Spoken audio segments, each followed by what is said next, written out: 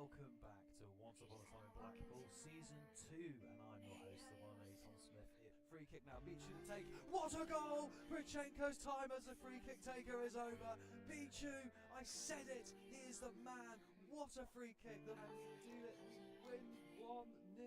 What a start to our season. Try and launch a counter though with Boller to Hardy. Hardy on halfway. Can he find someone here? He finds Herbie Kane, and Herbie Kane has scored. We got 15 minutes left here. It is Stoke 0, Blackpool 1. So even the full-time whistle goes. Stoke City 0, Blackpool 1. The result of our season so far, ladies and gentlemen. Beat now down on the left here with Boller. We're trying to create something early doors. Herbie Kane from distance. Herbie Kane. Every time he does it, he is warmed up. It's a 20-yard blockbuster. I cannot. This is unbelievable. Then Bailey now comes inside. Kane again! What is going on? Herbie Kane again! It's unbelievable stuff. Everyone is a worldie, ladies and gentlemen. Between us now, Fonzo's played it again. Play it across perhaps. Bennett's gone in. It's a penalty to Blackpool. And Herbie Kane's going to take it and get the hat-trick. Herbie Kane, 35 minutes gone. Peterborough 0, Blackpool 4. We're still having to see the goal. This is crazy. Bailey, can we find the place? Can Herbie Kane? I was saying, can we find the space? Herbie Kane finds the space. He can find the space. His fifth goal of the season. As we head to the international break, this could put us top of the championship. Well, just before we get to Derby, I've been summoned to the boardroom, and normally that's bad news on Football Manager, but in this case, they want to offer me another new contract. So we'd like to gauge your opinion on whether discussing a new contract we're obviously pointing this time. I think that's a fantastic.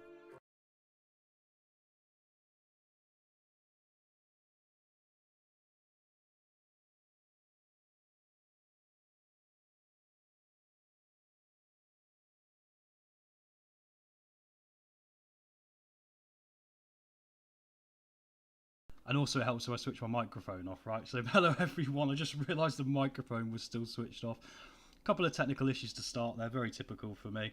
It switched itself on when I didn't want it to and switched it off when I switched it, so I obviously got it back to front, but anyway. But good to see everyone here today. Nice to see a few people ready to watch this and get back involved after what has been 3 fantastic live streams so far.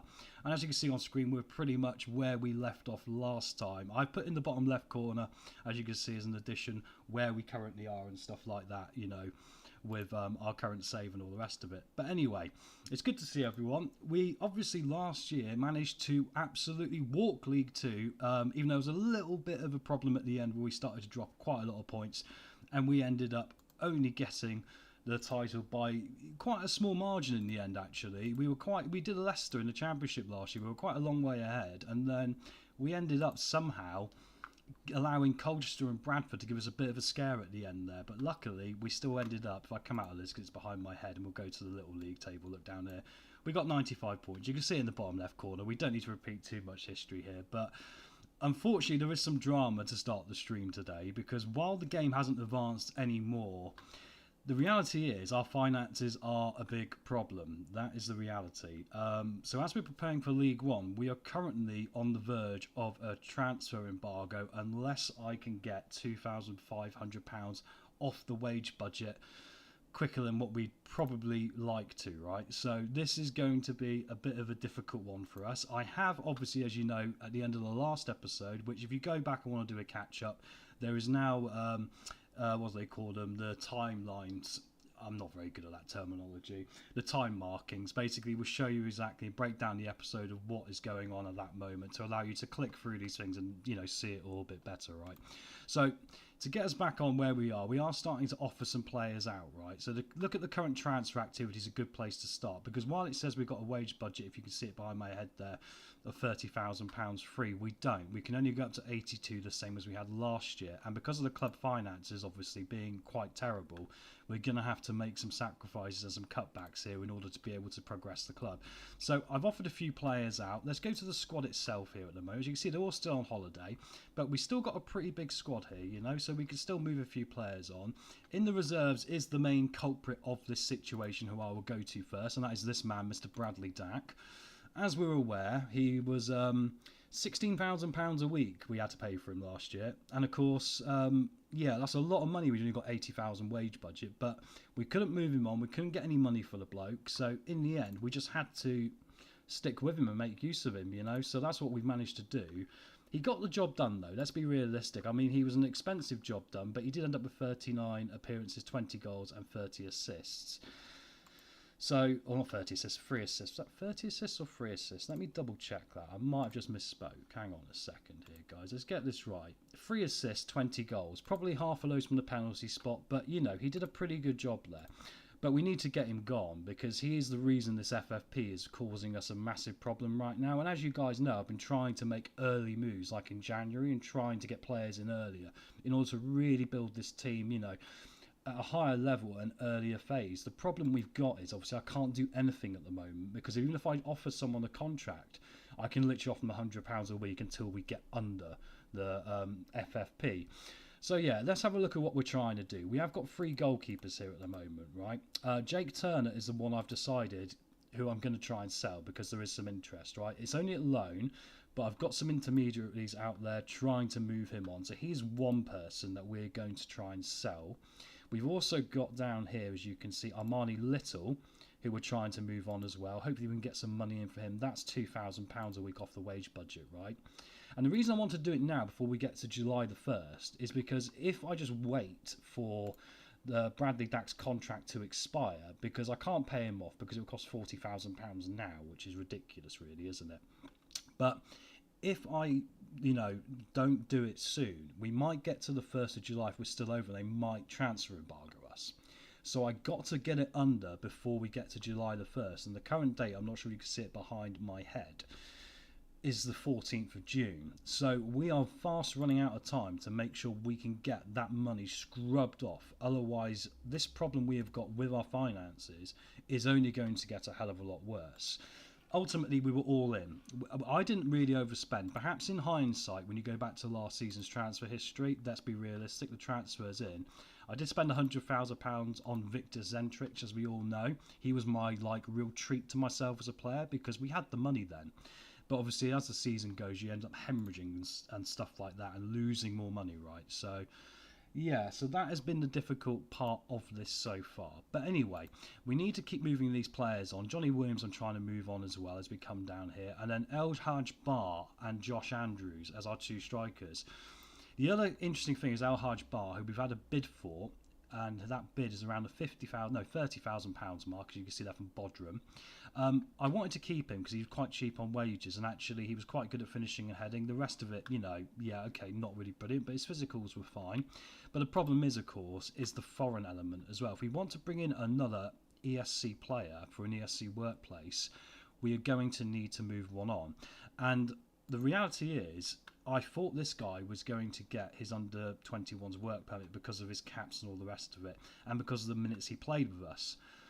I haven't got the news report because I think it's been lost, and it was actually, we went past it in the last episode. But the problem we got is that unfortunately he's played 68% of the games and he needed to play 70 last season.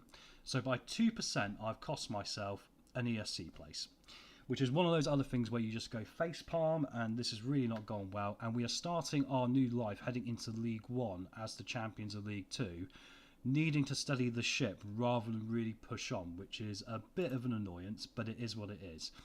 Anyway, let's get cracking forward now and see if we can start moving some players on here. And as I say that, beautifully, the first click of the game is going to be to see Callum McFadden, who has been literally the player we needed to get rid of since January because he's lazy and awful, is going to go for £30,000. Now, will we get the nod if I look at his wages? He's on 2.5 a week, so that should bring us back in line with PSR, which now also means, there we go, I might be able to move this transfer budget in a minute. But as you can see, the FFP thing's still up. It is now saying we need to be below 82. We're now on 83. We're now on 82. So in a minute, we'll be able to start and make some movement, because obviously we're going to need to improve this. I think the foundation we got with the January transfers like Patterson and Tiffany, Ben Knight at the start of last season, and Zentrich in the same regard, you know, they have done well. And Noel Attam's still here, even though he probably will go back to Brighton, but they might let us keep him, right? So yeah, on that note, I think there is now hopefully some movement we can make. Luke Kenny obviously has been the only sign we made in January. He's only on £400 a week. His physicals are pretty useless, but he's got a lot of potential with determination and positioning. So we decided to bring him in because he was only £400 a week, right? So anyway, That is a good start on that regard, and in a minute we hopefully should be able to start going out there and finding some more players as they announce the new leagues, conference leagues and all the rest of it. We've got a loan offer for Johnny Williams. Now this is a problem because Johnny Williams we want to sell, but the problem is no one wants to buy him and his wages are quite excessive. So I'm wondering if the best way we're going to deal with Johnny Williams is either keep him again, even though he's pretty terrible and he's on a pretty big wage, or it's going to be we have to buy him out. I'm going to reject the offer because that offer isn't going to be good enough, but there might be a little bit of bodging together here that needs to be done in order for us to be able to move forward. Alex Giles on a 0, yeah, he's about to run out of contract literally in 2 weeks. We're not keeping him, so we might as well allow him to move forward and get on. That's another £400 odd off the wage budget, which gives us once again that little bit more movement, right? We've got a recruitment meeting. I'm not going to go for it yet because I don't think it's worth us really trying to sign in once after July the 1st now. If there's anyone on my shortlist who I'm interested in who pops up and we can make a move, we will. We got an offer for Armani Little finally for about 19,000. I know we're not going to get mega money back for a lot of these players because if we don't really want them, League 2 clubs are our best shout, right, or conference clubs, so that is a big problem as well. We did obviously in the last episode talk about maybe getting a new goalkeeper because I wanted to upgrade, but I wonder if we're not going to be able to do that just because of the fact we are so limited on funds, and we do have the two already in Thomas and Hogarth, who I just brought in last January from Falkirk for £25,000. Anyway, we're going to keep moving forward here. You might have seen, obviously, I scheduled this one. I'm going to try and schedule the live streams going forward now and get it a bit more so everyone's aware when they're happening. Giles has opted to stay, which makes no difference to us there because he's going to be going anyway. And of course, I also posted all of last season's transfers in 2 images for you on a post in the community, just so you can have a look at it and see the whole picture. Because sometimes I feel when you jump into someone's football manager game, you might not know exactly where they are, right? And it's hard to keep track of things, especially if we're doing 4-hour live streams. So I thought I'd make it a bit easier for everyone. El Hadj Bar, this is a shame because I really liked him. I mean, how many goals did he score last year? Let's have a quick look here. He scored 4 goals only in 26 appearances, so while I like him, he actually wasn't very good, was he? So we're going to get £30,000 in, and the transfer's going to go through on the 26th of June, which should mean we're going to dodge, and I was getting a bit sweaty thinking about it, a potential FFP nightmare which would have utterly ruined us to start our attempts at moving on in League 1. And League 1's an interesting division, I think, when you come up from League 2, because you don't really know how it's going to go. We might be terrible, or it might not be too bad, right? As we're getting recommended a striker called Raheem. Oh, he looks alright, doesn't he? Apart from, once again, his physicals. And he's on cheap wages. We'll shortlist him because I quite like the idea, like I said in the last episode, of being able to sit down at the Gillingham press office with like a player from Valencia or Atletico Madrid just to make the locals, get really into it, and get into what we're trying to do here. Long term, we want to try and build this club into something special, right? And the other thing I want to look at going forward is I want to have a look at our coaches in a bit later on. It's not something, we need to probably worry about too much now, apart from maybe the basics. So let's have a quick look now.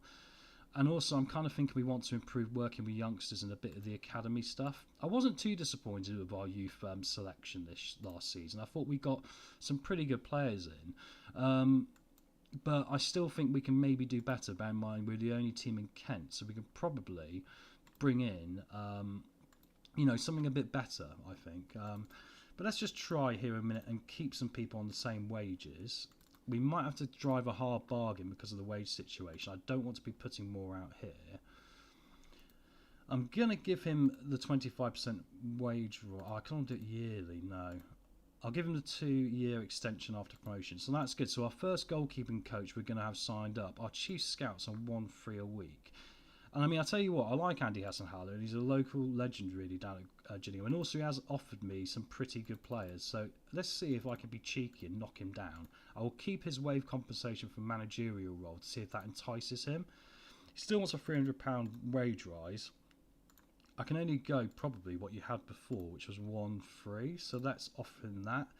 And he's taken it. I'm relatively happy. I mean, you can't get too lost perhaps in some of the players he thinks are very good, because that might not be the case in reality, but he still seems to pop up with 1 or 2 little gems now and again from like Turkey or Germany, which I kind of like, even though if I can only sign 1 or 2 of them, right?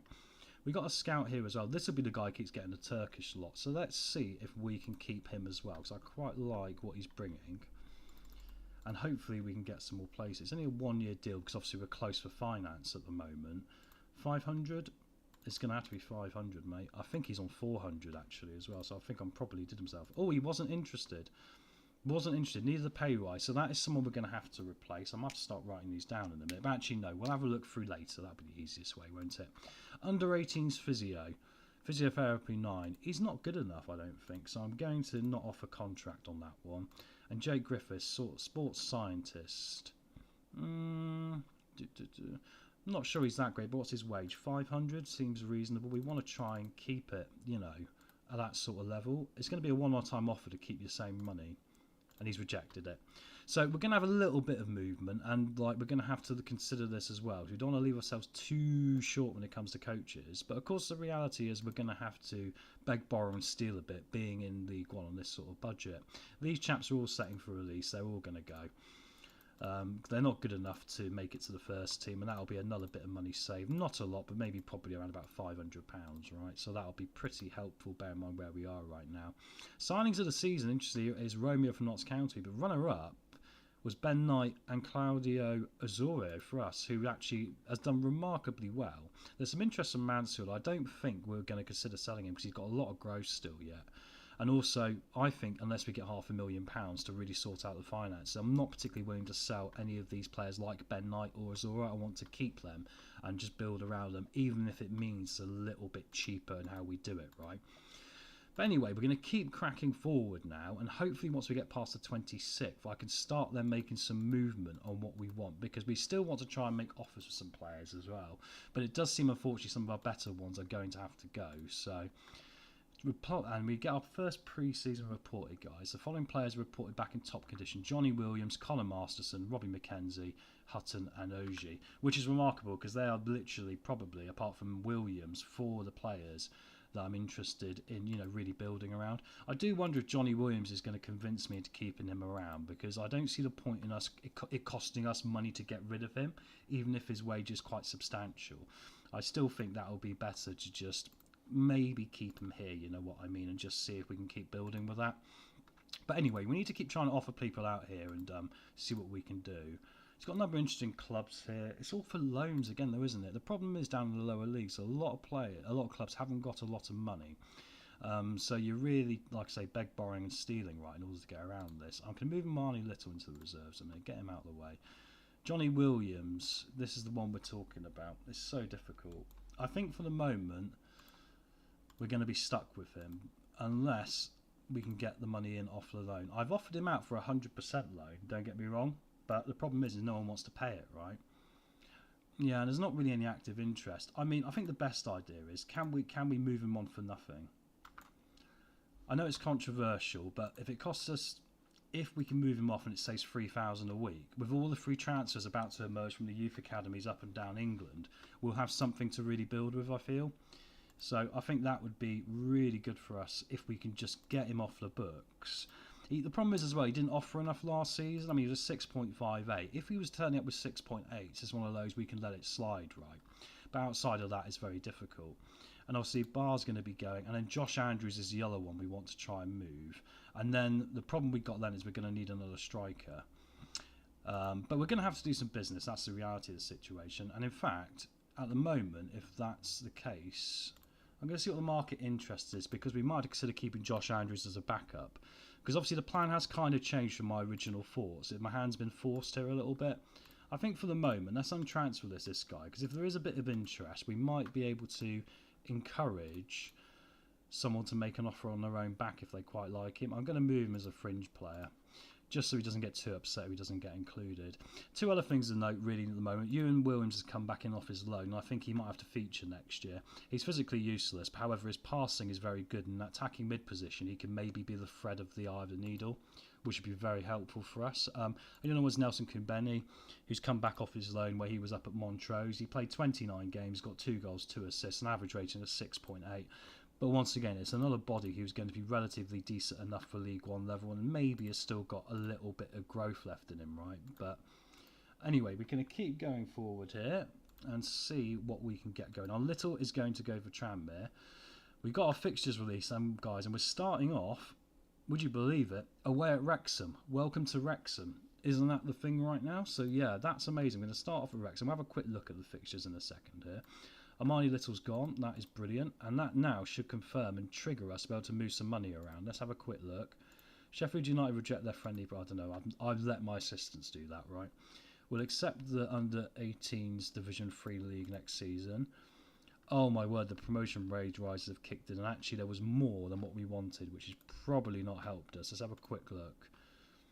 Okay, it doesn't look too horrific. Finances. We need to still reduce by 5.5 a week. This is going to get difficult. The only good news is that obviously we've got 16,000 definitely coming off when we get to the 1st of July. So the reality is we're stuck for the moment until the 1st of July, unfortunately, no matter what I probably do here. So the chaos of the situation hasn't helped, but we'll just keep prodding along here and just seeing what we can do and see if we can improve. But yeah, it's a difficult one, this, because I think we were in a good spot until we got caught out at the end by the money. And interestingly, we have got a decent offer here for a loan from Doncaster. They're going to pay a £10,000 loan fee, and they're going to pay 90% of his wages. If Cheltenham like to do that in the Vanarama National League, they can. But that is really encouraging for us as well, and that's one we can now consider probably closed. So yeah, okay, that is not as horrific now because we managed to get rid of him. I'm going to change Josh Andrews here a minute. And this is our base son, I guess. I mean, Noel Attam's going to be gone, isn't he? So I might as well put him there as well. And Jake Turner's the only one we got to consider, hopefully, moving on.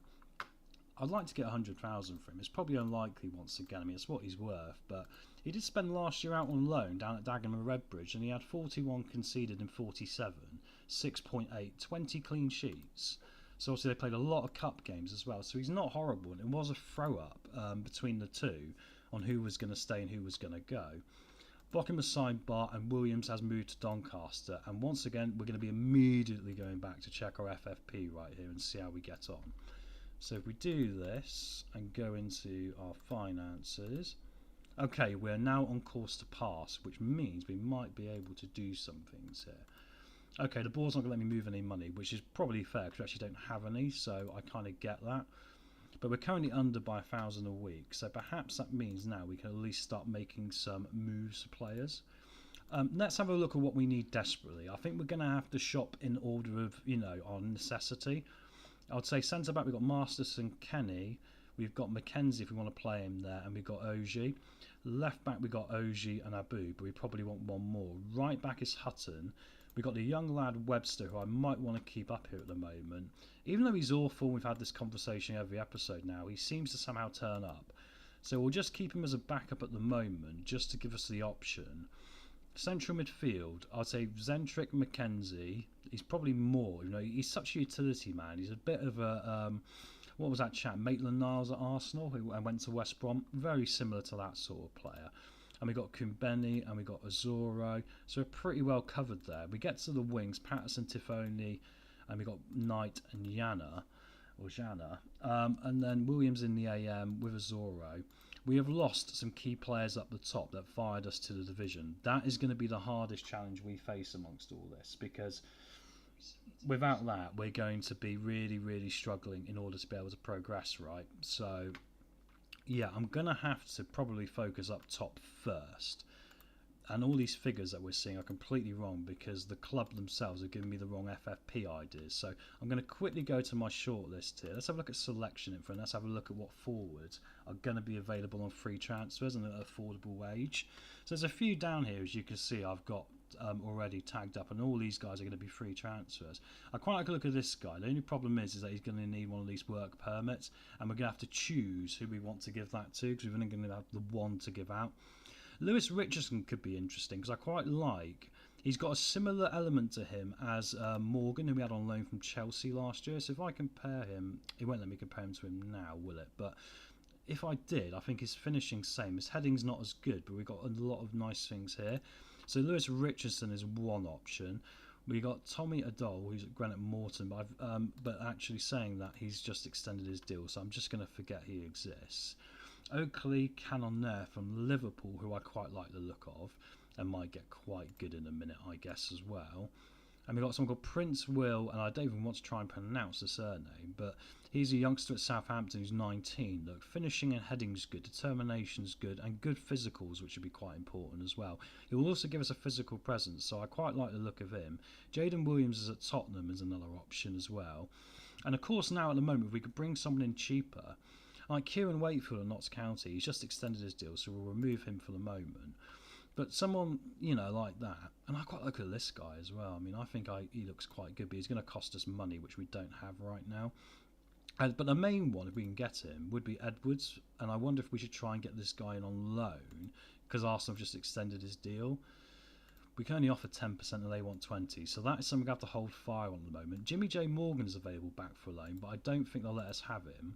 They want to be tested in a different environment. We're not going to be able to afford his wages. There's no chance, right? So it looks like we lost our League Two's best striker here, unfortunately, already, and there's not a lot we can do about it. We've got a few other options, but I think we need to probably make a decision pretty early here. I'm just going to quickly check the midfield, the attacking midfield options here, and just see if anyone's running out of contract or all the rest of it, because this could become very important, this decision now on who we go for. Luca Thomas we could try and return in after he had a loan spell with us last season. He didn't particularly have a great time of it. He played 10 games in the end, 1 goal, 1 assist, a 6.6. There was a lot of good things I saw, but he wasn't consistent enough, and right now we're going to need to make sure the consistency is there whoever we go for, I feel. So that is going to be the challenge. Perhaps Declan Glass is the answer, actually. Available on a free transfer, I believe he was Cove Rangers. That's right, he was on loan from Dundee. And I've used him in my Dundee save before, and I quite like him. So I think perhaps we will go and see if Declan Glass wants to come in. And also got to remember, we haven't got a lot of wages here, so we might not be able to do business. And as we see, it's a shame because he only wants $2,000 a week. So perhaps we are just going to have to wait 3 more days here and hope we don't lose anyone else in between. I'm a bit concerned that it's going to be very difficult to sort of muddle together a team. We're sort of in Queen's Park Rangers or Sheffield Wednesday territory from like last year and this year, where you're kind of having to muddle together something with what you got and hope for the best and hope the tactics might be able to make the difference. Last year we had 3 systems and we balanced between the 2, which allowed us in order to adjust to certain opponents. And one thing we will have to do before we start and get to the Wrexham game is have a look at what other teams are going to be doing this year and make a decision on what we are going to do, because that might be an entirely different thing, especially when we're fighting on a different budgetary level than everyone else. So that's going to be interesting. We've got a few other players with offers out here at the moment. Anyway, guys, if you're in the chat, obviously hit the like button, do all that jazz, say hello if you fancy doing it, and also leave your predictions. Do you think we're in big trouble, or do you think there is a way out of this? I mean, last season we were predicted to finish, I think, about 7th or 8th, and we ended up coming first by, a pretty decent mile. 95 points is pretty good, right, all in all. So I think we need to consider that. I think there's every opportunity we could do something here. And now we see the loans have gone back. We've got Atom's gone back. Joe Dunn's is out of contract, and obviously we're going to have to release him because we were unable to offer him a new deal. This is the guy we want to sign, but we're not going to be able to afford him until we get to tomorrow, and Aberdeen were interested. I mean, it does look like no one wants him because he was our star man last year, Corness. He was superb. 33 appearances, 8 goals, 18 assists, 7 man of the matches, 7.4 average rating, which is pretty insane really, isn't it? We've got Ashley Naden come back from Sutton, who of course has been immediately released. We've got to release this guy who's a scout. I will see if he wants to go again on the 500. Oh no, he wants 800. Okay, right, well that's the end of that one, isn't it? We can't afford to offer too much more money. But all these guys I'm releasing, I'm going to quickly run in and go into the staffing and play some advertisements to see who we can attract in. We'll release our physio as well. He was too expensive for what he is. We've released 10 players, which is good. So now we should be miles under. It says 71,000. Let's go to our finances. We are currently, if I go to FFP, we've got 40,000 in wages now. That shows you the problem Bradley Dack has caused this save. I mean, don't get me wrong. It's a glorious thing we managed to utilise him and make it work. It's a shame we couldn't get money for him, bear in mind the club finances took a hammering in a similar way to Jack Rodwell at Sunderland in real life, where it ended up, really sucking the life out of the club. So this year is going to be consolidation because I don't want the club in the red. I want to keep the club in the green. If we can get a good FA Cup run, that'll be incredible. That'll be a big help. I think the only way we're going to do that now is tactically. But I think now, as you can see, we've got a lot of players out of contract at the end of this season as well, which is going to be difficult, especially with their potential. So we're going to have to get some of them tied up as well. But the first thing we want to do here is go for the guys that we really desperately want. So Joe Gibaut's come back and he's still under contract as a striker. For the moment, on 20 years old, I think we'll pop him in. He hasn't got the greatest stats in the world, but I think I prefer to have him than Andrews, ironically. So let's pop him up there. And now let's go immediately to the man we really want. Even though I've been talking about getting a striker, I really want to, if I come back out a minute, I really want to go for Corness, if I can find where he is. Because if we get this guy, I think this is a hell of a statement in midfield. He can play in the Championship. So let's see if he wants to come. He wants to be a star player. Oh, his compensation though, because he's still got that from Liverpool, is 1.2 million. That would explain why no one wants him, I guess. So I think we'll walk away for the moment. That's a shame because that would be really helpful. But anyway, on to plan B. Let's get back and look at these forwards and all the rest of it. Because now we've got past this date, we've got every option to bring someone in. Right, let's start with striker. Is that where we're going to start? Because we've got two up here.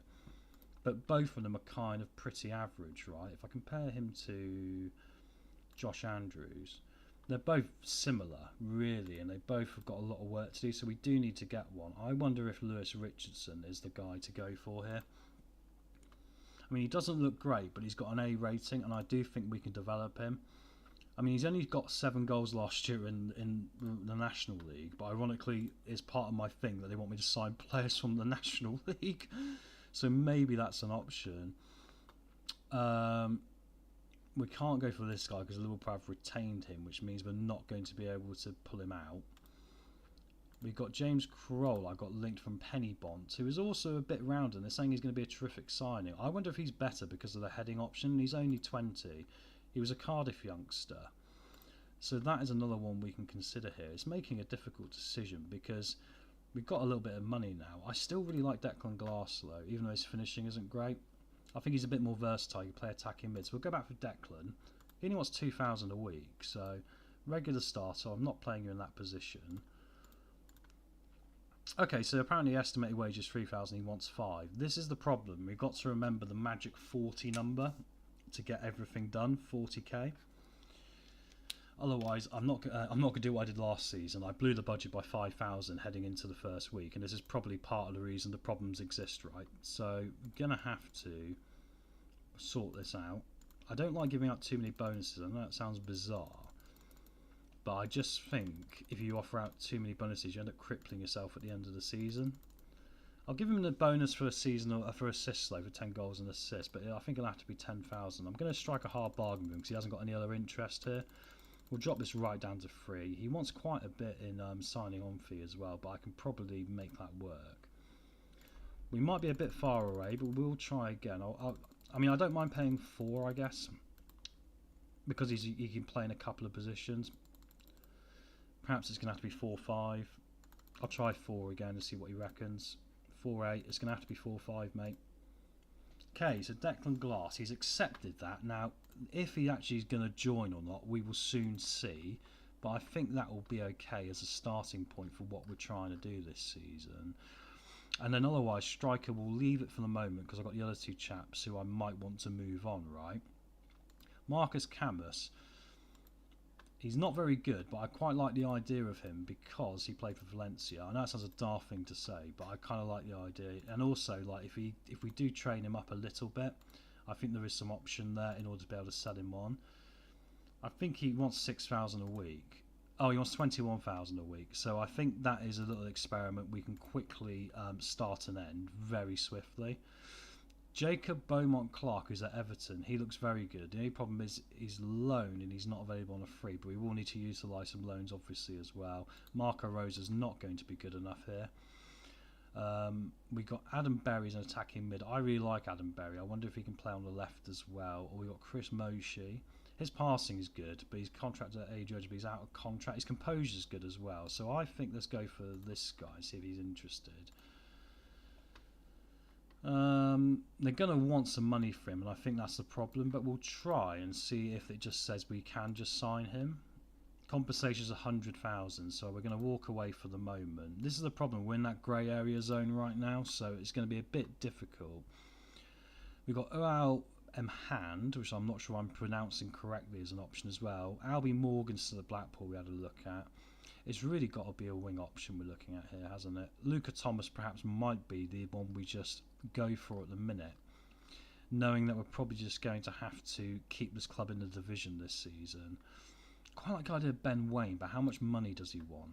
We're not going to be able to get it all. That's the problem in statistics. We're not going to be able to get it all. He wants 7,000 a week, and this is the problem with free transfers. A lot of them are going to be very difficult for us to be able to get over the line, but we'll keep trying here and keep seeing who else is available. Lewis Kumas I actually really like. He's marked an A, so let's see what he wants to do. Yeah, that sounds great. About 2,000 a week. I think we'll talk business here, right? As a fringe player, yeah, I'm happy with that. And this guy could be a backup striker. 3-year deal for us. Try and get rid of some of these things here. I don't really want to give him the wage clauses there, but I'll give him 500 a goal. And he feels backed in a corner of my negotiations. If anyone watched the stream the other day, you'll know this is true, because I was literally backing people in a corner left, right and centre to get things done. But, you know, we've got to look after the club, and we've got to put the club first, right? This guy's got no physicality left in the world here. Logan Briggs I really like, but we're going to look at probably at loan options towards the end. I mean, really, you could argue where the game is right now and who's available. There's very little we might be able to get wrong here, because there's so many options for us to have a look at, right? It's easier to go through my shortlist and see who I think right now, who I looked at before, right?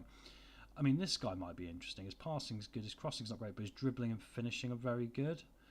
And actually, Liam Smith from Queen of the South, let's talk to his agent. It's going to be the same, they're going to want some money, right?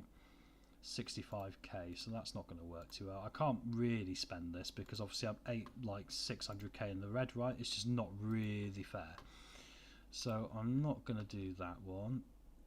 Ishmael Carver I quite like, but once again it's one of those that we don't want to fire too early just in case we get the wrong one. I wonder what Lucas Wolf would like, because I quite like him as a player. Going to be a lot of money, but I quite like the idea of him being our new attacking mid, because we do need to replace Bradley Dack, right? We got a 1 left ESC place. I don't like how we can only offer a 1-year deal. I think that really annoys me. However, if I can bring all this down a bit, and I'm not doing that, but I want to have an optional extension of a year. I think 6,000 a week's a lot of money, but I do need to spend some money somewhere on someone, right? Otherwise I think we're going to have a problem here. I'm going to have to leave that as like this. I really want this to be part of the deal. Okay, that's not bad at all. He actually accepted that. I wondered if he'd walk away then. We might find the first part of this, people are going to be walking away from me quite a lot because they don't particularly want to do business. Lucas Wolf, right, that looks like that's our foreign player, and he's going to be on a 2-year deal because we've got the extension put in there, which is a way to get around this problem and not being able to offer a lot of money, right? But anyway, let's keep moving forward here and see what else we can get. Central midfield, I think we're pretty well covered all in all. Richard Nartley could be an answer at centre-back. I've been linked with him before. And also, he's technically from the lower leagues, which will help my club vision. He wants too much money, I think. That's way too much money. Everyone seems to want £4,000. Now we're in the league, right? We're in the division above, which is difficult. I mean, I'm never going to get him, am I? Alshafree, maybe. He's joining Dundee United, Mr. Bago. He's joining Swansea, so I think we're going to forget about him.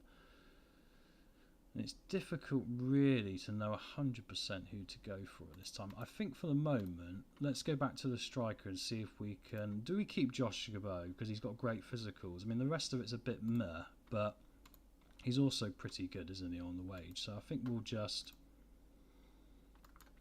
try and offer out Andrews again and move forward here.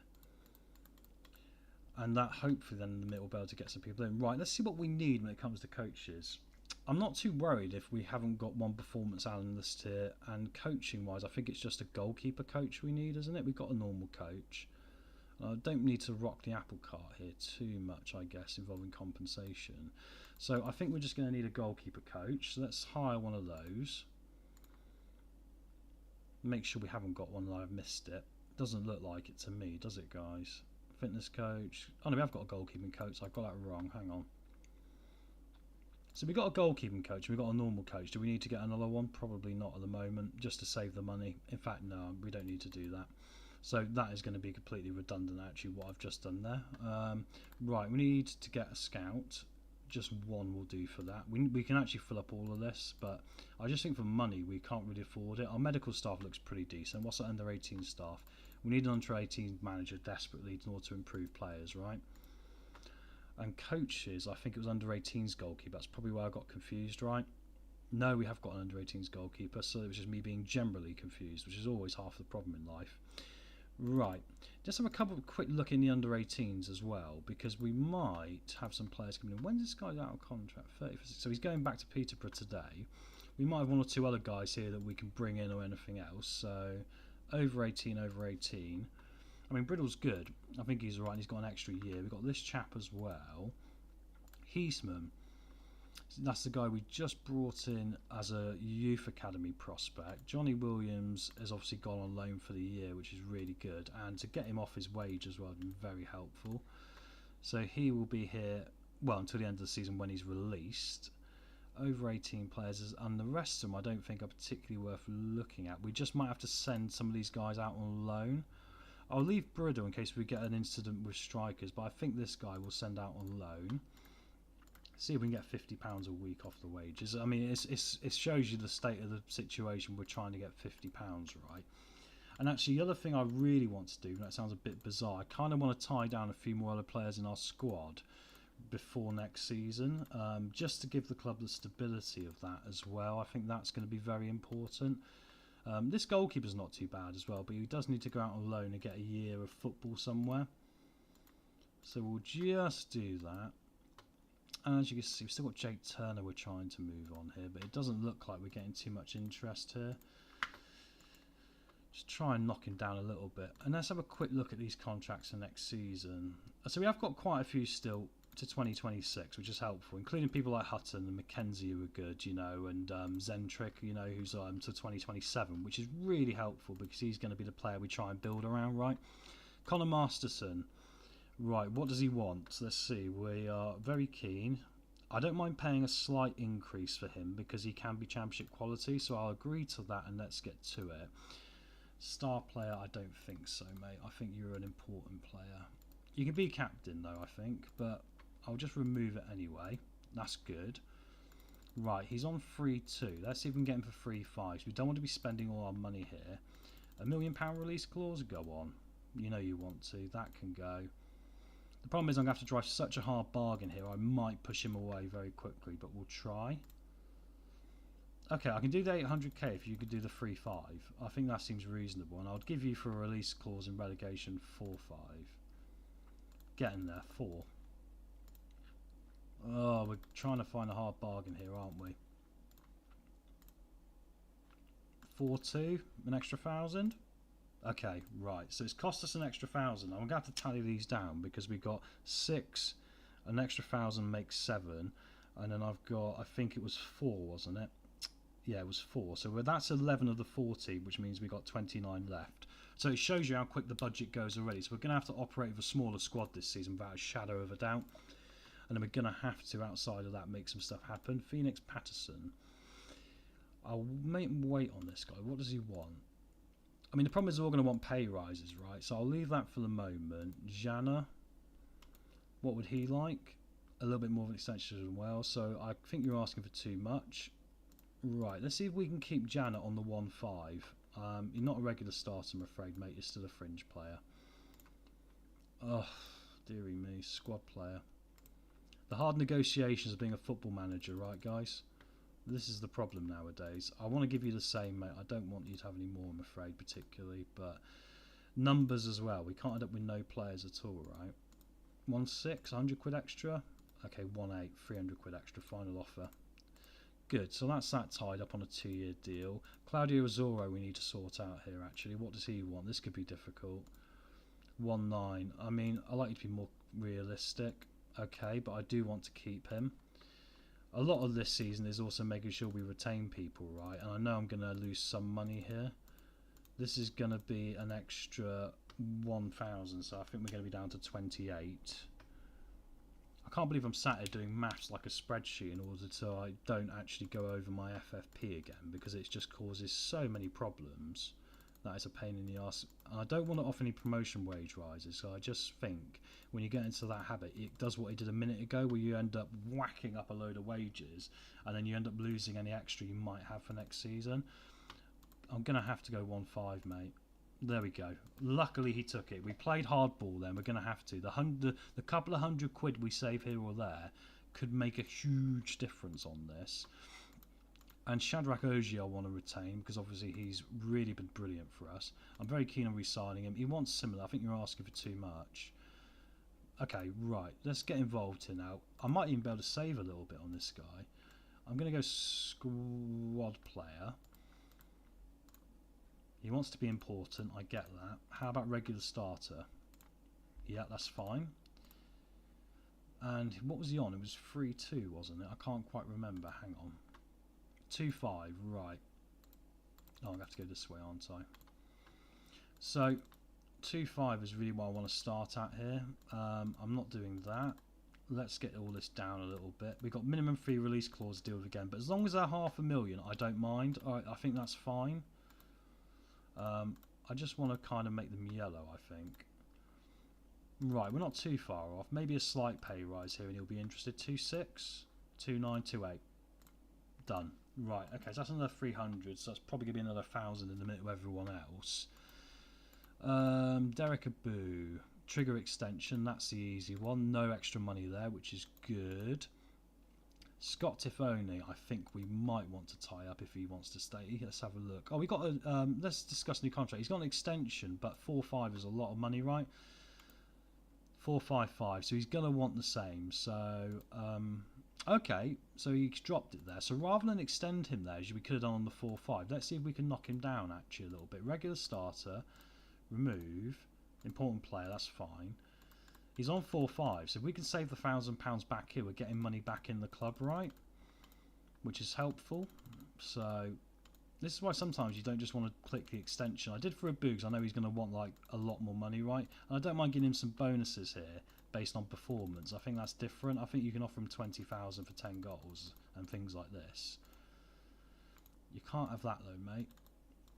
Do you want to go to 3-8? Is that going to be fair in the circumstances? His limit's going to be 350 on the minimum release clause, which is a bit of a nuisance, but I don't mind too much. Okay, so that saved us a bit of money back and probably what we lost elsewhere, which is pretty good.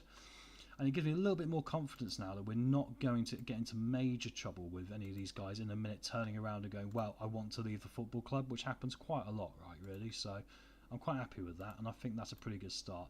Let's get forward here now a couple more days. We've got a couple of players coming in. I want to get Wolf signed up as our attacking mid. I think that's going to be excellent news for us. And then we can go back to the striking situation. What's the financial update? It's getting worse quickly, so this is going to be a problem, I think. We might end up in absolute crisis in a minute. We've offered a contract to Wolf. Now 1860 München want to have a look at him, which is quite frustrating, but hopefully he will choose us because we've offered him 6,000 up front, which is quite a lot of money. And unfortunately, I was wrong. He has gone to the Germans, which is what it is. Ah, interesting. Now we've got releases from all these clubs. I wonder if I go back to check on our main boy of the hour, Cornus, who's the guy we really wanted to really bring back to the club after last season. Yes, he's now available on a free. Oh, he doesn't want to talk. But the compensation's still there. I'm guessing that works because he was released by Liverpool, right? And that makes it all a little bit more complicated in how we get him back over the line here. Let's continue skipping forward anyway and just see what we can do. Phoenix Patterson, we might as well enter these contract negotiations now, as I might upset him. Let's regular start him. No, he wants to be important. Right, okay. 2-5. This is like the admin portion of the show, ladies and gentlemen, where we're just going to be doing lots of admin and lots of clicking on buttons in order to be able to achieve that, right? So we go like this. He wants a minimum fee release clause as well. I want to try and get £500,000. I don't think it's likely with him. We're quite far off still, really, which is a bit disappointing here. We can't give him that for avoiding relegation. Go that. Do you know what, actually? Let's just mess this all around a little bit here. I'll put him in as an appearance fee, because he hasn't actually been starting every game, so that might save us some money. Right, he still wants the 3,000. I tell you what, these agents nowadays in football, right, they drive a hard bargain, don't they? 2.8. There we go. We saved a couple £100 there, but at least we've managed to keep some back in other places, right? Going to quickly keep skipping forward here now. We've got some trial offers going out here. Look from other clubs, which is interesting. Oh, we've been offered a job interview as well over in Holland at Roda, which is fascinating. I don't think we will be attending that because we're going to be sticking with Gillingham, but that's a really nice offer, that, isn't it? It's something to consider, perhaps. Can we go back for Lewis Comas a minute here? Yeah, I want to get this done, Lewis, because you'll be one good option for us, and you don't want to go play down in the south, do you, really? I mean, I'm not being funny. You can't have that, mate. I know it's a bit mean, but you can't. I'm happy to give you the performance things. We're getting closer, but he really wants these wage increases, which really annoy me. I mean, I can't do 5,000. I can do 3. I can stretch to 3. Even then, I kind of feel like I might be setting us up for relegation, which would be a little bit disappointing. Just having an issue with my technology here. Hang on one second. Right. No, we can't come to terms, which is disappointing, right? It's disappointing when you can't come to terms with a player. It's going to be a difficult summer for us, this, trying to, you know, get people in the door and other ones out of the door and balance the books as well, right? That is going to be the hardest part about all of this. So, keep going here. No offers at Andrews. 56,000 might do a job for us here, then. It might be the best we can get, unfortunately. So let's chuck out 60. We don't want Richard Nartley. We've got offers here for our youth team, which is helpful because that is a little bit more of the pennies off the book. It's not, you know, lots and lots of pennies, but it's enough where it's going to be, you know, it's going to make a difference. It'll be the difference we're offering other places, right? And Jake Turner isn't particularly wanted apart from on loan. He's out of contract at the end of the season as well. I think we're going to have to allow that loan to happen. We might be cheeky later in the season and try and get him to sign a new deal just so we can sell him and make some money. But then if no one's interested, perhaps we're just getting in our own way a little bit without, you know, understandably. Anyway, let's keep going forward here. As we really race on into July here, we've got a couple of other offers just come in for Turner.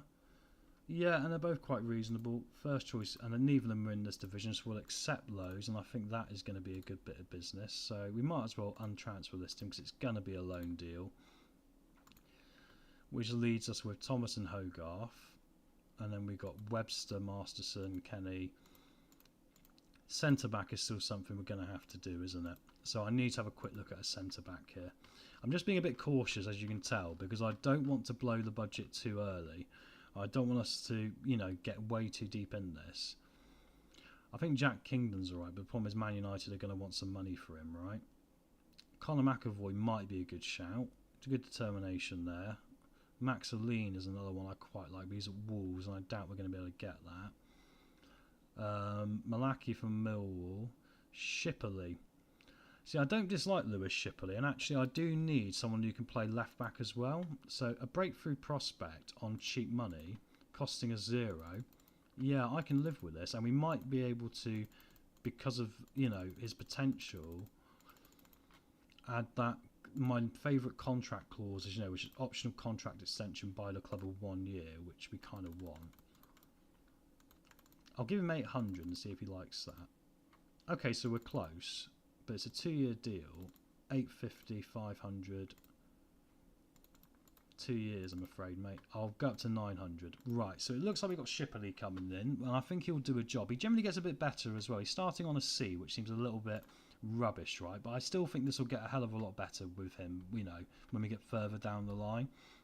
Centre-back in an exact position is also something else we need. But you can also obviously use the loan market, but I just like the idea of having your own players you might be able to move on as well. This guy's quite good, Archie Chaplin. I believe he was a youngster. Superb signing for the future. Discuss availability. Oh, he's really cheap. Yeah. £250 a week, and he's going to cost us £0. You're not going out on loan though, mate, because you might end up in the first team at this rate if we end up bankrupt. So we beg, borrowing and stealing, like I said, and also we are trying to ensure that we basically, secure the club's finances first over everything else. So even if our defenders are on £350 a week, which seems a little bit mean, it just the money will recycle back through the club then as such, right? Which gives us a better option in order to improve. Let's have another quick look at midfield. I'm a bit annoyed that Lucas Wolf didn't want to go, but I'll see if he wants to come again. Squad player. Now it's 10,000 a week. I'm pretty sure that's a bit out of my price range. We can't go back down the route we had before, right? So we keep going forward here. Lewis Kumas isn't going to do business for us, which is such a shame. But how we can justify £5,000 a week, I'm not really sure. I think that's terrible. Evening Mixed Music Vibes. How are you, mate? How are you doing today? We're just trying to sort out the FFP mess, my friend, because as you can imagine, the Bradley Dack situation we had has really bit us in the bum a bit. The club's finances are not good, and I'm trying to basically secure a lot of players down for next year and the year after, and also bring in some cheaper ones. We are going to lose a bit of quality ball accounts, but the club's financial future, my friend, is very important, right? But anyway, mate, how are you getting on today? I'm going to keep cracking it because a lot of this is going to be admin for the moment. We got Wrexham as the first game of the season away, would you believe it, which is fascinating, and Fleetwood won the League 2 playoffs, just to give you a proper catch-up, my friend. I'm just going to have a quick look here a minute. We can't get Jimmy J Morgan. Unfortunately, our main man as well, who we want, Liverpool want 1.2 million for, because even though Corness is out of contract, we need to give Liverpool 1.2 million if we sign him, which is utterly ridiculous. I don't understand how that even works, because he's out of contract. It must be some sort of clause about his age or something, because he's under 24 perhaps. Still going to keep looking forward here. Striker, yeah, I mean striker, Josh Andrews, we need to move on. I can't remember who I've made offers for now. It's Declan Glass, Lewis Shipperley, Archie Chaplin. Lucas Wolf doesn't want to come. Right, so it really is attacking midfielder we've got to look at, guys, because we've obviously lost Bradley Dack, or he's about to go. So I need an attacking mid of a similar quality who's got that passing ability. Declan Glass can play it, but he's also a striker, but we probably need someone a little bit better. Alex Ferguson might be a shout, but I'm kind of looking for someone who's got a good passing stat of around about 15, 14, and maybe good finishing.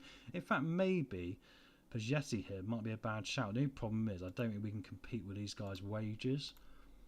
Yeah, 5,000 a week. I mean, we probably can afford it because I'm doing some mental arithmetic as we go, and I think we've got 28 we can spend.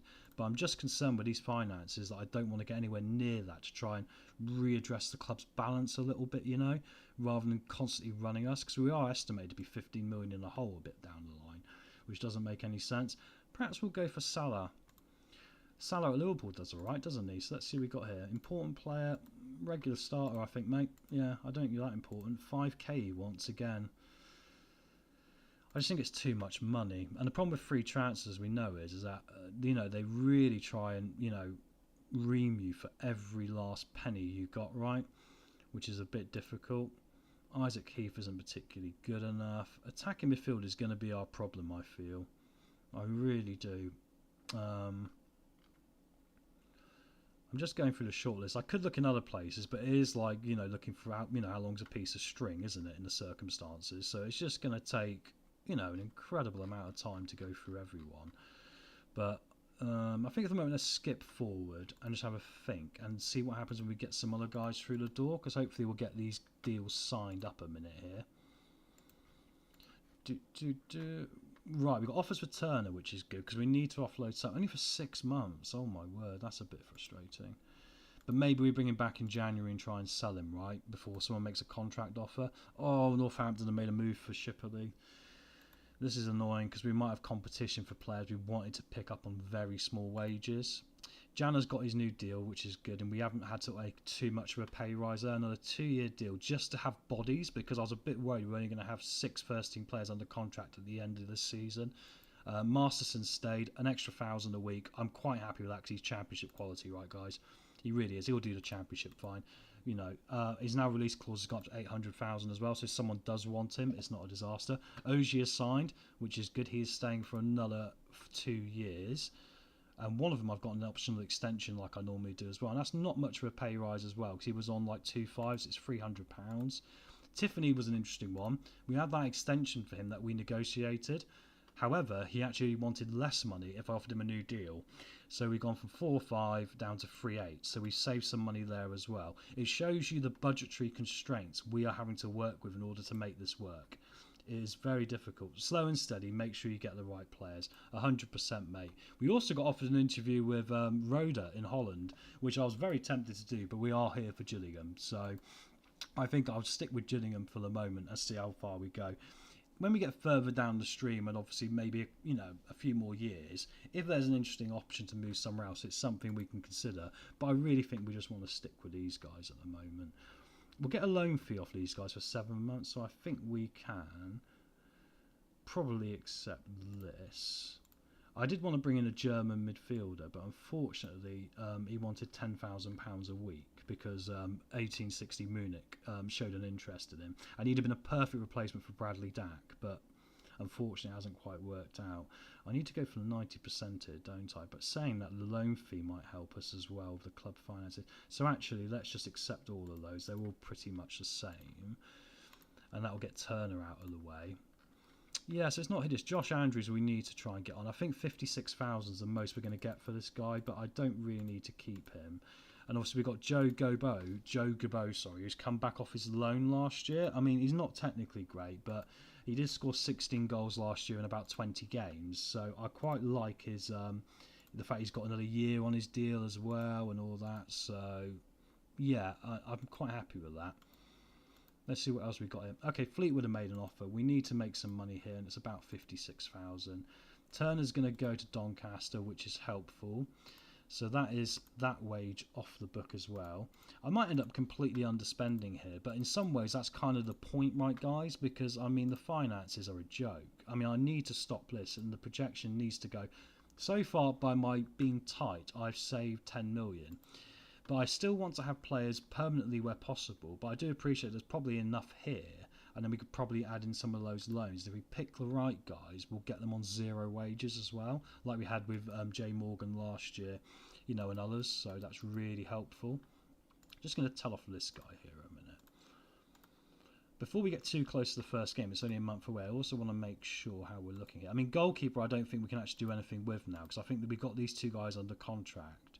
I think it's better just not to go mad on that at the moment. So I think we'll stay with that. Harry Webster I've put back in the first team after putting him down last time, just because I think as a backup emergency we can do that. And also Mackenzie can play there, who's still here for 2 years, right? Abu we've extended, which is good. Left back is Shipley hopefully coming in as well. Like you say, mate, slow and steady, but Shipley. Declan Glass attacking mid he'll be, as well as a striker potentially. I think attacking mid is perfect for him and he's really good. Only 3,000 a week that hopefully will be. 4,500, sorry. And Archie Chaplin at 350 a week would be really good. I mean, his concentration's no good, but I mean, he's a better physical version of what we've already got with Luke Kenny, right? Which means we might be able to move him away on loan. So it's not a disaster. Josh Andrews, let's sack off to the reserves there a minute because we know he's going. And Ewan Williams is an interesting one because he's wanted on loan, but I think for that wage, thinking about the money, I think the passing and the first touch and the decisions, I don't see why we don't play him. I mean, physically he's useless, but I think the rest of it, it's like Wayne Rooney. I guess in some ways not being mean to Wayne Rooney, bless him. He was a brilliant player. Yakubu would be another one back in the day, right?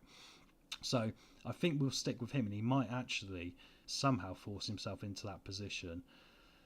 Yeah, so we've still got a bit of work to do, but it's not looking awful, really.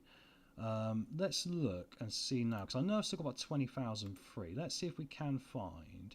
I'm not going to go to the shortlist. I'm just going to contract expire here. And I'm going to look for wingers and attacking mid. Just to give us... Actually, no, I don't need attacking mid particularly, do I? Because I've got the 2. So let's ignore that for the moment and just keep going here. You try to do a Wrexham back-to-back. I think financially, mate, it's going to be very difficult. I mean, it can be done, but it's going to take some remarkably disciplined money management, right? I mean, it's tough. You can't probably see behind my head here. If I get rid of my face a minute, mate, you'll see in the top right corner here. Give me 1 second. The wage budget says we got 71,000, right? But of course, well, maximum is 82,000. So the problem is that we're already round about 60 or something like that. But when we're running at 82, which is what the club wants us to do, we've got a problem where we're going to be 16 million in the red in a very, very quick amount of time. So I'm going to have to override them and say I'm running this club cheaper than last season, which means if we get to the Championship, I might consider jumping ship if we get another option somewhere else. But we will see, mate. We will see. You've got to make some decisions sometimes above the club in Football Manager. And I mean, I like to do it realistically, right? Don't get me wrong. A lot of people will play this and they go, right, let's just run it 15 million into the red and just get promoted. In real life, that's not how life works, is it? So, you know, I'm going to do it properly and see what we can do and see what else we can pick up and go from there, really. Jonathan Lecco, 26, not good enough, is he really? Jordan Garrick caused some problems for us before, but once again, like, the problem is, like we've been saying before, there's only a certain type of player you can get. The dribbling and finishing, the acceleration and pace is good with him, which I always get attracted by acceleration and pace. Technically, Shea Cooper looks half decent here, and I mean, he's probably not got much growth, but he's rated as a B, so I'll add him to the short list as well. And keep going down here a minute. I'm just having a quick look. I don't want to keep us sat around too long looking at, random people to buy. Glenn Middleton, I recognise. He's probably not good enough, but I do recognise him from my Dundee United exploits in the past.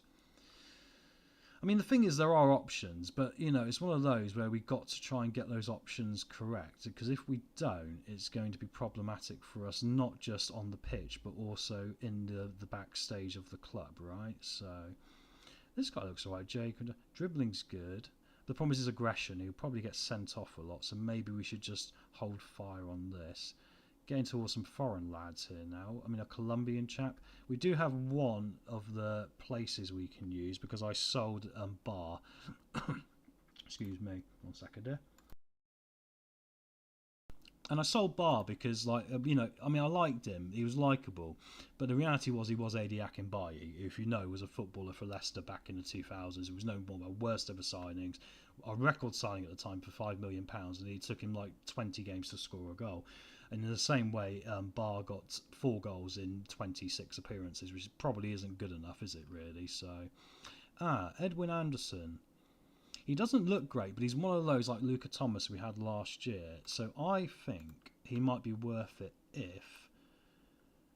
May get a work permit as well, and also the wage isn't too much. I'm going to have to make some gut feelings as well here, guys, right?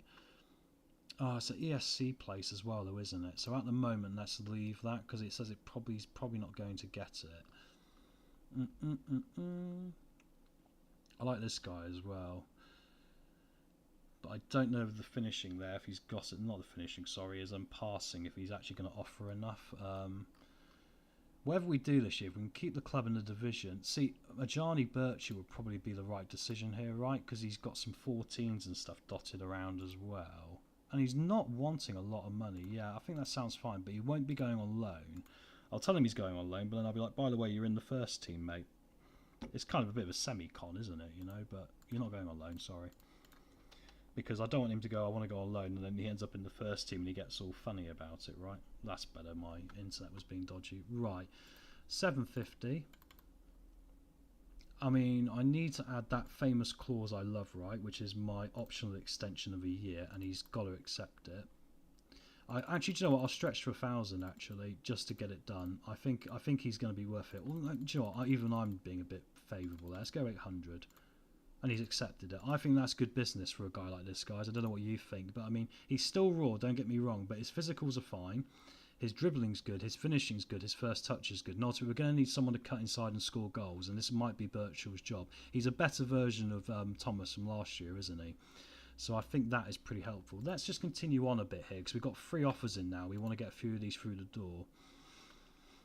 ABBA was a good player, with a good sell from him. Yeah, it was around about 30,000, I believe, mate. It wasn't a lot, but we're not going to get a lot, which is the problem if I go to the history here. So far, we got 55 for him. We've loaned out Johnny Williams, but luckily that's £3,200 off the wages. No one was going to buy him. Doncaster does a favour as well, taking Jake Turner. The problem is we couldn't even let them go for zero, you know. So like we might as well just get the wages off the books when it was really affecting us. Dorking have gone for Lewis Shipley. Phoenix Patterson signs a new deal, and Azora's got an injury. Okay, the interesting thing about this is, who's this? Josh Doling from Tampa Bay. I mean, he's out of contract in January and he's got a good rating, so we'll just add him to the shortlist, but I doubt we'll do any business there, to be honest. Dorking going for Shipley. I mean, if he's got any common sense, like I was about to say, surely you'd sign for League One rather than the National League, but football's a funny thing. They might offer him an extra £100 and he might like Mark White, whatever his name is, who runs the club down there, right? Millwall have made an offer. Oh, we got some offers at Andrews. This is good. This is part of what I call the recovery plan to get this club financially stable. This year is well worth a sacrifice as long as we stay in the division and we get those finances sorted out. I think if we can do those things, I think that is going to be a superb year. And ultimately, the pressure from the board is just to stay in the division. Got another job interview from the Eredivisie. See, it's so tempting, isn't it? I mean, that's a really good job offer as well, I think. The problem is I don't want to move from this save to that one, but I am interested, obviously, to do a club like this. And actually, I'll tell you what, guys, I'm going to write down the team name. And when I want to do a foreign one, I might consider, as a scoop, doing Fortuna Sittard, because I've never done them before. So we'll write that down. I've got a pen and paper here trying to do the maths. I'm that serious about it today, guys. I'm not sure. I've heard some players have a Football Manager spreadsheet open another page, right? So I think it's, you know, sometimes you've got to get the pen and paper out and do the job, right? Why did I decline their interview? I'm not speaking about that, unfortunately. And here we got Glass. Now, what do you think? I think this guy's going to be a decent player for us, you know. He always does better than his stats. His finishing looks poor, but he generally can find the back of the net. I've really liked him. B-. Unsure about his recent form, but there's something there. I can agree with that. I think that's a good signing for us, really. And if I go back to this, I mean, I can't even really look at the wage budget. It's pointless. So I go to my FFP. This is what I've got to watch. So currently 50, 82. And if I go back here again to my projection, that's going to leave me 8 million. So I'm going to have to sell a player as well at some point for money, hopefully in January or something like that. But for the moment, I mean, a proper sale, like for £500,000, not just 50k, you know.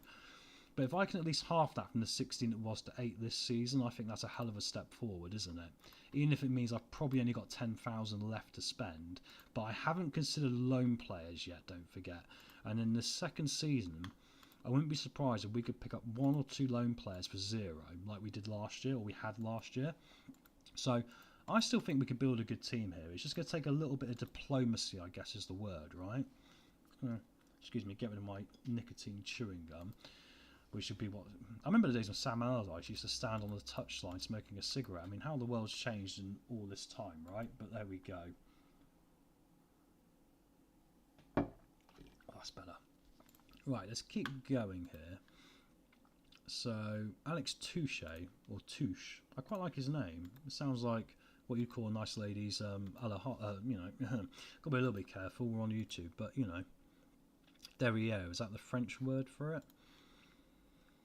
Wow, well, we managed to beat Rotherham in a pre-season friendly, and look at this, 18 shots to 5, XG was good, possession was excellent. I mean, I'm quite happy with that. I mean, I don't want to see the highlights particularly. I'm not sure if it will show me here who played.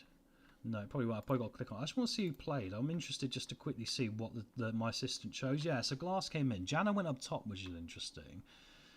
This just gives me an idea of who's performing well. I mean, Abu Mackenzie at right back, which is what I was wondering might be the compromise with Webster, because I like Webster, but I don't know if a step up from League Two, where it was a miracle in his own right that he performed, is going to happen, right, in this division. So that's interesting, but that's a good thing with Robin McKenzie. If you think there was that time I rejected that Lincoln offer and it caused a bit of stink, he's still got 2 years left on 1.5. So, and even though he's a fringe player, he's such a utility player. And when we're struggling with money, that's really helpful. As we send Stan Skipper and Bayliss out on loan. These are 2 of the guys in the under-18s who are over 18. The same with Holton now. So this is just, if I go to the under-18s, just to get these guys out on loan because they can't play in this now anyway. and then everyone else will be able to play and develop down here, and actually the potentials are getting pretty good, right? The other thing I have done is I need to get a few new staff members. We've put job vacancies up for them rather than go scouting for them ourselves. And actually, I'm actually feeling a little bit more confident now. Now we've got Jimmy Glass in. I know the money's not great, but still, that projection is looking a hell of a lot healthier, isn't it? And if we get that cup run, which we talked about yesterday and in other days, I think we've got a good chance here. We need to hire a new scout. I quite like to look at this Polish chap, and he understands England and Poland, which could be helpful to find maybe the next, say, Lewandowski or something, right? So let's get this guy in. I want to pay only about 800, the same as last year. I don't want to go too much higher. I can go to 900. I'm probably being a bit harsh. We have jumped a division, but I'm actually trying to keep those, the budget, reduce the budget. So you've got to try and, this is probably the most technically financial, mathematical football manager thing you've seen anyone else do. And this is disappointing. Lewis Shipley's gone to Northampton, and ironically he's gone to Northampton for £25 less than I offered him. It must have been that extra year that I wanted to enforce, but you can't win them all, can you? So that means our left-back situation is still going to be Oji and Abu. Maybe the other centre-half we got coming in, we're going to be okay. Let's quickly go back in, because we've got Chaplin coming in and Birchall, and they're both really cheap wages, right? The cheaper we do this now, the better, but I still wonder if we need another striker. Definitely need another striker, actually, don't we? Right, so let's see what strikers we're getting. If we're going to spend a lot of money here or a lot of wages, I think this is going to be the position. We need to find someone who is going to be our forward for the year. We're only going to play one up front, but obviously we can switch to the 4-4-2. I'm pretty much going under the, that I'm going to play the system we played towards the end of the season, which was a bit more of the defensive gegenpress. Right, let's scout down a minute. I don't want anyone who's got any... Did I put they've got to be out of contract? Yeah, so a lot of these guys are out of contract, but I'm going to end up in... This is ridiculous. How do I filter them out? Anyway, let's just get down past them a minute. Or just do the recommendation. It makes sense, wouldn't it? Right. Corness, once again, we're not going to be able to get him. And actually, do you know what the sad thing is about this, guys? I don't think anyone is going to sign Corness. No one. Not even Aberdeen, because there's a clause where even if he's on a free transfer, you've got to pay Liverpool 1.2 million quid. I mean, it's ruined the kid's career, hasn't it? It's such a shame, because, I mean, he would be just like the guy we really want now. Ronan Coughlin. Do we fancy an Irish striker with good penalty taking? Perhaps penalty winning and taking would be good for us. Bradley Dack's gone. I've talked myself into that one straight away because of the penalty element. Let's just go in and see what he wants. You're not a regular starter, you're a squad player, mate. And he's A-star rated. I don't know what he was going to want, but let's just go in really low ball. How about £500, my friend? £6,000. What was his record like last year? He played for Fleetwood, got 14 goals and 42 in League 2. I'm not convinced about that. I don't know about you, lads. I'm not convinced at all.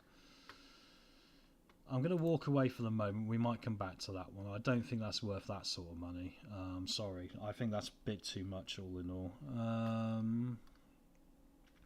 Interestingly enough, I've noticed this on the Football Manager this year. For some reason, it's got a weird thing where you can tell it to look for certain players and then it seems to forget them, which is really bizarre. But anyway, right, back. We managed to sort out Lewis Flower. This guy might be an interesting punt because he's got really good mentals. If we can develop them into technicals, then that would be something. But once again, we don't really need to load up with too many youngsters already, because we have got people like Jabot here and stuff like that. Anyway, guys, as usual, let me know your Football Manager games are going tonight, if you've got any going. Oliver Sanderson's a possibility, perhaps. Doesn't look like we've got many recommendations here, so let's just keep popping down and see if any names pop out that I can recognise and go, oh yeah, I recognise that dude, and I think he'll do us a good job. Gregor Cox, Mapala. This guy used to play at Arsenal, but he's probably not got the finishing. However, his pace is good, so I will shortlist him a minute to keep an eye on him. Tavon Campbell, I talked about last year, and his stats have fallen off a cliff now, haven't they? Yeah, that's right. Striker's important. You don't score, you won't win. I'm also having problems in my save. A lot of it's money, mate, isn't it, guys? A lot of it's money. And like, even it's funny, isn't it? Because you think the game and with your owners, it would sort it out for you, like it's meant to have done here. Unfortunately, my owners are trying to push it way too far, and consequently they're getting me in trouble. So I'm having to use my brain a bit more than what you probably normally would in order to take some accountability and responsibility for it. I've always liked this guy. He was a Blackburn youngster, but I mean, realistically, he's not going to be League One level, is he? No, he's conference level, so that's going to be a no. I need someone who's going to put the ball in the net, and I completely agree with how simple that is. Charlie Kelman might be the guy, you know. He's not good at heading, but the rest of it isn't bad. Jay Bird I recognise. He's got good finishing and heading as well, and determination's good for him as well. I wonder if, even though no one's after him, Jay Bird might be a good shout. He was at Exeter. Rochdale only got 4 goals in 32. It's going to be more stats, I think, than anything else. I will just add some guys to a short list here, and perhaps we just keep cracking forward again. But Varson might not be a bad shout, actually. Even though he's old, I wonder if that little bit of maturity might help us out. He got 10 goals last year and 40 for Burton, but I imagine they probably didn't play him as a forward, did they? Let's see what... Oh, he hasn't got an agent, which is interesting, but he's also a staff member list, so maybe we could... I wonder what staff position he plays, actually. Manager, right, okay. Working with youngsters is 17. Can I pull a crafty one here, guys, and sign this guy as a striker and perhaps a youth coach? Maybe the under-18 manager?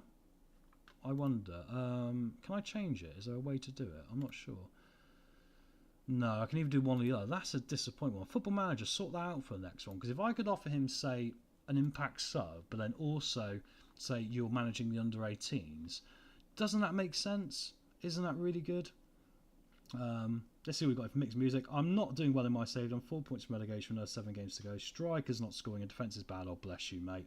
Others stealing my good players, as you know, in the lower leagues. We don't have contracts on players. Yeah, I mean, that's why I'm going to walk away from Bavars, and that's why I spent so much time earlier on looking at who was going to be out of contract at the end of this season for us and getting Masterson sorted on a 2-year deal now, because I didn't want that situation when you get to the first week in July. So I did it at the end of June, or about then, or a couple of weeks ago.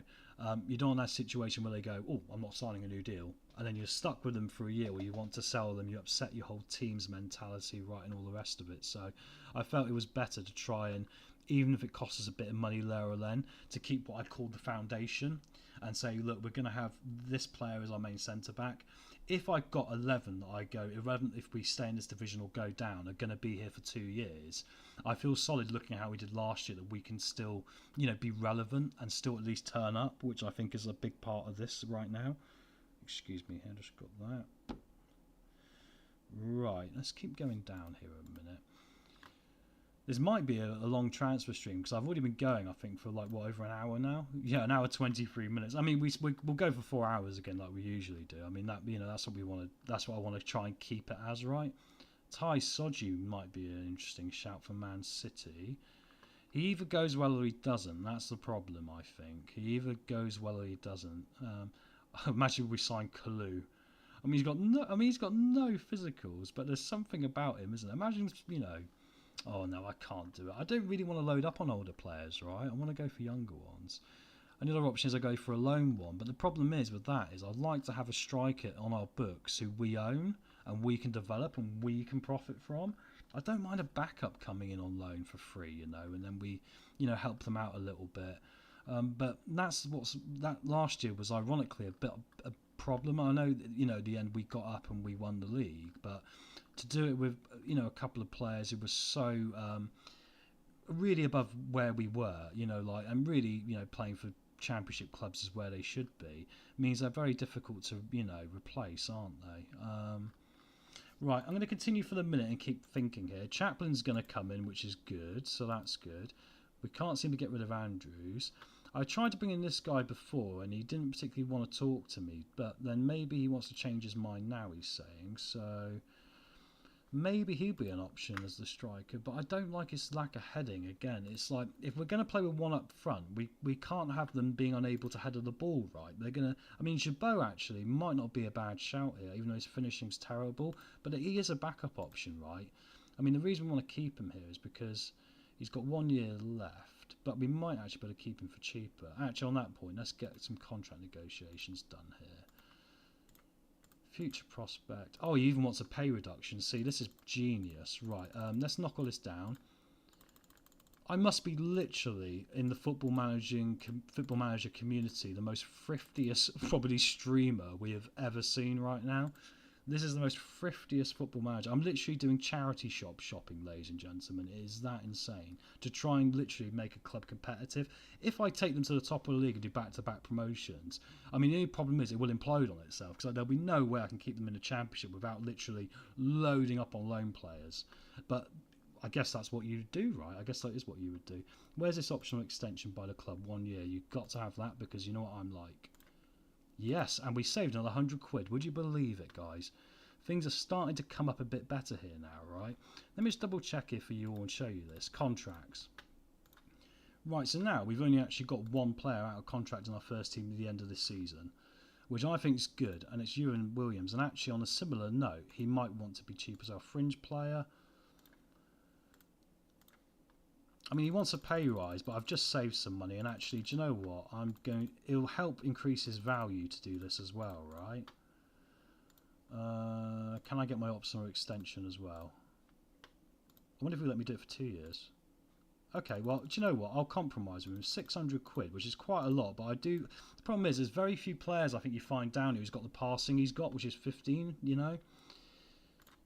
And he accepts it. So now technically this guy can stay to 2029 for basically for his entire career for just what, an extra £150.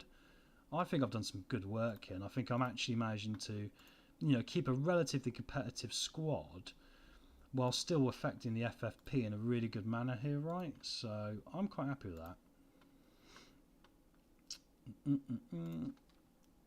Right, the game is saving here. I've just got to sort this out a minute.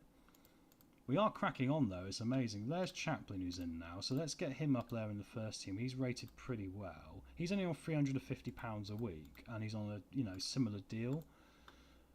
When's he out of contract? 2026, but I'm pretty sure I got an extension as well. And he's not bad. I mean, don't get me wrong. The thing I don't like, no composure or concentration, which is not good. But I mean, if he sorts himself out, there is a chance there. So now that leaves us with Masterson, Kenny, Chaplin, Ogie. I mean, let's quickly pick a team to see how we're looking. It would be Thomas, wouldn't it? And maybe he'll carry on improving. I don't really know, but we might find that out. We got... Excuse me, guys. I don't use my Face ID for something there. Right. We got Hutton, who will be our main right back, which we know about. And we have got Masterson, Ogie, Abu. As long as Abu calms his head down after last season. We're going to have in defensive mid. I mean, Kubembe played quite well last time, but we're going to go for Zentrich, right? And it's going to probably be... I guess Kumbi. Can he play as a Regista? Interestingly. Yes, no, he can't. Regista's a really hard one. It's normally the hardest one to find, unfortunately. But if you can find a good one, it's a really interesting position. Your stream is very good tips on more realistic situations managing. I really appreciate that, mate. I'm a very realistic guy in life, actually, so like maybe that's what it is. But no, I really appreciate it. It's really kind of you, obviously, and anyone else in the chat, hopefully you feel the same. And like I say, please just pass it on to your mates that I'm here doing a lot more of this nowadays, right? But the last thing I want to do is look silly on stream as well, right? I don't want to bankrupt a football club live on stream. I think that would be, pretty insane to do, wouldn't it, really? So Declan Glass is going to be... I'm going to go for our attacking mid here in a minute. I'm just trying to work this all out, because Ewan Williams be a good backup, right? Striker is definitely our concern. Ben Knight, of course, on the right. Patterson can go on the left, or Tiffany or Jana. Yeah, so we are still looking at a winger, aren't we, as well, guys? And perhaps increasing quality. If I put myself in the pressure here of putting Webster out on loan and seeing if he develops... I'll put a bit of pressure on myself with that, because I think McKenzie can still do right back and still play in midfield. Same with Osorio, sorry. Yeah, okay, so let's get back to the drawing board. Birchall's coming in, he's going to be affordable. Finances, I keep going to FFP here. We're only on 50,000 a week, which is really good. So I've actually managed to knock it down even further. So doing some mental arithmetic here, bearing in mind he's going to cost 800.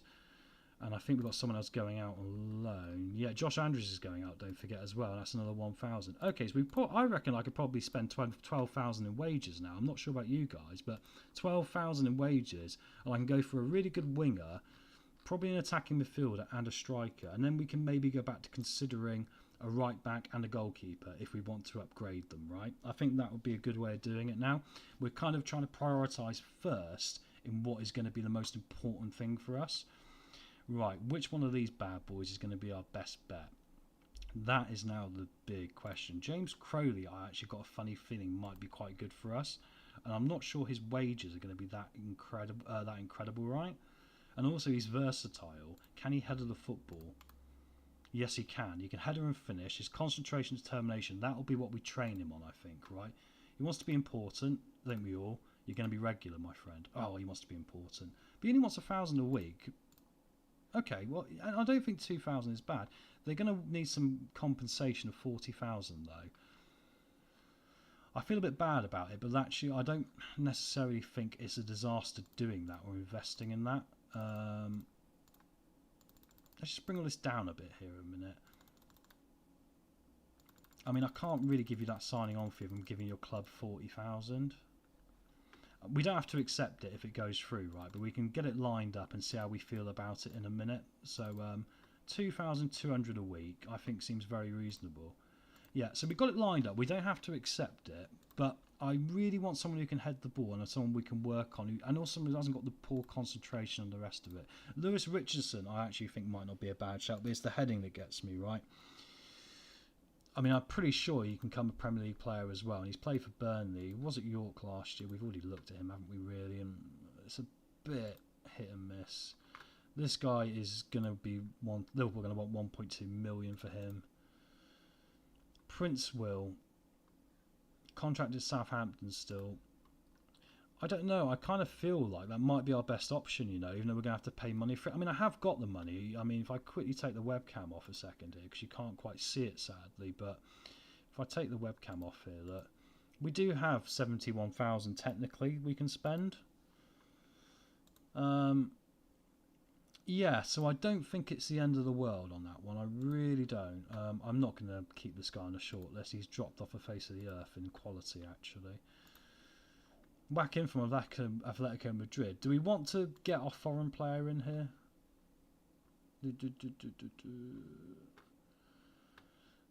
He's going to be cheaper than the other chap, isn't he, at 28? Actually, do you know what am I doing? Why am I paying the 28? I'm going to cancel it and come back and pay less than that. Right, Andrews has gone to Barnsley, so that's going to help us as well. £56,000.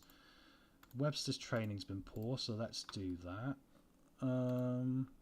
Right, back to what we were doing a minute ago before I decided to pull out of it. I mean, you can header the ball, and actually his off the ball is good, but once again, it's the physicals, right? But we're going to have to train some players. Right, let's see if I can go in with an offer of £5,000 here. 50 games, I'll give you another 5,000. Minimum league goals, 50 of them, I'll give you 5,000. And after international appearances, 20 games, I'll give you another 5,000. All these things are never happening in a million years. They still want 26, but I think I can get that down to a bit less. 10,000. 25. Right. I'll compromise on 20. 25. Okay, 25. They've twisted my arm there. I know I'm going to pay some, but the thing is, he's probably not going to make 50 appearances, and if he does, 5,000 is nothing. If he does get 50 goals, you're more than happy to pay 5,000, right? He's not going to play for Spain. Let's be real. And he wants to be a fringe player, which is okay. So this will be helpful. Oh, and actually, you notice there's no work permit situation, so he must have a dual passport or something. He wants 1,000 a week.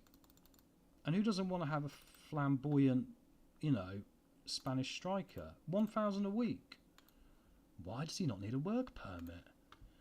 Ah, he's Canadian as well, which means, of course, technically, I guess he's Commonwealth or something. I don't know, that's a bizarre one. Mixed music, I had a save in my local league before. I got a young upcoming Brazilian goalkeeper cheap. Oh, mate, they're the best ones. If you look down in places like Peru, Uruguay, and places like that, you can find like some really good young goalkeepers for literally peanuts. I've not gone down there, and the reason why is because I kind of think right now, with the way the save is, it's in quite a realistic place. I've got that Polish scout coming in, and we had the Turkish scout. You know, when we were looking yesterday, we had that Turkish midfielder that kept popping up. And that was because one of my scouts was Turkish, and I think that's a realistic way of doing it here. This guy wants to be manager of under 18s. The problem is that that's Lee Bowyer, obviously, but the problem is that he's going to cost us a release clause. Callum McManaman, you might remember him from, I think it was Wigan, wasn't it? The problem is he's not good at working with youth players, and that's the big one. I mean, he's got good stats, really, hasn't he, for a coach and his mentors, but I want working with youngsters to be like 18 here, I think, right? So I'm going to continue the advert for the moment. Lee Bowyer is tempting if he wasn't at another club, but once again, working with youngsters is quite low. So I think for the moment, we're just going to crack on and just leave that running a bit longer. And I don't know, maybe we go for both of these strikers in a minute. It's going to be a difficult one, this, to decide, actually, in the circumstances, isn't it? But there we go. Let's have a quick look here. Gillingham goalkeeping coach, which is ironic, guys. I don't need one. I lost a coach, and I thought I needed a goalkeeping coach, so we can just stop this advert and forget it ever happened, because I couldn't cancel it straight away. So, you know, what can you do? He got us to win the league, Asia Conference Cup and FA Cup, and after that wanted to leave. That's what I look at. They do a lot of this, mate. They do a lot of this, honestly. It is, they will do that, won't they? This is why, like I say, I normally try and offer contracts out to players I want to keep who are heading into their last year before you get to, like, the end of June, because they might do that thing where the agent turns up and goes, we're not signing a new deal, which is quite common. So it's best to be, if you do it before then, it kind of gets you around it, right? Which is a good way of doing business.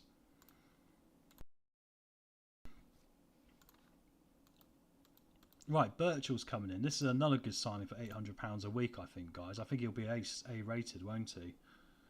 If he can actually do it, we will see. Yeah, B-, League One standard as well. I think that's a good bit of business here. I'm really happy with that. He's going to have to be moved to the senior squad. But that is a really good bit of business for 800, isn't it? Bermuda National as well. And he's got a potential 5-star potential ability by our scouts. So I'm really happy with that business.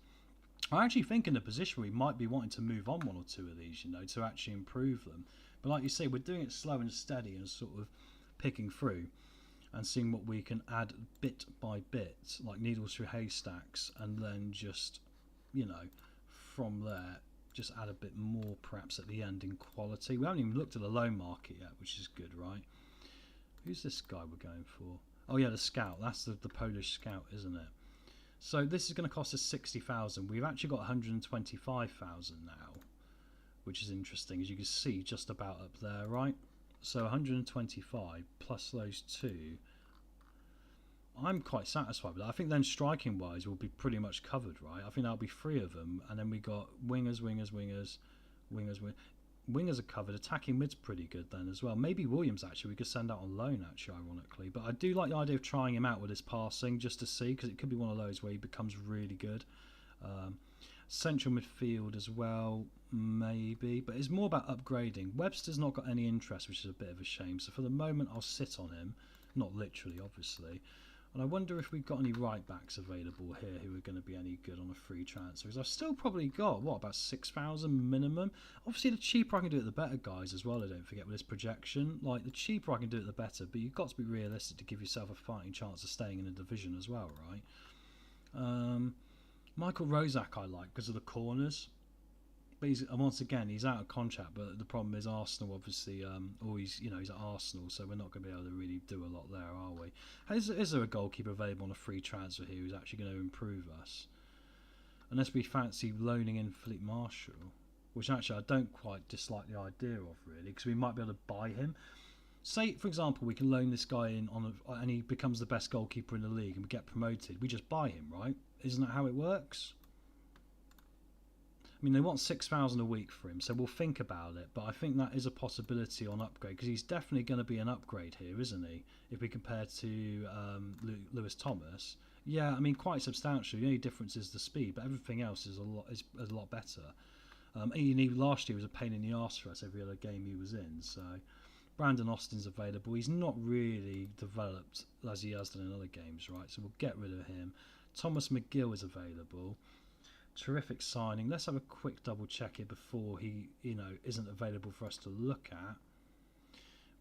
He is better, but it's not enough for me to really get into a bidding war with someone over. So I think we can probably forget about that. I'm in York, yeah. I mean, I'll leave him on the short list. Brad Young's available, who I quite rate, but he's not particularly had a good year either. I mean, let's ask his agent what he would like. We're keen. Okay, so serve as deputy. Do we maybe go for another one? Is he going to be a good enough upgrade here on a free? Let's have a quick look, guys. What do you think in the chat on this one? If I compare him to Nicky Hogarth, I mean, once again, he's better, isn't he, by quite a substantial way here. And an ex-Leicester youngster, which obviously means I'm obviously quite keen to maybe get him. On his scout report, one of his pros is that he's unhappy right now. I'm not sure if that's a pro in life, my friend, to be honest. I know it's a very bizarre thing to say, but I'm not sure if being unhappy is really what you want to be.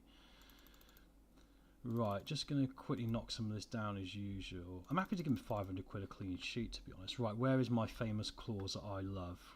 Which is, and of course, the reason why a lot of these players I can't offer more than 1 year to is because I'm offering them backup contracts, which means the club go, they're not that good. I'm actually trying to cheat the system a little bit here. The optional extension has got to stay in. He wants 1.7. I still think he's going to actually be cheaper, and then maybe we loan Hogarth for the year and then make a decision in January. I don't like anything over 250 on the bench. I'm thinking club finances, mate. Oh, he's stretching me here. But is there a compromise in this? It's going to be close, isn't it? I think I'm going to have to make a strong play here, guys. Wish me luck. This is the last offer. I think he'll accept. Yes, okay. We drove a hard bargain there, but it could be worth it. So I have actually gone for another keeper. So that means let's have a look. Thomas is back up as well. So we've got a competition between Thomas and if we compare them with Brad Young as well. Yeah, and there's a good competition there because Brad Young is better. It's just speed, right? So Brad Young might come in and take number one. That means Nicky Hogarth we can probably send out on loan now. And it's only going to cost us an extra 200 quid. He's got 2 years left on his deal, this bloke. So if we can get him out on loan somewhere, I think that will be a very good bit of business for us. And I think once again now we're just improving that position, right? Which is really cool. I think this is going to be like a scouting special for the first 2 hours. It might be the easiest, like, you know, timestamps I've done so far in any of these videos. The last video had like 30 timestamps, you know, but then, you know, it's difficult to go watch back, isn't it? Oh, Rotherham have approached Cornus. If I'm going to blow the bank for someone, it's going to be him. Right, let's go. Star player. Let's get our boy home. Oh, we might be able to afford him, guys. Things have just taken a turn. I do not mind blowing the bank for this guy, as you know. I will happily blow the bank for it. I said we got 12k here, and I've been, you know, nibbling money away from the sides everywhere now. So I'm happy to get our boy home here, and I'm happy to give him some dollars to do it, right? 2.5 minimum fee release clause seems reasonable. That will fix the club's coppers. He might be the guy that rescues the entire club, because if we can get 2.5 million quid for him a year down the line, oh my word. And he's accepted. Oh, it's the compensation though. It's still there, isn't it? 1.2 million. No, I can't do it. I don't understand why it's saying compensation. Maybe someone in the chat knows. I really should know this doing the streaming, but we'll find out. If it comes up I've got to pay 1.2 million for him, then it's not going to happen, is it? But otherwise, I'm all in on this. I'm really, you know, I'm really interested in how that turns out, right? So, yeah. You know, but hopefully that's just some sort of mistake and it's not actually going to be. Aberdeen have gone in for him. Oh my word. We knew this was going to happen, didn't we? Hogarth 80% from Sutton for the loan. I'm quite happy with 80%, really. I don't mind paying the extra of Brad Young. We're getting the extra back in quality, right? I think that is not a bad situation at all for us. Right, now we've got a decision. Do we go for James Crowley? I think we should, you know. He's 20 years old. He's going to get better, I think. But I'll delay for the moment and just wait and just see. Because I want to get Joaquin in first, right? Get Joaquin in first. I think we could end up... It could be our Michu. Remember when Swansea had Michu? Could be our version of that. Just comes from the third division of, you know, or in the backups of, the Spanish league and ends up being an utter superstar. So let's do our squad registration here. Do goalkeepers have to be registered? No, that's helpful. Right. We're going to have a lot of players under 21 this year, if you notice. So we're not going to have to register probably as many as last year. It'll probably be around about 15, won't it? If I'm not mistaken, if I'm guessing correctly. Look at that, 15 like last time. course, bringing the average age down is a double win for us, because it's one of those where no one wants Nicky Hogarth. Let's talk to his agent. Is anyone interested in him? Because when we played him last year, his one-on-ones have gone up 1, but he's still not, I don't think, going to be good enough, is he? What about market interest? I'll try and sell him. Why not? I can't really have 3 goalkeepers like that when I've got another one as well in backup. So yeah, would you believe we're actually at squad numbers now, aren't we? You do the registration, then we're at squad numbers. It's insane, right? Where are we? We've got a few comments here, mate. I might have missed a few here. You got us to win the League, Asia Conference Cup, FA Cup. Brilliant. Yeah, we talked about this, didn't we? I've seen a good player for compensation too. I left, lol. Yeah, that's kind of the way it is, isn't it? I just for some reason then thought, because he wasn't actually under the Liverpool banner at that point, that he obviously had left, so I don't owe Liverpool any money at that point, right? But for some reason they've still got a 1.2 million levy on him. If Aberdeen have got 1.2 million quid, I'll be stunned, because I certainly don't, you know? Anyway, squad numbers time. I'm going to start again. I like doing this, as you know. I don't know why, but we'll get Lewis Thomas in as our number 1. He was number 13 last year. I think he's earned the number 1 this year, hasn't he? Hogarth can stick with a number 30 just in case he does stick around. He was number 30 last year. I think Brad Young will take the number 13 shirt this season. Hutton wants to be number 24, but he's our number 2 like last year. Derek Abu can go to our number 3 as our left back. He can get a promotion in number. Was Oji number 3 last year? I can't quite remember. I'll go with number 4. We're going to mix it up a bit this year, guys, right? And then we got Masterson, our number 5. These guys are younger players, so I'm going to go bigger numbers for them. Zentric, number 15. Was it Mackenzie, number 15? Zentric was number 12 last year, so we'll keep him back as number 12. Kumbi I had at 24, I remember, last year. Not that it particularly matters. Patterson was 22, so I'll keep him on that. Tifoni was number 11. Ben Knight, I could actually bump up a couple of numbers here, really. I mean, it shows you like how much work we still probably got to do. Bear in mind, a lot of these squad numbers are going to be lower. But it gives me an indication in my head. I'll give Ben Knight number 10 this year. I think he's earned it, because I think he's, you know, I think he had a really good season last year. Ewan Williams, number 18, seems nice. He can take over the 18 that the other Williams had last year. Chabot I quite like as 20. Zorro, I think we can upgrade number, maybe to 14. That seems reasonable. Declan Glass is a tricky one here. 19 perhaps, or 20. 23 seems actually quite good, doesn't it? And then we've got Luke Kenny. Chaplin, who could probably number 16. I quite like that idea. I'm leaving this bulk here because it's trying to make me think I want to improve maybe in these positions, because these guys we could probably loan out as well. I don't want to blow on my squad number value too early here, right? Webster was number 32. He can keep Lax as about right. And Birchall's the only other one who I think will probably go with number 19 because he's young. Cool. Well, that was nice and easy, wasn't it? I don't know if we're going to be able to sell Hogarth, though. Higher intermediary. I bet I'm the only person probably in the world who actually likes doing the squad numbers. Every other stream you see just auto numbers them, right? I mean, let me know in the chat if you're watching, guys, how many of you actually like to do your own squad numbers. I kind of view it in the visualization in my head of who's going to play where as well. And here comes Brad Young in, which is good. So we've upgraded goalkeeper. Superb. B-, leading Sky Bet League 1 player. So we have managed to upgrade our goalkeeper. I'm delighted with that news, as you know, because I did want to do that at the end of last season. So Brad Young takes the number 13 shirt. Nicky Hogarth's going to have some interest on loan by the looks of it, so that is good. So Young and Thomas, that's great. I still think we need to upgrade on Webster if possible, and now we need to have a look at on the ins. Let's get Joaquin in and then have a look at the budget again, shall we? Because that is the striking situation then. And see if the corners thing works out. Oh, cool. We'll get. Oh, this is a good one actually, because Barrow have made an offer for Hogarth, and if they want to make it permanent, they'll give us £100,000, which isn't bad. We only paid 25 for him, right? Remember, 25,000. So we're gonna get 4 times that. That is good business at the lower league, right? Joaquin's been granted a work permit. He must have played under 20s football, guys. I mean, I'm not sure if I can see, but he must have. Hang on, let's go to his profile. No caps. Isn't that interesting how he's got a work permit just like that? Unless the rules have changed and I missed the news article.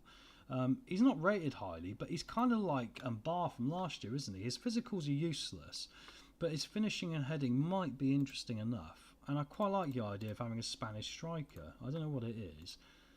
You know, like we're talking about with the Brazilians and stuff like that, right? Just bringing in someone a little bit different. And I think he's going to be our number 9, you know.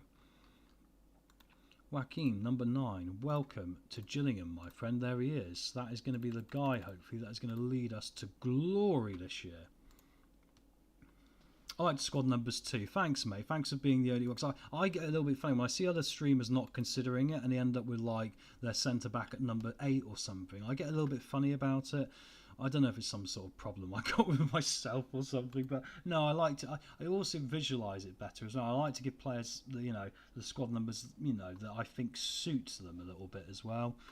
So yeah, I'm quite happy with that. I'm quite happy with this team. You know, it was looking a bit precarious, wasn't it, when we started the stream nearly a couple of hours ago now?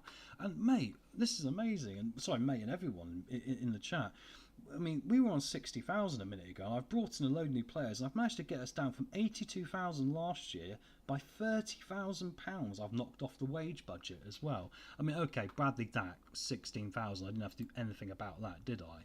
But if I can really keep this team in a competitive area while doing that, I'll be really happy with this year, you know. And I'm quite happy to give some of these guys a go. I mean, the good thing is we're going to have games in a minute before we get to the end of the transfer window, and it will give us an opportunity to basically try it out.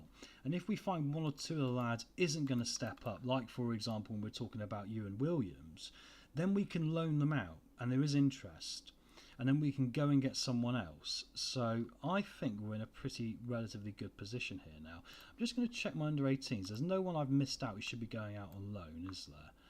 I think they've all gone now. I think I managed to ship them all away, which is good. Yeah, no, I have. That's great. I mean, Harry Briddle's the other one. Obviously, he was a young player for us. So I think we'll try and loan him out because he's over 18, so he can't feature in this. I would obviously like to get a reserves or an under-21s team set up, but the reality is I can't do anything like that till I resolve this. And my plan is, as you know, is to resolve this, as I'll say it again, keep this wage budget low, bring the projection down, it's about 8 million, and then have an FA Cup run this year. That is the strategy, and keep the club obviously in League One as well, just for the big better prize money. I think you've got to have a plan, right? What's this about 1.2 million? He's agreed to join us, guys, and it's going to cost 23,000. We got our man. I'm shocked. He's come home. He's home. He's home.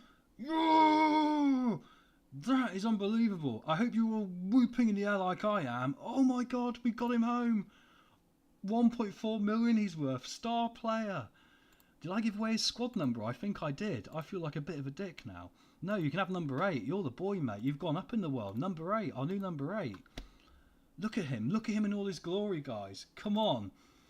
Oh, wow. That is brilliant. Yeah, good strategy. Loan out if they don't prove themselves. Absolutely, mate. Mate, how happy are we with this? This is unbelievable. I'm chuffed.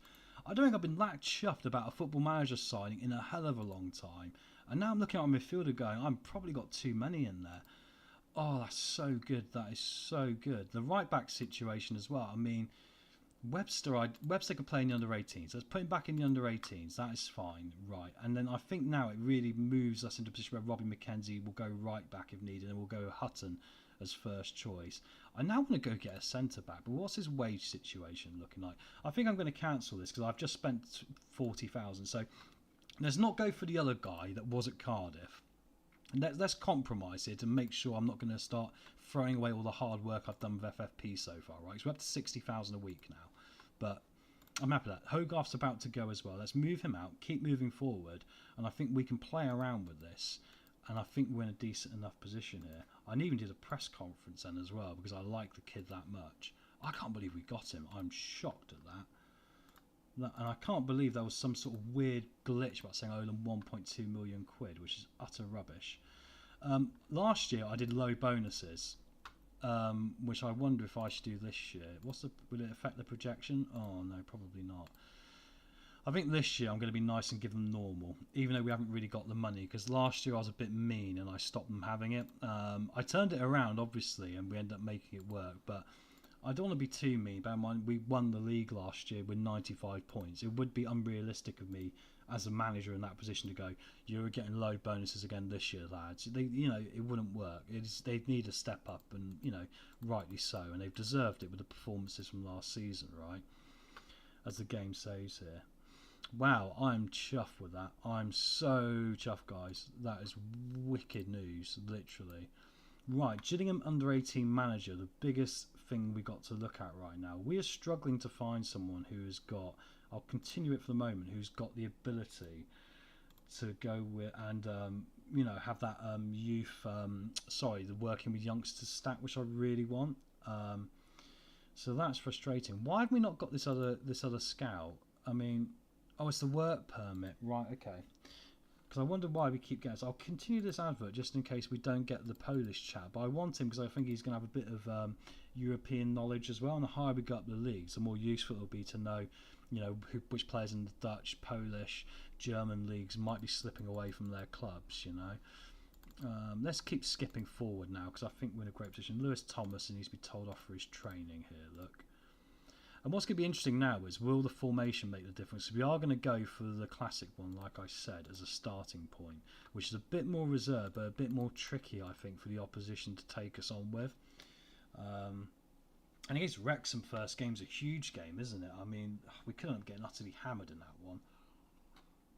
But once again, if you look at this pre-season friendly, I know it's only Woking. We dominated possession, shots and XG with 2 on target. Abu scored, and Joaquin got his first goal for the club as well. So interesting, let's have a look at the schedule. If you look at the friendlies, guys, we beat Crewe 1-0, beat York 3-0, beat Rotherham 2-0. How much did we struggle last year to keep a clean sheet as well? Beat Barnet 2-1, fair enough, and beat Woking 2-0. And it's Wrexham next, and then we've got Chesterfield, who are in League 2 in the first round of the Carabao Cup. Interesting times here, and let's just hope that deal goes through for our goalkeeper in a minute as well. I think it's Sutton, isn't it? No, Barrow.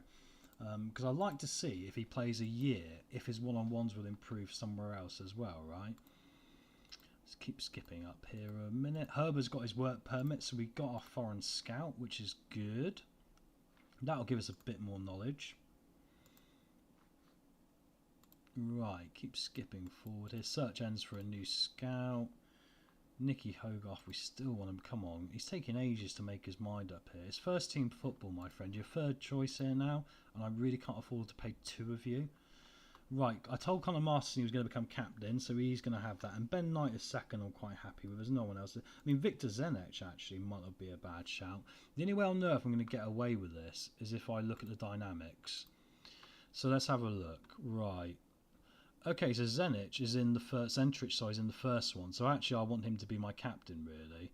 Masterson is currently the vice captain. Okay, I'm going to gamble here. We're going to go with Masterson as our vice, and we're going to add our young under-21 player Victor Zentrich as our captain, right, to try and inspire the team. Every little helps, I think, at the moment. I'm going to warn him. We're going to name... oh no, he thinks I'm going to remove the vice captaincy from him. I've probably messed this up now, actually. I'm just going to come out of this and just give it to him and pretend that never happened. It's like he walked in the door saying, "Boss, you wanted to see me," and I go, "Did I?" I can't quite remember. I think I got the wrong bloke, mate. So Zentrich becomes our captain, and I don't think that's upset anyone. Looking at this, I think if anything it should inspire them because he's got all the attributes to do it, right? Hogarth's off to Barrow, and we might get £100,000 for him. How Barrow have got £100,000, I'm never going to know. It seems quite unlikely, doesn't it, really? But anyway, he has gone to Barrow, which is the main thing. Move him back here now. Right, and once again, where are we here? We're in a pretty good place, I think. Cornus needs to obviously get registered here. I still can't believe we got him back. I think that's unbelievable skills. Birchall, Knight. I wonder if Williams weren't going out on loan in a minute. Bear in mind we signed him up to like 2029 on a 5-year deal. It makes sense just to keep him around and just loan him out, doesn't it? So, striker wise, I still think maybe one more striker if we don't look very good scoring. We'll let the Wrexham game in 5 days decide. Guys, we're getting very close to the first game of the season now. This is going to be really cool. And our young striker Brittle goes out on loan to join Froome, which is good, which means anyone over the age of 18 who can't play on our under-18s is now available to play somewhere and hopefully develop. So that means there's no one who's going to be sat around down here who can't play, which was my biggest worry. Harry Webster in January will have to go on loans. I think he'll be too old then. But that's fine. I mean, Hazeman's that 17-year-old who can improve as well, right? Just need to find the right coach for them now. Actually, I might even have a quick look here in a minute, right? Because the adverts aren't bringing them in. So if I do a staff search, I need to find someone who's got a very good... Where is it? I don't want tactical. I want his stat to be high on youth recruitment. General. I'm not sure where I find it. Where is it? Internet. I'm not sure I can even load that stat up actually. It doesn't look like it, does it? Unfortunately, I could just have a scout through. The best thing to do is to say, right, let's look for a coach. So I'm looking for attributes. What am I talking about? Here we go. Working with youngsters, at least. Let's go high. What's the best we can get? A 20, right. Who is good at working with youngsters at 20? This chap who is 44, but he's rubbish at everything else. Same with him. I want to give these guys the best shout of developing, right? I mean, Graham Biggs might be a good shout. I mean, he's not so good at some of the other stuff, but he's good at judging player ability as well, which would be helpful when it comes to, the players that come in our next, like, what do you call it? Youth academy movement. I'm at the moment, I forgot what it's called. You know what I meant end of last season, when they come in and they do all that stuff. Right, this guy doesn't look bad, Sean Tully, actually, because he's not bad. I mean, attacking's an 8, which isn't great, but it's not awful, is it? I kind of want to go for the best one here. Or maybe if I knock it down a minute, actually, if I edit search and knock it down to 18 and see what else we get. Maybe someone like Dennis Bergkamp, who's around, would be quite good if we can pick up. Ryan Bertrand, oh my word, director of football. I wouldn't have him as my director of football. Honestly, that's not good at all. Sorry if you're watching, Ryan. I'm sure you've got many other things you're doing instead. Danny Drinkwater, obviously, I recognise. Good at working with youngsters, not so good at anything else. Forestieri, remember him? He used to play... Oof, pity he can't actually train anyone because he's got really good mentals.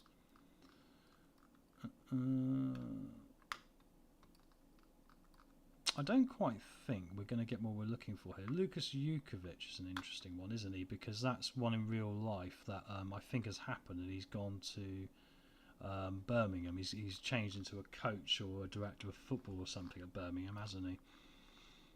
I'm going to look for names, to be honest, here, and see if any name jumps out on me as someone worth doing. The problem is they're either really good at training youngsters but not so good at actually training people, right? It's the balance of the two.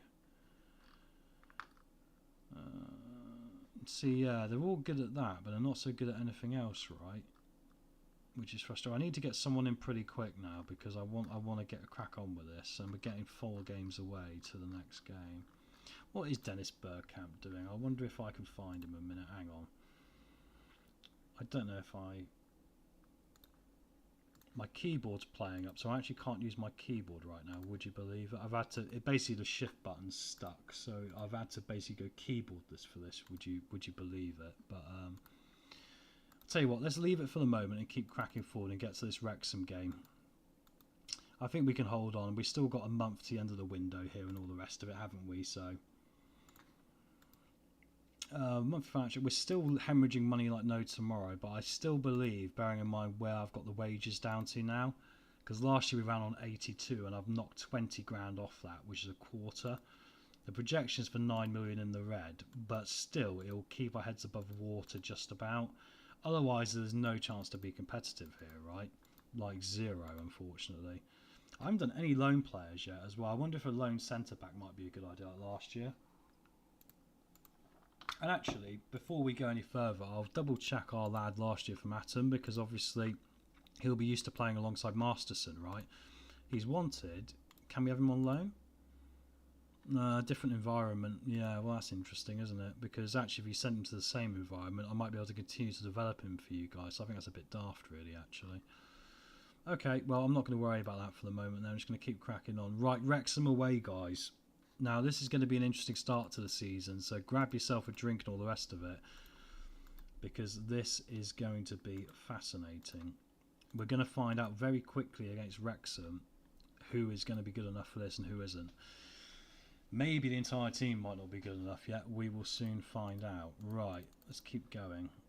It looks to me like there's a lot of light coming in behind me. Am I right? Hang on. Oh yeah, it's not too bad though, is it? Unfortunately, I'm really ginger nowadays. I don't know what happened to me. I guess it's age or the Viking DNA. Right, let's pick our team. Wrexham. Brad Young's going to come in for his debut because he is a League One goalkeeper. Hutton we're going to go with. We're going to go with Masterson and Oji. I'm going to go with Abu. He might get a red card. We will soon find out. Right, midfield. Corness as the regista. And I'm going to go for Zentric, our captain, as the DM. Declan Glass I'm going to try in the AM. And then we've got Ben Knight on the right. On the left now is interesting. I think we go for Phoenix Patterson because I think his average rating is best. Yana obviously has been very good, but he's more of a backup option anyway. And Joaquin goes up front here, look. Bench, Gibaud, Birchall, our new signing, Tiffany, sorry if that's how we pronounce it. Calling him Tiffany is quite funny actually, isn't it? Luke Kenny as the backup I'll go for at the moment, I think. It's either him or Archie, either or, but I'll go with Luke just. Mackenzie is going to be our backup fullback at the moment. I need a new fullback actually looking at this, don't I guys? In fact, that might be a loan option actually in a minute. I'll do that after we've done the game, right. And I think Azoro will be the guy. I'm quite happy with that team, you know. I don't know about you guys. I mean, it depends, obviously. I might be about to eat a lot of poo and like the taste of it when we lose 4-0. But, of course, we still got the connectivity now. We've got Corners back in with Zentrich, and he's got a shot on him as well from distance. Knight and Hutton know each other. Let me just write down I want a loan, a left back or a right back, hopefully for 0 wages to keep it around the 60k, right? We might even have to go to 50k come January. We might have to knock another 10k off, but hopefully by then someone will trigger a release clause and bail us out of the poo here. This is the reason I like literally doing clubs like Gillingham, because it is not just what you do on the pitch. I don't know, I love doing a big save as well, guys, you know, but like this is really hard work. This is really deep thinking. I might just scrub money off, and here we go, guys. I'm actually nervous for this game. It sounds bizarre, isn't it? The pressure's all on them. We're going to have some fun. I have faith in you. And we're going to see how this goes. And I completely agree with you, Mixed Music. Let's go, boys. Gillingham Army. Come on, guys. Hit that like button. Tell all your friends. Subscribe. Let's crack on here and do this. The first 2 hours have literally been building to this moment, right? They got a good team. They got someone called B. Wilkinson in charge now. So that's interesting here today, and they've got a strong team. But I quite like the look of our team on paper. I don't think we're too bad. Right, let's get to it. I was actually putting it off a little bit. League 2 champions. They're playing 4-4-2 today, which is interesting. So we might go to a 4-2-4 if it goes wrong. They've still got Paul Mullen. They've still got Rathborn. So actually, they've not really progressed. I recognise Lewis Brunt as well. So far, we've had the first shot here. But we are keeping the game nice and tight, which is what we intend to do, right? Abu with a throw-in. Can we take the lead here away at Wrexham? Abu low into the near post. Good clearance there, but Masterson reads it well and doesn't let Wrexham get back in. Nice and controlled, boys. Nice and calm. That's it. Good pass to Knight. He's inside. Glass is in. Oh! Try and make yourself a hero on your debut, son. Come on, boys. Come on. 2 shots for us. 1 for Wrexham. This is encouraging so far. I don't know about you guys. We seem to be holding our own, and financially we have got no right to be holding our own. Not at all. If we get to half time, a point here might not be a bad result either, but I think we got a goal in us. Abu. Phoenix unfortunately can't do well. Oji does well though. Abu up towards Corness. I can't believe he came home. I'm so happy he came home. You have no idea. Well, you do have an idea because I was whooping like a little child when he signed. Okamroko plays it out, if I'm saying that correctly. Corness in. Phoenix! The Phoenix rises from the ashes. Oh, I can't quite believe it. Honestly, it has felt such a stressful summer where I've been sat in my office, nailing coffee, trying to give up smoking, as you guys know. Everyone knows. And then we go and do that, and it all feels worth it, right? And what a nice finish as well, guys. Literally, didn't even take a touch. First time into that corner. Come on, that is unbelievable stuff here. 3 minutes of added time, and we have the lead away at Wrexham, who are one of the favourites, and the XG has actually worked in our favour here. This encourages me. We might be able to have a good FA Cup run as well, which is probably the most important part of this season, right? You're doing well, lads. Keep working hard. I'm going to encourage them here. You know, I was quite harsh last year, and I would say things like, you know, You've got to do better and stuff like this, but I am happy with this, literally. I'm very happy. Glass is in here as well, and he's hit the post, and Knight puts it wide. That encouragement nearly led to another one. Here comes the first corner. Glass is going to take it. He plays it in. I think corners should be taking the corners, actually. I have to check my set-piece takers. I'm not sure I set it, to be completely honest. But corners should be taking those. He's got 15. Unless it's the side. Maybe it's the foot, actually. Obviously, we're doing outswingers. We need a certain foot. Anyway, Wrexham are playing around the back here. And as you can see, we're doing a nice job of just keeping them hemmed in, waiting for a mistake. This formation is like a viper. As soon as they make a mistake, we're trying to strike. Here come Wrexham lows. I say that and Young reads it well. That was fortunate. Can't give them too many of those, as Wrexham look to improve on their first half showing here. I wonder if we'll get to the 70th minute and take off Oji and perhaps cover off this yellow card as well in the circumstances. The assist by Cornice, mate, I know, right? I mean, doesn't that prove he's worth every penny of £6,500 a week? I mean, let's be frank, Bradley Dack was 16,000 last year, wasn't it? Let's bring on Luke Kenny for his debut. He's physically not very good, as we know, but let's risk here. Glass as well is not great. Let's give Shubo a go instead of Joaquin. I mean, we warm up after a while here. 2 changes on 72 minutes here. Let's see what we can do. But I mean, what I was saying there was 16,000. Would you prefer to have Dak on 16,000 or Corness on 6.5? 6.5. Oh, just as I say that, I thought he was going to score a goal there, but he didn't quite do it. Bear in mind, last year we conceded a goal every game. If I can change this around with like the addition of Young and that, we end up winning every game 1-0. I'd be delighted. I'll take 1-0 every game this season and go unbeaten, right? Reevan comes forward here now, though. Wrexham are going to be getting on this. Here comes Dobson, and it is 1-1, which is a shame. But I still want to encourage them. I'm not going to shout at them. Let's encourage here. I still don't think that is too bad of a situation at all, really, if we end up with a point here. And there's enough encouragement here to make me think if we get a couple of loans in and stick to this, we should still be relatively competitive, which is what we want to do this season, right?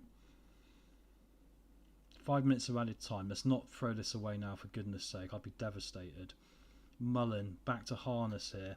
Coleman, this could be a highlight which turns Wrexham's day on its head. Rathborne into Longman. Mullen scored. I think he was offside, and lucky for us he was. Oh, dearie me. Come on, boys. Come on, boys. And that is going to be it, guys. We get a point, and I don't think that's bad. Okay, chances were limited, but the XG looks good. We're slightly ahead on that. I think the performances, yeah. But the nice thing is, we still haven't made any loan signings yet, right? And like we were saying before, we're working out who is going to be good enough here. If we look at the numbers, we should have won of that. Let's give them a pat on the back here. Let's get this confidence built up, because ultimately these guys know that we're one of the, the less financially stable teams in the league. So we're going to have to be warriors. We're going to have to want it more than everyone else, because we're not going to get paid as much as everyone else, right? Goalkeeper Young makes his debut. Yeah, I'm happy with that. And we've got Chesterfield at home next in the cup to check and see who else we can give a run out to, like Kumbeni and stuff like this, and see how good they are. But right, I think now, rather than go too much further, let's go and look at the loan list, right? I think that was a really good little start there. I'm really happy to get a point off Wrexham, because there is a chance they'll probably walk the league this year, or at least be in the top 12, won't they? So to be around that level, I'm really happy with. So let's have a look who's available on loan here. I mean, I quite like Wormleighton of Leicester. He's not out of contract for 2 years. Jack Curry, wing back left, perhaps. The other option is I go for a free transfer, but of course the problem is I'm really concerned about his FFP, because I really want to bring down this projection. I mean, it's down to 8.9, because then in January, if this does go out of hand, I've got somewhere to go, because I've got players who are going to be on 0, who I can just keep, and I might sell 1 or 2. Basically, stealing from one hand to give to the other. Of course, that's the reality of it. Pedro Lima, a youngster from Wolves, who's Brazilian. Talking of Brazilians, mate, I think I'm going to bring in a Brazilian if he wants to. Oh, he does not meet a requirement for a work permit. What is with these Brazilians? They need to marry more English people so we can have more of them. That's a good idea, isn't it? We all like a Brazilian in our lives, don't we? Ivanovic of Fulham might not be a bad shout to come in on loan as a backup striker, actually. 60% as well is not bad, but I'm actually looking for zeros first. Is there anyone I can bring in who's going to cost us a 0? and literally the club will go, yeah, just have him. And in fact, on that note, I'm looking in the wrong place. I'm better off going up to the Premier League first and having a look. Now we're in League One. So let's have a quick look at Arsenal. I mean, Charles Saget. I mean, we're going to aim high here, guys. There's not probably much chance. Is this guy worth it? Well, he's not bad, I suppose. I mean, maybe he's not. But, I mean, this is my point, right? If we can get someone from somewhere like Arsenal or Aston Villa, ironically, they got more in their first team, probably. I mean, this guy's not going to want to come, is he? But we can try it. I mean, they want 70%, which we could pay. But, I mean, he'd be a hell of a signing for this level, wouldn't he? Or Championship. He'd be unbelievable. I've always liked this guy as well, Costa Nojevic, if I'm saying that correctly. Problem is they want too much money again. But I'm just going to keep testing until one of them goes, or you can have him for free. Aston Villa don't look likely here. Kerr Smith, maybe. I know he's good enough. High quality players, fair enough. Caden Young, I'm sure you guys recognise Caden Young actually. We could do maybe a winger. Alright, looks like Aston Villa aren't going to be very friendly to us. We'll try Brentford. Kim Jil-sun, no. It is possible to get some guys without paying their wages, because I did it last season, as you know.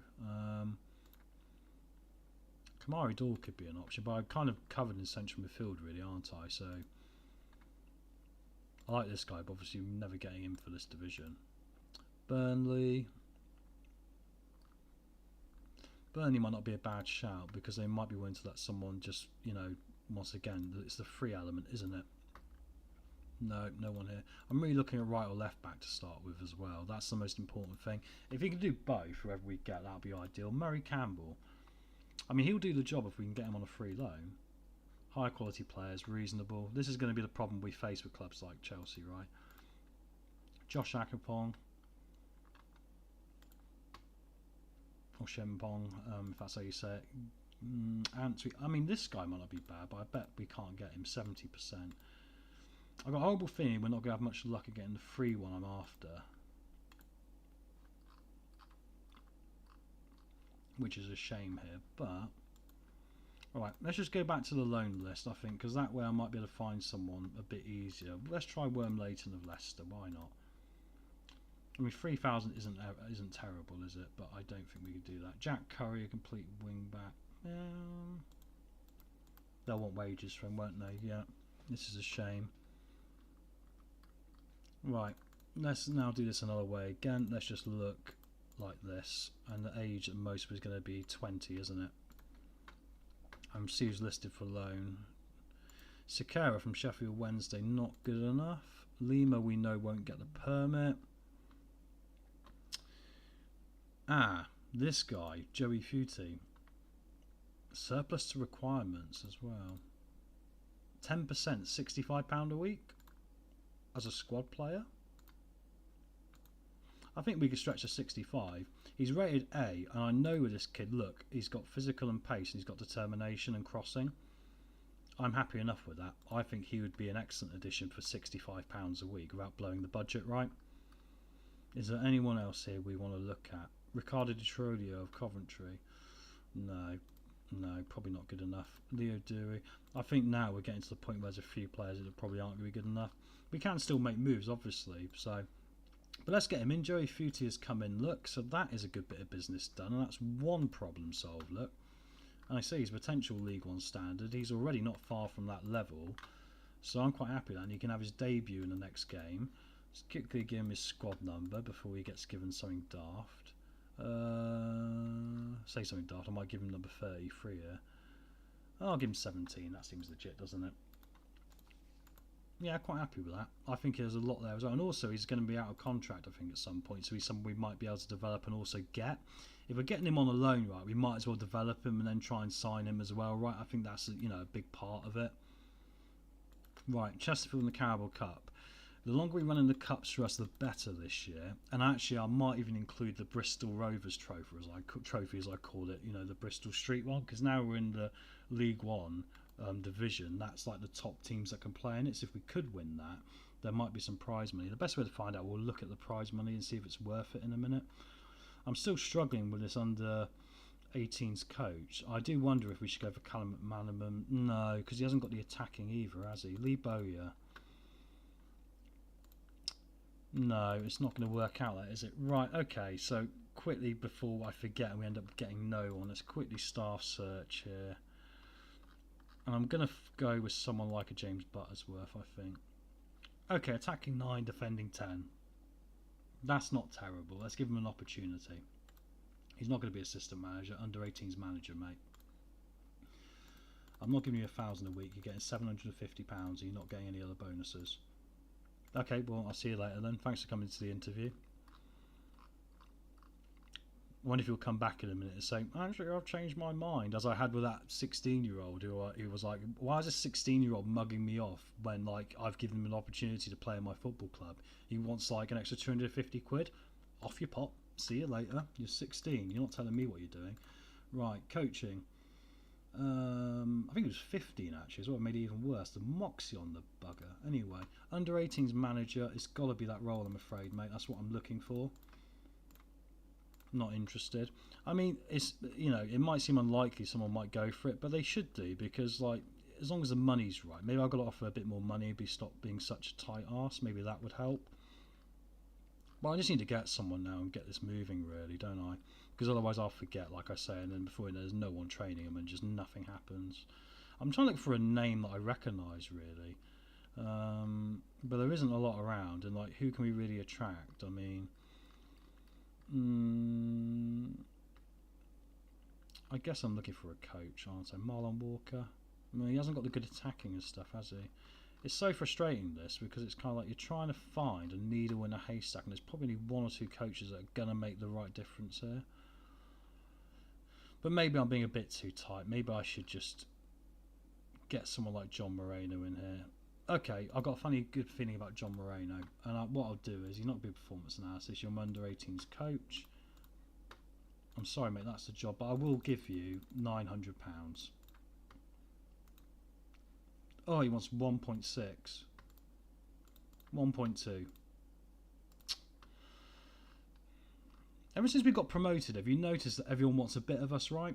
Since we got promoted, everyone wants a bit of us. Everyone wants to take money from us. And it's like, mate, I'm rubbing £20,000 a week off this wage budget here. Give me some credit. It's not as simple as that, is it? I can't really sit there and tell you that either. Right. Miguel Aziz, director of football. No, he's not very good, is he? Hang on, what's his coaching? Ugh. It's the lack of coaching and attacking that I'm worried about and defending, right? Because I need someone who's at least got a 7 or 8 or a 10 there, if not slightly more. Scott Black. No.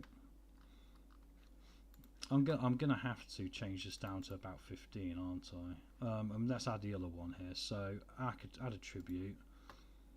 I'm gonna have attacking is at least 10. I think that's reasonable, isn't it? That gives us a slightly shorter list anyway. Right, Nigel Atkins, technical director. Remember, he used to manage with Scunthorpe, didn't he? What's he like as a coach? I mean, the thing is here, he's rounded, isn't he? But he's not going to want to be a youth team coach, I don't feel, when he's a technical director. Nicky Ojosie might not be a bad shout, because he's got the balance as well. But I am really looking for someone who's slightly better. This is the guy, isn't it? Danny Butterfield. But he's going to cost me money, but that's perfect. That's exactly what I'm after. Danny, come to me, baby. You're not being assistant manager, mate. I'm sorry. I'm looking for an under 18s manager, boss. 2-year deal. I'll actually give you 50%, and I'll give you that. I need a 75k. Yeah, okay, whatever. Oh, you were perfect, mate. Come on. Shame you can't talk to them, isn't it, really? Wayne Carlisle's an assistant manager. This might be a good shout, though. Trying to find an under 18s manager here is utterly hideous. This is what I'm looking for, mate. Please take it. Oh, my goodness me. Right. I'm going to have to change this to manager, aren't I? Because I'm getting no luck here, you know. No luck at all. General... Oh, where is it? Staff role, coach. Well, manager is, isn't it? What am I talking about? Manager. So I need one of these guys to be half decent. Stephen Naismith. Oh, actually, hang on, guys. Stephen Naismith looks alright. I remember Stephen Naismith as well. I don't know about you guys. Yeah, tribute staff, good. It's hard to find. You're right, you can develop your own. I'm losing viewers looking at it, so I do apologise. I'm going to get this out of the way in a minute. I'll waive your compensation, but it's an under 18s manager job, mate. That's what we're looking for. I guess the problem is as well is because they haven't applied for it, they might not be interested, right? But I'm going to keep trying. I'm going to try a couple more here. I've got to. I mean, the answer is I've got to stop being so tight with money, haven't I? Tell you what, I'll give you a 50% pay rise. I will. I can't do coach, mate. I've got coaches. I'm sorry. Right, I'll tell you what. I'm going to have to just go with one of these guys, aren't I? Right, let's make a best decision out of this slot rather than me messing around spending hours for this when we're not getting anywhere. Tony Craig, no, he's not good enough. Barry Fuller, not good enough. Adam Stevens, not good enough. Kevin Wilson, not good enough. I think I'm going to have to go with Lee Bowyer, you know. Even though he's not good at working with youngsters, it's probably better. Yeah, I'm going to go with Lee Bowyer, guys. I'm going to go with it. He's not having those though, and actually I'm going to save some money now on that result. 750 quid, mate, that's what you want. 1,000? 850? 1,000? 900? 950. Deal. Got him under £1,000 and the saga is over, and I apologise for that because that was a saga of even I find utterly boring. Let's get to a game now, for goodness sake, after all that nonsense, eh guys? What am I talking about with, you know, trying to find someone like a needle in a haystack there? It's unbelievably difficult, right? Got a load of people on the short list we can have a look at later as well, but I think we'll get to the game, right? So, Carabao Cup, Chesterfield of League 2. Now, we really want to do well in the cuts. We're going to rotate and put the B team out and just give them some legs here because I want to see how they do, and also I want to give them some minutes as well. Mackenzie's going to have a go at left back. I want to see how that goes. I know he doesn't really play well there, right? Look, but he can play there, and he's our utility boy, so I think it's worth giving it a go. So we'll do that. Connor Masterson is just played, so it's going to be Kenny and Chaplin here, the two youngsters giving it a go. They've never played together, so this could be bad news for everyone involved.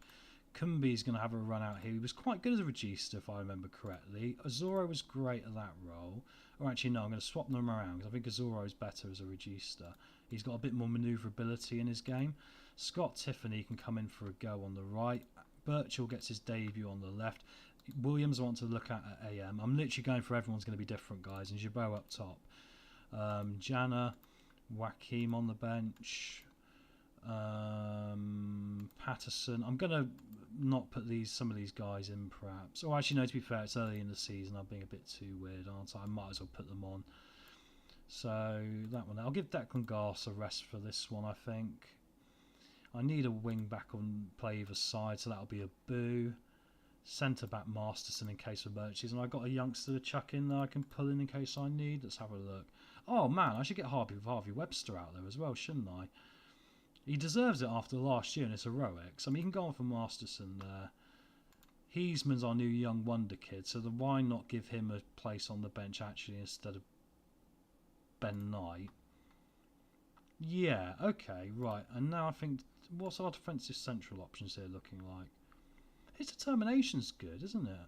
And we got our Dutch chap as well I quite like. Right, okay, let's be controversial. Webster, and I'll give Roberts a place on the bench as well. And I need to put a boo back in here, don't I? Right, here we go, guys. Second game. They've got no connectivities. They've never played together. So this could be a storm in the worst way possible. Let's add out some squad numbers here a minute. Reece Roberts. 37 and 38 gives us some versatility there, doesn't it?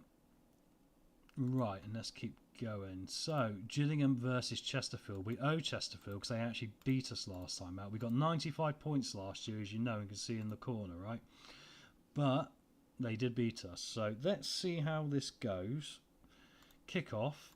Hopefully, this doesn't come back to burn me in the face. But the reality of doing it is simple because I want to know if these guys are going to be able to offer anything if we need them in League One, or if I need to make one final twist here in this stream. Going to be a corner to Chesterfield. Duffy plays it in. Mandeville. The goalkeeper shouldn't be a problem because he was our number 1 last season. Luckily for us, Naylor puts it wide there, as that could have been quite difficult. There we go, we've got a chance by looks of it. Footy plays it down. Williams, Kenny, Kumbeni. Birchall's got a knock, so I might protect it depending on what it is. Ball across here. We might be able to get it back in. Footy using his fast pace there, look, and Jabot puts it in. I like the look at this Jabot lad, you know, and I tell you why, because he doesn't look like he's got any ability to actually do a lot of his feet or his head, but he's a body, isn't he? He's a big bloke. So just bing the ball at him. If it hits him, it goes in the back of the net. Like I joke, and get pucks on net like in ice hockey, lads. Get the ball on the net. Get it in the goal. Don't care if it hits 5 players and goes in. Just smack the thing on the net. Happy with that. 1-0 after 23 minutes. Pretty good start, eh, everyone? Is anyone going to become a hero as well? It's a sort of game I'd say to them if I was their manager in the dressing room. Sort of game for you to go out there and prove yourself to me, right? Azoro.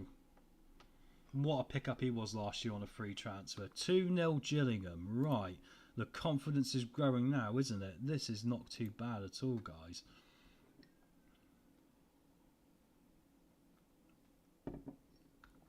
Don't know what the goalkeeper was doing there. He decided to start praying rather than actually saving the football, didn't he? Birchall with that injury is interesting. I'll leave him on because it mustn't be serious. I'm guessing he's just gashed his leg or something, or bruised his knee or whatever. So we'll leave him on for the minute and take him off at half time. Kenny with a good clearing header there. Birchall now can come forward. He's got pace. And here comes Mackenzie now on the overlap. Birchall, has he got a strike in him? He has, you know. I know he has, so I signed him for it. Footy across. Oh, and Tifoni. Saved there by Dunkley's body. Right close to the goal line. Short corner option on here for Gillingham. Tiffany comes inside. Williams plays it all the way across to Azoro. I love our short corners, guys. We're getting added value from that. It does my nut in real life with Leicester City at the moment because we've not been able to score from a corner, you know, for love nor money for what feels like a lifetime now. And bear in mind, if you're crap, you might as well make your set pieces good to give yourself a chance, right? I don't understand why it seems such a non-event to even consider doing something like a short corner like we're doing and making it work. Tifoni comes in here and cuts inside. Good save from Hinchcliffe. Makes up for the one he conceded earlier because that wasn't a bad strike. Perhaps Tifoni, looking at that foot, would be better served on the left, you know. Comes inside here on the left. Plays it to Azoro. Kenny to Footy. Footy's getting involved today, isn't he? Our guy who's cost us £65 a week in wages. He might be, if we're looking good financially in January, a player I want to make permanent and maybe get for cheap, right? The XG's superb again. Right, don't let your performance levels drop. I don't care if a couple of you get stressed on it. I know you're playing well. I'm not going to let you throw this one away. Knee injury, right, let's get him off. Do we go with our youngster? No, we'll give Janner a run out because Janner obviously just has been solid for us last year and he does need some minutes, right? 2-0. I'm really happy with a 2-0 so far. Again, last 2 games so far I've been quietly impressed. Well, quietly impressed. I've been quite loudly impressed, aren't I, really?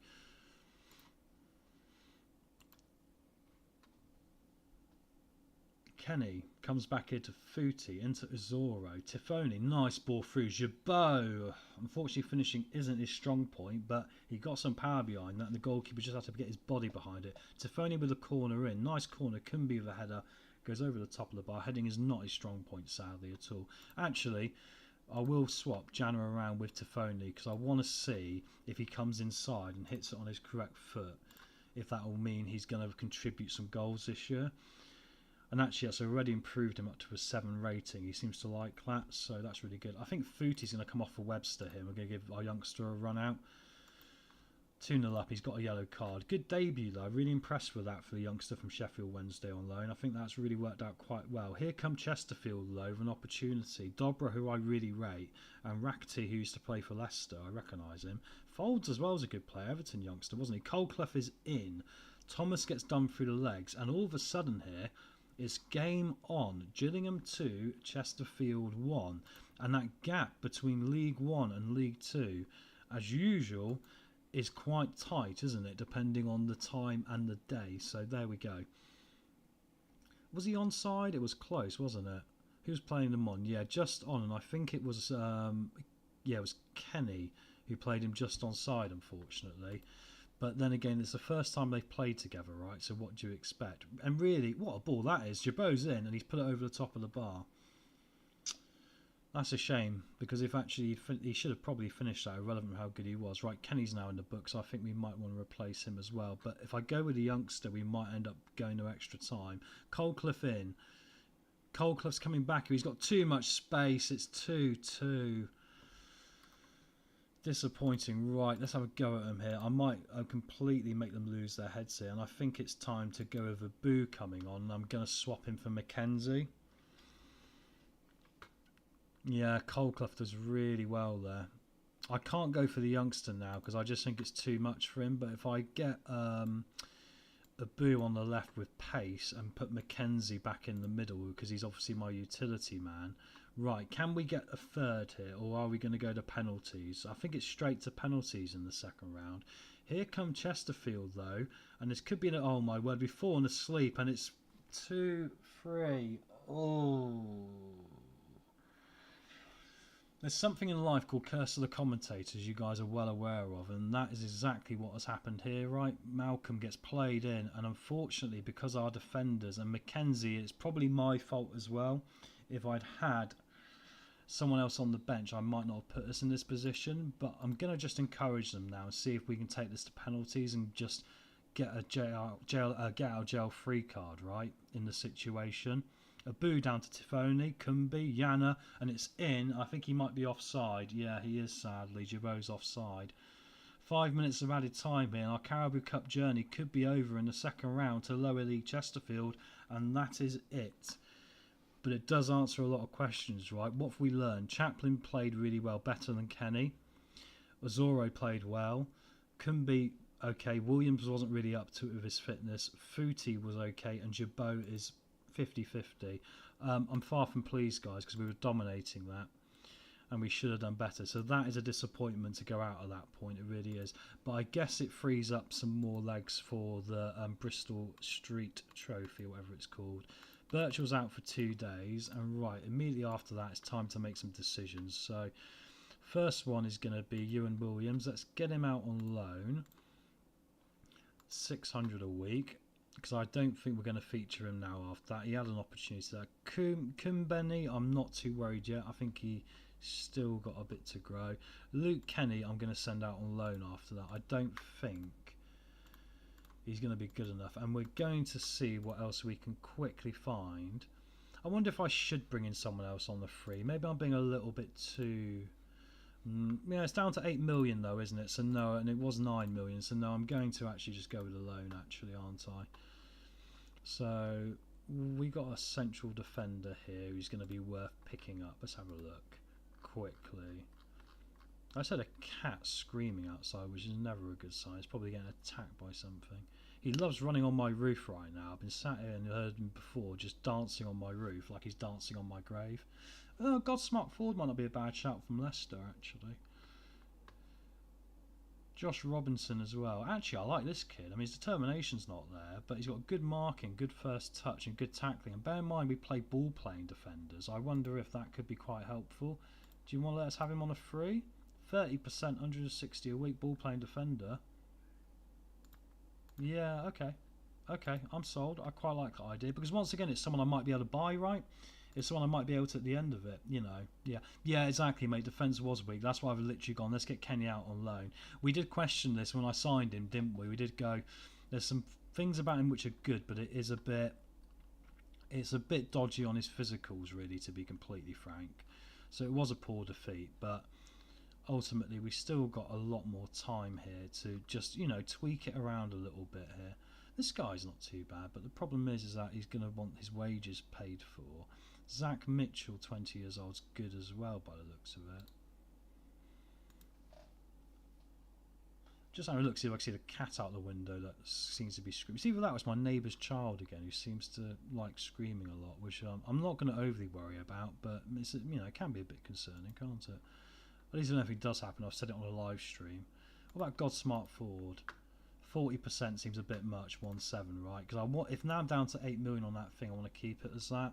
So I think we're just going to go like for like. Try and move Kenny out and bring in Robinson. And I think then Marston Chaplin actually played well. I know defence was weak, but out of all of them, he had good positioning and played well. Footy coming in is good. Left back again, isn't it? So quickly look at left back, and then we'll crack on and get to the next game, guys. All right, because we've done a lot of this so far already. I appreciate, and thank you all for sticking with me, obviously as well. Oh, Adam Malaki, we liked this guy last year, and no. Oh, hello. They want no wages. Regular starter. There we go. And it's funny because that was the guy we shortlisted last season I wanted to bring in, and he's an excellent signing. Okay, so that's good. That was a nice, swift little bit of action there. So we should be able to get 2 guys in on loan for a combined fee of 160 quid. Woking want Kenny, 70-80% of the wages. Happy with that. You're never going to get 100% off the conference teams, but to get 70-80 seems reasonable. And if we are really in the trouble, I can always do a Hail Mary play at some point, right? Like in American football, where I can just literally like make a punt on someone last minute. I do think striker and backup might be something we need to do. Lee Bowyer has come in, which is superb. So that is that out of the way now as well, and sorts out our coaching problems. That means we're running also cheaper wages on a reduced coaching and on a reduced. If I look at him and show you, like we haven't got the full amount, but we're trying to save money desperately now, right? So it's 1 chief scout and one scout, and I look at a lot of it as well, don't I? 1 of each on the medical staff, 3 coaches. We don't need an extra one. We've got 1 general, 1 goalkeeper, 1 fitness, 1 performance analysis, 1 head performance analysis, making 2. Makes perfect sense, doesn't it? Really. Elgin want Kenny as well. Can I get 100% for him off these guys? 90%, and I'll take that. Right, we'll cancel the other one, so that's going to save us a couple more pennies. We're penny pinching, but the penny pinching might be enough to really help us in the long term now, right? Like I say, this season we know is going to be a sacrifice season as long as we can be competitive. So you're not going to Woking, but Elgin City seems very likely now. And we got Northampton today. Right, now this is one where the board expects us to draw. Where did they come last season out of interest? If I go history, past winners this year. Okay, so last year they were 14th. So really they're in about where we want to be in my dream scenario. I mean, if there is a fantasy world, we might pull a miracle, but I don't think there's going to be a fantasy world, right? I actually wonder if Footy should start this game. He played so well last time. A 9.4. Actually, I'm going to have to, aren't I? I can't really. I mean, the nice thing is we worked out who we can trust here, right? Corness comes back in. Mackenzie didn't have a great game, to be honest, but that's probably my fault. However, I want to keep him more happy, so we'll put him on the bench. Kumbi and Azoro. I prefer Azoro, though. I wonder if actually Mackenzie might be a sale in a minute. He's getting worse as well, and actually if he's not going to play utility position as well, there is no point in me having him, perhaps. Now, attacking mids where it gets interesting. Perhaps we go back to my original plan of Ben Knight, because Declan Glass didn't have the greatest game, so I'll bench him. Phoenix Patterson on the left, who played really well, had a great finish. We then got... Ben Knight was on the right, so that causes a problem on the right now. Maybe Footy comes on the right. We're crossing and dribbling and finishing. Yeah, do you know what? But sure, guys, let's be controversial, perhaps. Actually, no, I'm going to put him as right back, because it kind of defeats the purpose, right? Let's go for Tiffany. I'll go with on the right and see if we move him later, and Joaquin can go up top. It still shows we might need to do a little bit of business, doesn't it? I'm going to go with Yana on the bench to give Birchall a rest, and also because I'm looking at the playing time happiness as well, right? So, yeah. And let's keep going here. Right, so here we go. Game 2 in the league. Luckily, Corness and Zentric have a good matching, ability to work together. I think that's going to be crucial for us. Right, it's important we make use of our home advantage, lads. Let's go out there and get this done. Come on. Still quite happy with our team though, until we get utterly battered in a minute, and I'm hating my life. But you argue I'm trying to do too much really by trying to save so much money, but. Oh, of course, they signed Shipley, the left back. Knights picked the ball up here. Great finish. Look at that. It took a minute, didn't it? And ironically, who gave the ball away? Shipley from the throw-in. Guthrie then gave it away, didn't he? Watch this. Oh, was it McGeehan? Anyway, my point is, I was talking about how Shipley obviously signed for Northampton Town for £25 a week less than what he was going to sign for us for. and he was going to be our backup left back. So it's quite amusing to see him start a play, which leads to our goal anyway.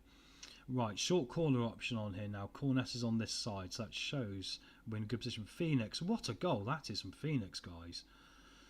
I was debating whether I wanted to offer him a deal early here or not, if I wanted to wait, but that is a great goal. He's just come inside. He's got a bit of the Messi about him, hasn't he? Just look at the way he does it. Just comes inside, slots it over the goalkeeper's arms. Beautiful goal. And we'll take that. We will utterly take that. I think that's brilliant. 2-0 inside 15 minutes, but we have shown so far we can throw these away, but this is the first team, right, rather than the B team.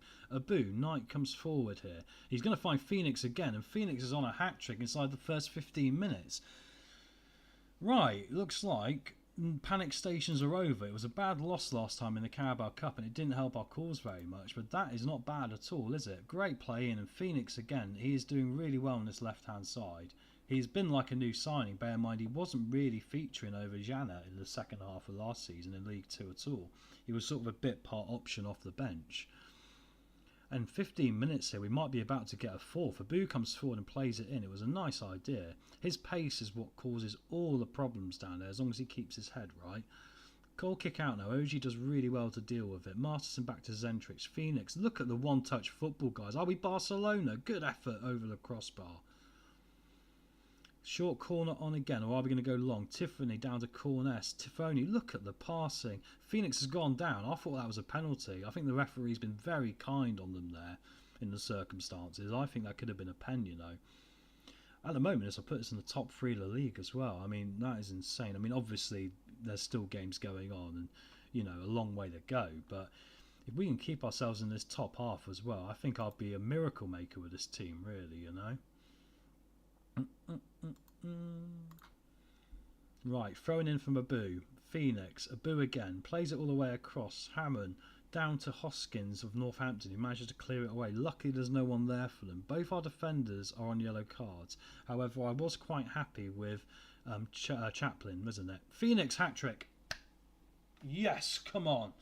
Hat-trick. First one in the books for Gillingham for Phoenix Patterson, and well done to him. Signed him from rivals Fleetwood, who were competing with us last year for, you know, winning the league, for getting promotion. They won the playoffs in League 2 in the end.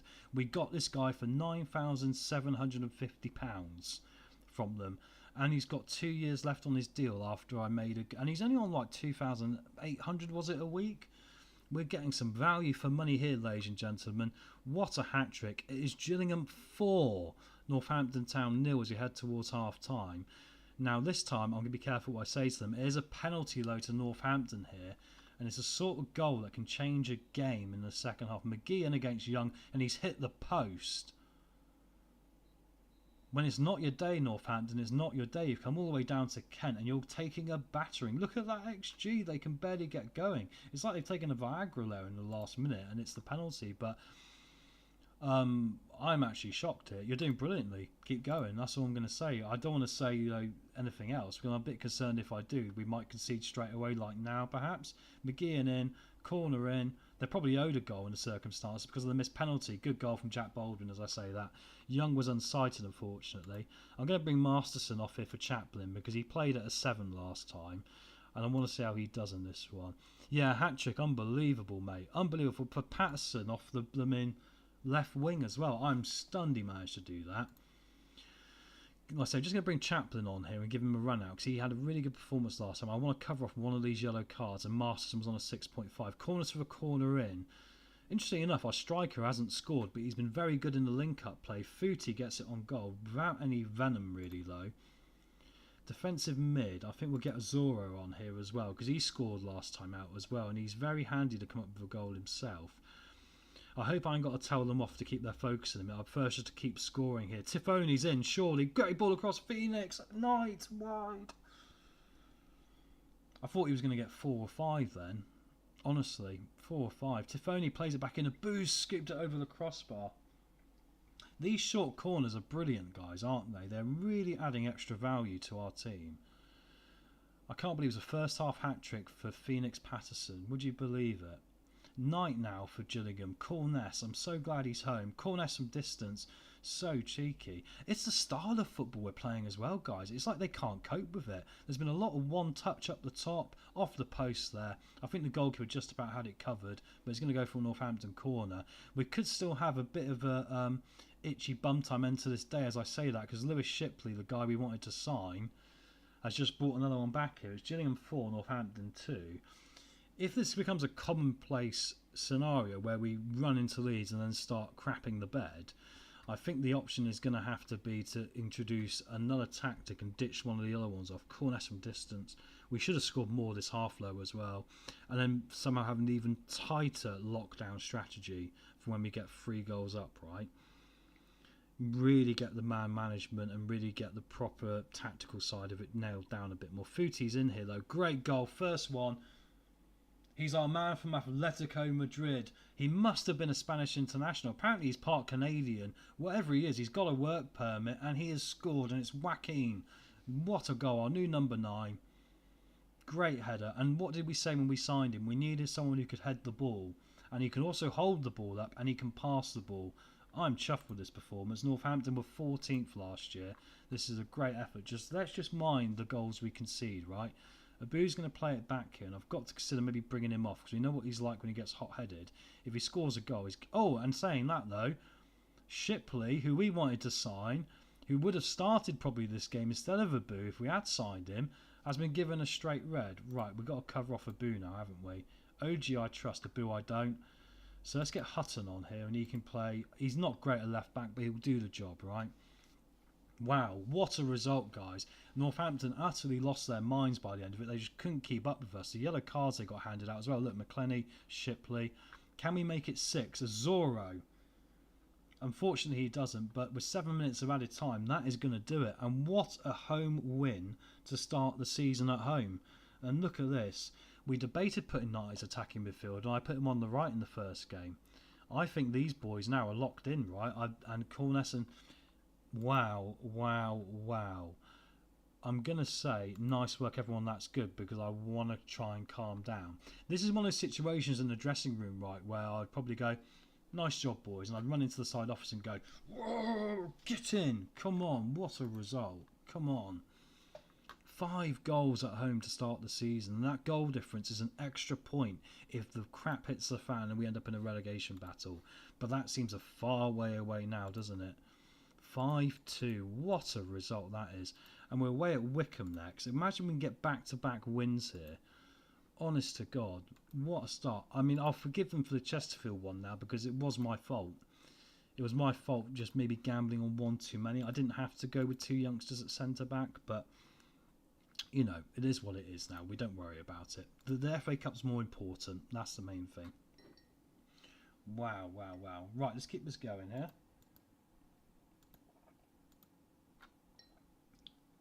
I might need to grab a glass of water in a minute, because I'm still drinking this cold coffee. But of course it's a bit drier now for my throat, isn't it? So, got a loan offer from MK Dons for Adam McCarley as well. That's frustrating, because we might not get him now. I can't change it either. Let's just hope he wants to come to us instead. I mean, MK Dons are division below, right? So surely you prefer to come to us. Ipswich under 21's a main offer for Luca Thomas. I still don't think he's going to develop. He's too old now. He needs to be slightly better than this at 20 for my money, so I'm not going to worry too much about maybe bringing him home after last time. Josh Robinson comes in, right, and Kenny goes out. So we've got this right. So we've let go someone on £400. They're paying about $350, and we've got someone in for 160, isn't it? Yeah. And that's going to help with keeping the money down and trying to save some money here. Welcome Robinson to the club. Birchall's got a tight hamstring again. Right, Kenny we can get out of the way here so he doesn't get in the way. Right, let's do Robinson's number here, guys. What's he going to have, 25? Number 6 makes sense, doesn't it, for a centre-back? There we go. So yeah, that's him in now. How long's our 2 days? We might have to give Zentric a rest in the next one, but we have got options there. Ewan Williams is difficult because it doesn't seem like anyone wants to take him right at the moment. I'll try him again on loan. We might not get the full amount here, but I've saved so much money elsewhere. I'm happy to probably take 80%, which seems a reasonable compromise, doesn't it? Oh, anyway, guys, if you're new in, this is the second season of, say, with Gillingham that I started last year. As you can see in the bottom left, that was last season. We won League Two by quite a way. It was a bit sketchy at the end, but we managed to get the job done. Now we're in League One, and we've got FFP problems like any lower league club will. We're $1 million in the red, so I've had to really tighten up. The irony is we're $1 million in the red, but actually I could spend another 20-odd thousand a week, 23,000 in wages, but I've intentionally scrubbed off, because I ran at 82,000 last year. I've intentionally scrubbed off that 20 to try and make our projection come down, and it is coming down. When we first started, I'm not sure if you can see that behind my head. Let me just double check here. You can't, so I'm just going to remove myself a minute here. Hang on. But you see behind that, yeah, at the end of the 26-27 season, that said 16 million when we started this season, so I've halved it. So that gives me some encouragement that we're doing the right thing here to protect the club, and we get a good FA Cup run just to boost this up, or if we can sell a player for a profit. You know, someone like a Knight who's done really well, you know, or a Patterson who's now looking like he's really developing nicely, right, with his hat-trick in the last game. I think then we can get ourselves out of this. I think Zentrich is going to need a rest. He's going to be back to fitness tomorrow, but I think we'll give Azoro a chance, and I think we'll put then Mackenzie on the bench. Kumbeni is someone we can call upon as well, and he might be better, but I'm also trying to manage the mentality and happiness of the players, right? But anyway, yeah, so that's kind of the story so far. And obviously we've got the other live streams that have been done. Swindon and Crusaders have come in. I've got 80% from Cliftonville, which is good. So we'll take the 80%. There is a 5k loan fee here, though, so I'll take that. And Swindon can offer the same. So, yeah, so it looks like we're going to be able to move Williams on as well.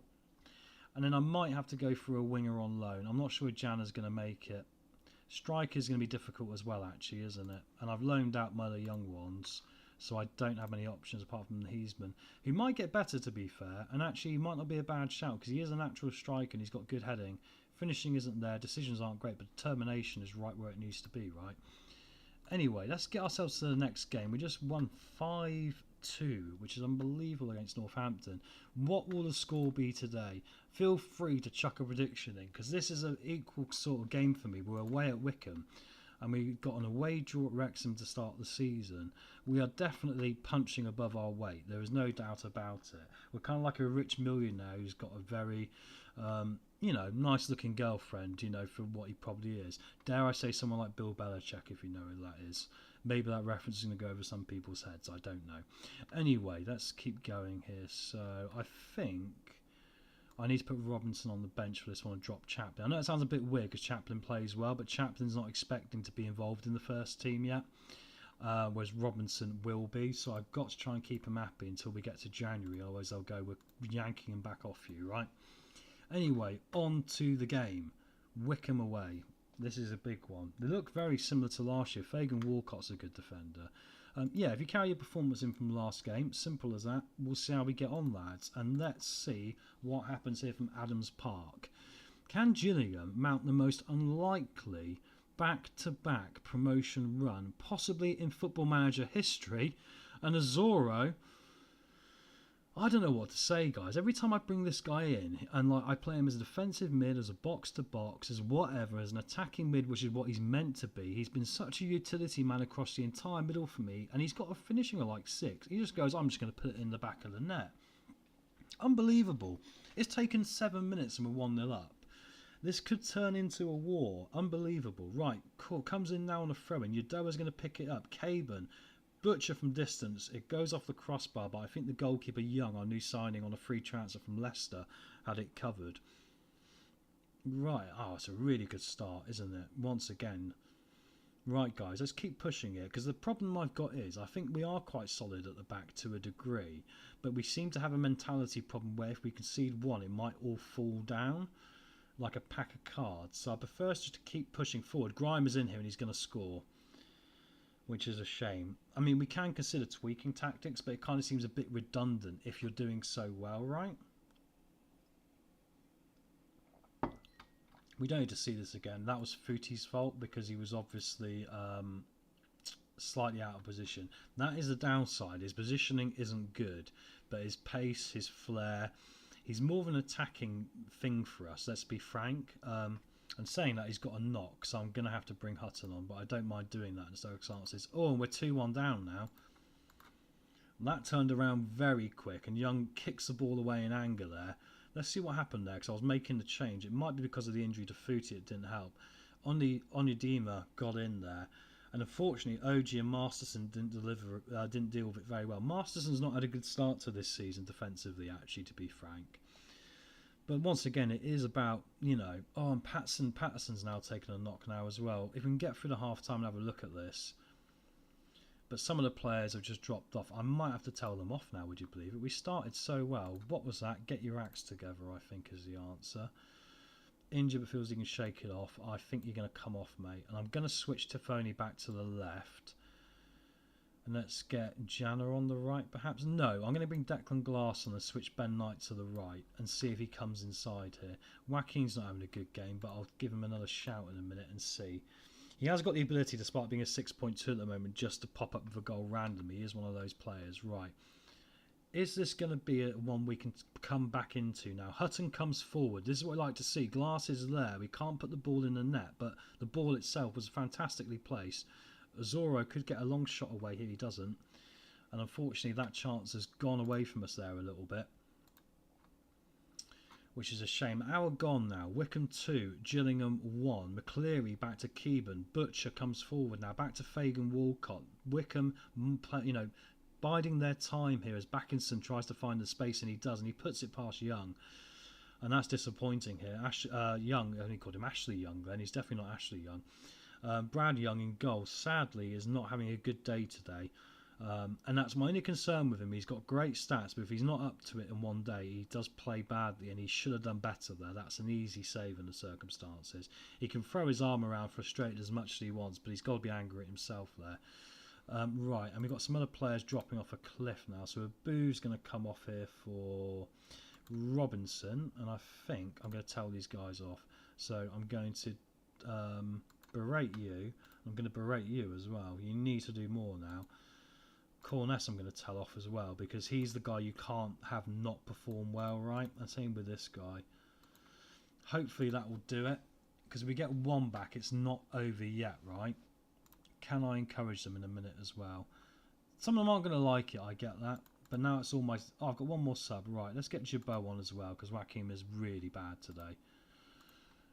Right, now let's encourage them and try and bring this back here.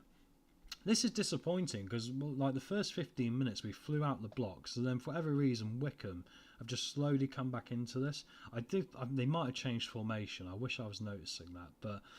There we go. Alright, so far, the record in the league is 3 played, 1 win, 1 draw, 1 loss. And like I say, we started off better, and then something happened here where Wickham jumped ahead of us. I'm going to say we weren't good enough. I could be sympathetic, perhaps, because of it's Wickham and all the rest of it, but we still want to kind of keep that level of discipline in them, right, and the standard. And ultimately, there was too many 6.0, 6.2s. I'm right to slam the team for that, and Corness needs to do better than that.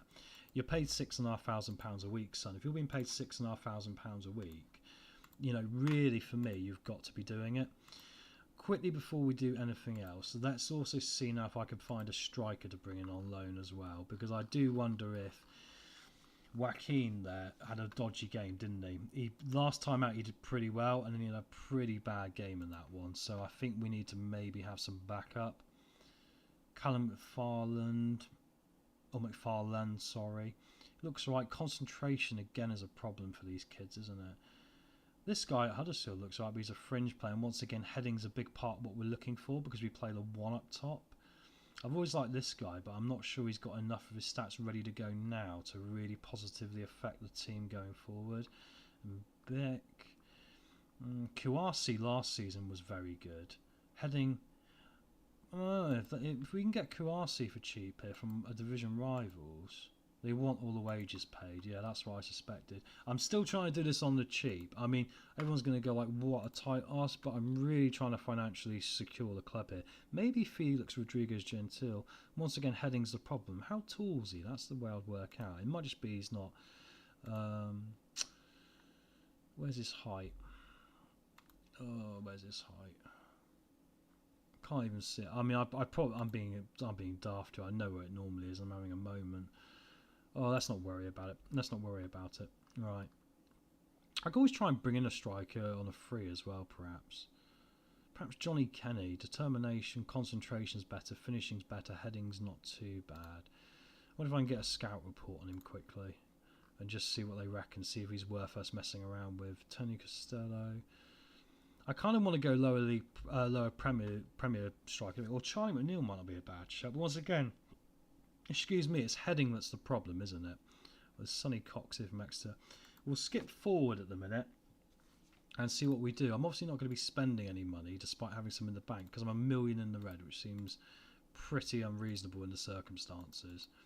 We didn't get Adam Malarkey on loan, which is a shame. I don't know why you choose MK Dons in League 2 over Gillingham in League 1. However, that is what they did, right? So, is what it is. What's Janner's progress? Well, he's not really getting much better. He's decent league. He could be a decent League 1 player, but really he's there just as an option, right? Anyway, so it's kind of irrelevant. So we keep moving forward here. We got Blackpool at home up next, who are currently behind us in the league table. Right, I've got some players who I can quickly skip through, see if anyone catches our eye here. I'm going to add a couple to the shortlist. I probably won't go for all of them. Penny I quite like, but the problem is that he's going to want a decent wage, and also he's very one-footed and he's quite injury-prone, if I remember correctly. Robbie Gotts might be a backup option. I'm just going to add a few of these to the shortlist, just because when we get to January, we want to be able to, you know, maybe make some moves again, and hopefully the wages will allow it.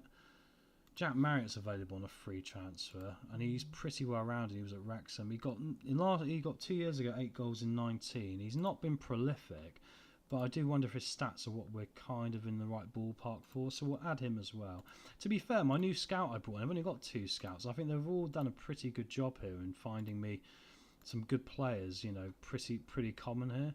Luke McCormack, I mean, he's not bad, is he, really? But once again, it's like they're going to want 4,000 a week, and I don't want to spend 4,000 a week. Really, I'm looking for a player that's been recommended who is going to be like a loan that's going to cost us no money. Alizane Yatta, I mean, he's probably ideal because he's got the finishing and the heading just about where we need it, but I don't think we're going to be able to afford his wages. Geordie Wallow's wages too much. Josh Scott, I recognise. I don't think he's going to actually progress into anything from here. Narky Wells. No, he's on the wrong side of 35 now, isn't he? Let's keep going for the minute. I still think the money is the more important thing, right?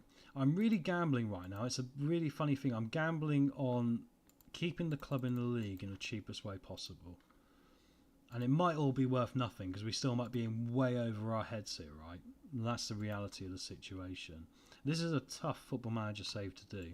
If you want to get a League 2 club to the Premier League, it's not easy. Your best chance is probably with Bradford because they've got a big stadium and you can make some more revenue. But even then, I did it with Swindon, and even I found that remarkably difficult because you're really begging, borrowing, stealing, like I've said all night, in order to get somewhere, you know. So it's getting a bit dark now. I have to go pop some lights in a minute. Exeter want Mackenzie, but there's nowhere near enough money. I'm sorry. I said I want £250,000 for him, which I'm not going to get, but right, let's get picking our team here. So I wonder if it's time to drop Brad Young and give Thomas a go. I'm going to go with Brad Young again, and I'm going to see. But if he has another bad game, it'll be time for another Tom telling off, and he's going to get out of there. Right. We could go for a mix-up at the back today because we actually have been a bit dodgy. So, but I'm going to stick and see if we can get this connectivity. I still think a bit of faith, perhaps, in some of the players we've got already is not a bad shout in the circumstances. I don't see any reason Zorro should probably drop out particularly because he played really well last time, so he can stick in. Robertson on the bench. Footy is going to be on the bench as well. He's got a lot of pace to come off with as well and skill. Patterson needs a good game on the left today. Tifoni on the right. Ben Knight in the middle. Up top's becoming problematic, isn't it? I mean, it's going to be Joaquin, but he's got to not do a 6.0 again because that was just the most horrific performance I've seen in a hell of a long time, and that's saying something. Declan Glass, Birchall or Yana. I'll go with Birchall today, even though he's not fully fit. Right, a lack of connectivity, which is always a worry, but The only way I'll get it is by putting in our unfit under 21 Czech midfielder Zentrich. Right, Blackpool. I think we need to show everyone what we're all about. I have faith in you boys. Pump fists. Pump fists. Let's go out there and have one of those games where we utterly smash this lot. Come on then. Blackpool at home. Blackpool, I think I predicted to come somewhere about 20th, so this should be a game we got something we can, you know, do with here. And so far, looking at the first 10 minutes, it is all us. What I'm going to do is I'm going to quickly switch some lights on a minute, guys. So I'll be back in 1 second here while the game's running, alright? So you're in charge of watching this one. 1 second.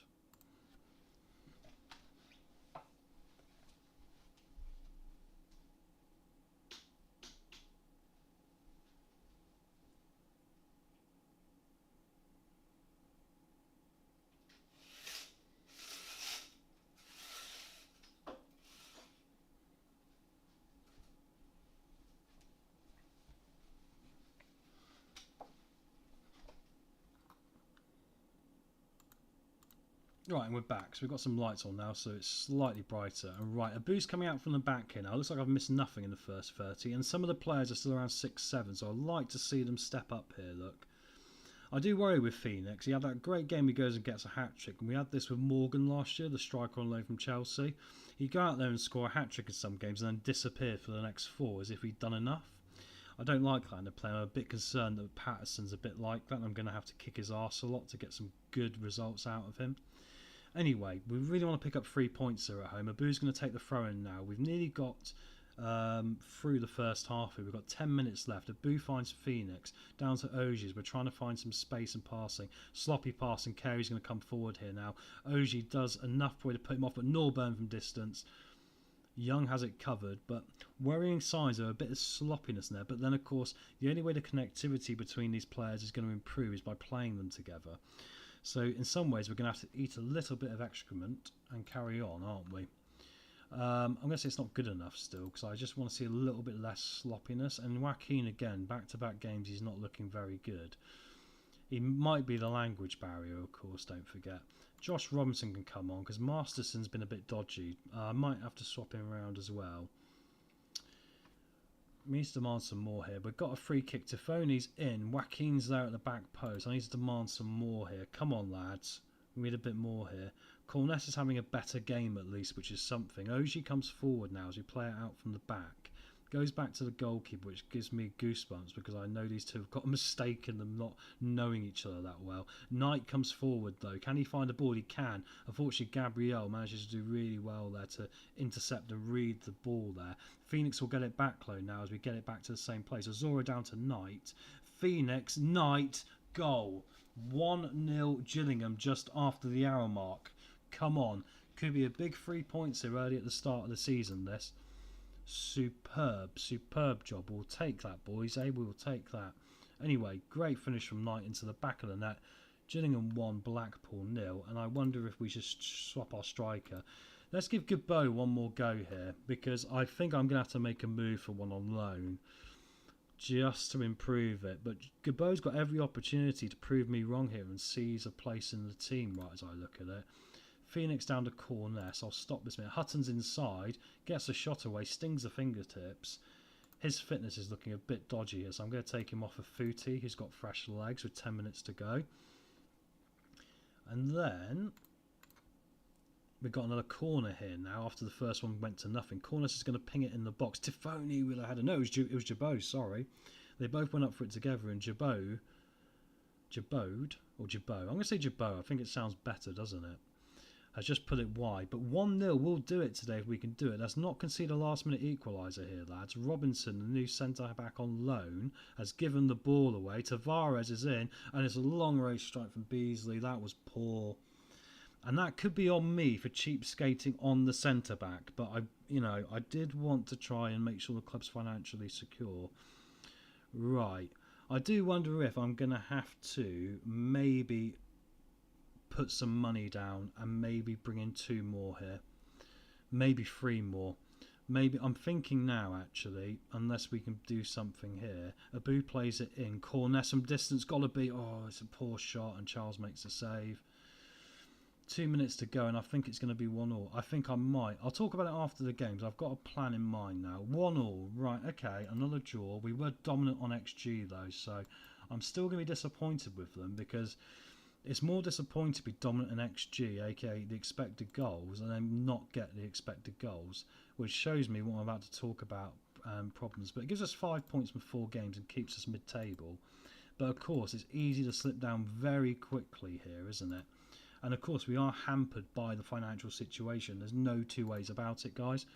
We've got to get these finances back down. And I mean, the scale of it has got a lot better, but the projection is still not great. So, and I'm still friggin' 54,000 under my wage budget than they would give me. That's the reality. So we'll skip forward here and get towards Reading, but I'm going to actually have to probably do some transfers. How are we doing on time? Okay, so I've still got a bit of time here. Williams goes out to Cliftonville on loan, which is good. So now we know that's happened. I know now what we need to do. So, right, okay. I really want to pick up another defender, I think. I think defence has been a little bit shaky now, hasn't it? It's been proven to be. Kenny's gone out on loan. Let's have a look at our shortlist and see if we've got anyone who's available on a free transfer who can come in and maybe just go straight into this. We don't want to spend any money, but we don't mind obviously bringing in someone on a free. Unfortunately, because we left it so late, we might not have many options. But I do wonder if Kane Sykes might not be a bad shout. I mean, he's not brilliant, but he's got enough about him to maybe get by. But then, is it an improvement? Possibly not. Right, what else we got down here? Cleo Harding, no.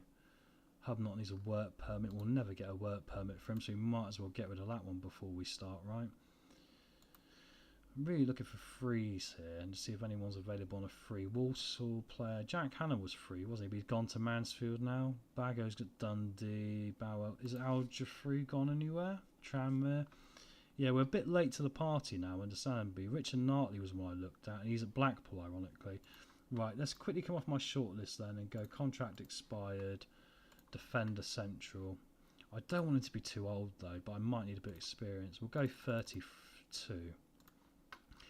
And we'll see if we can get a name here. We've got any recommended players? Right, Charles Dunn.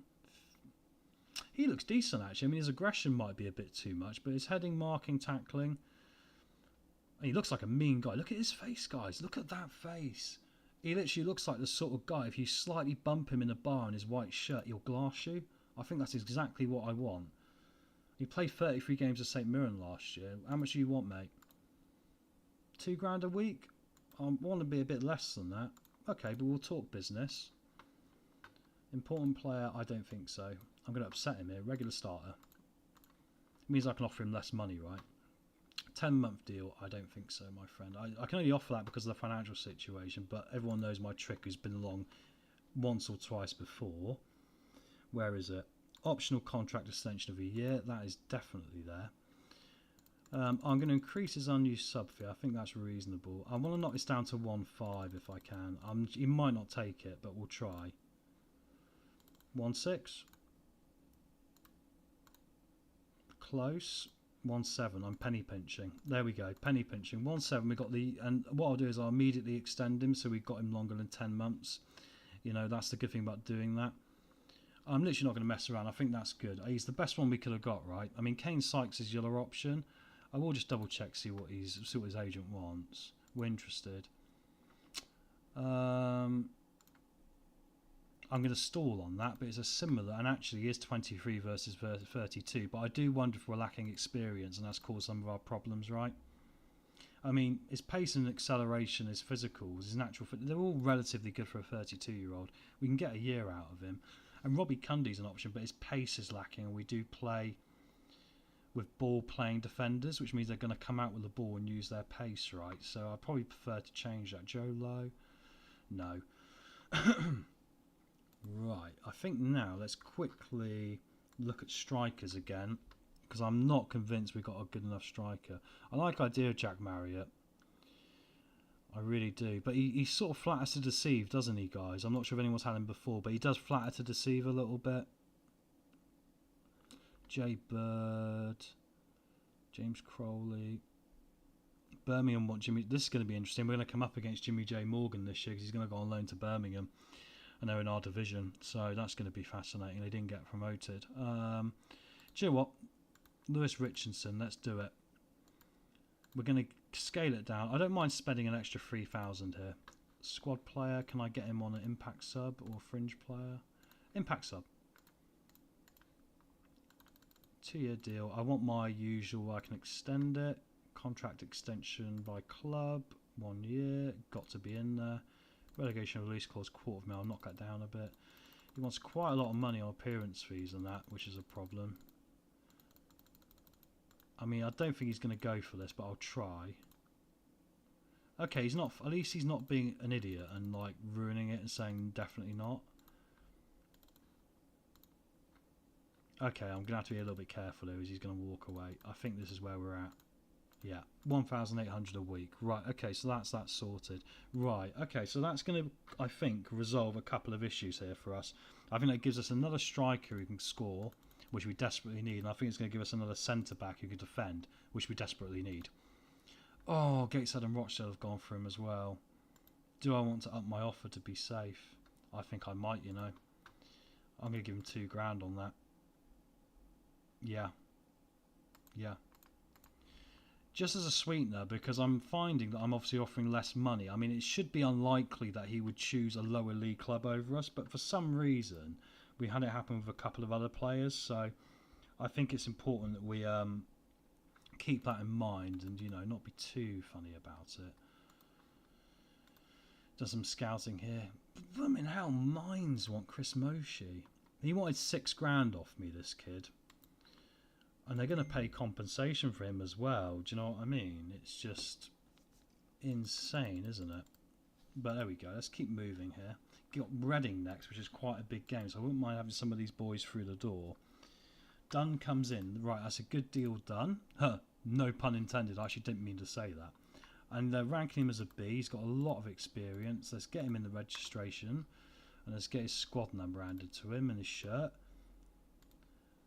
People's morale's dropping as well, so I'm a bit concerned we got a problem around squad morale here. Number 25, let's have a look.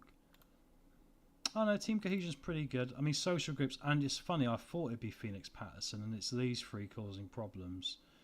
So we're going to have to watch that, because it's going to bring the happiness down, which could be a problem. I mean, ultimately, if it derails the entire team, I'm going to have to make a big decision and go find someone to replace Patterson as well. The problem is this year is kind of like my cheap year, where I'm trying to save a load of money to next year have more options to do, right? Anyway, guys, you're still here. Obviously, feel free to hit the subscribe and the like button.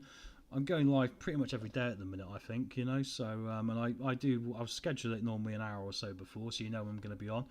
Yeah, and we're going to take Gillingham as far as we can, but it's an incredibly difficult save because financially you haven't got a lot to work with. You know, it's very tough.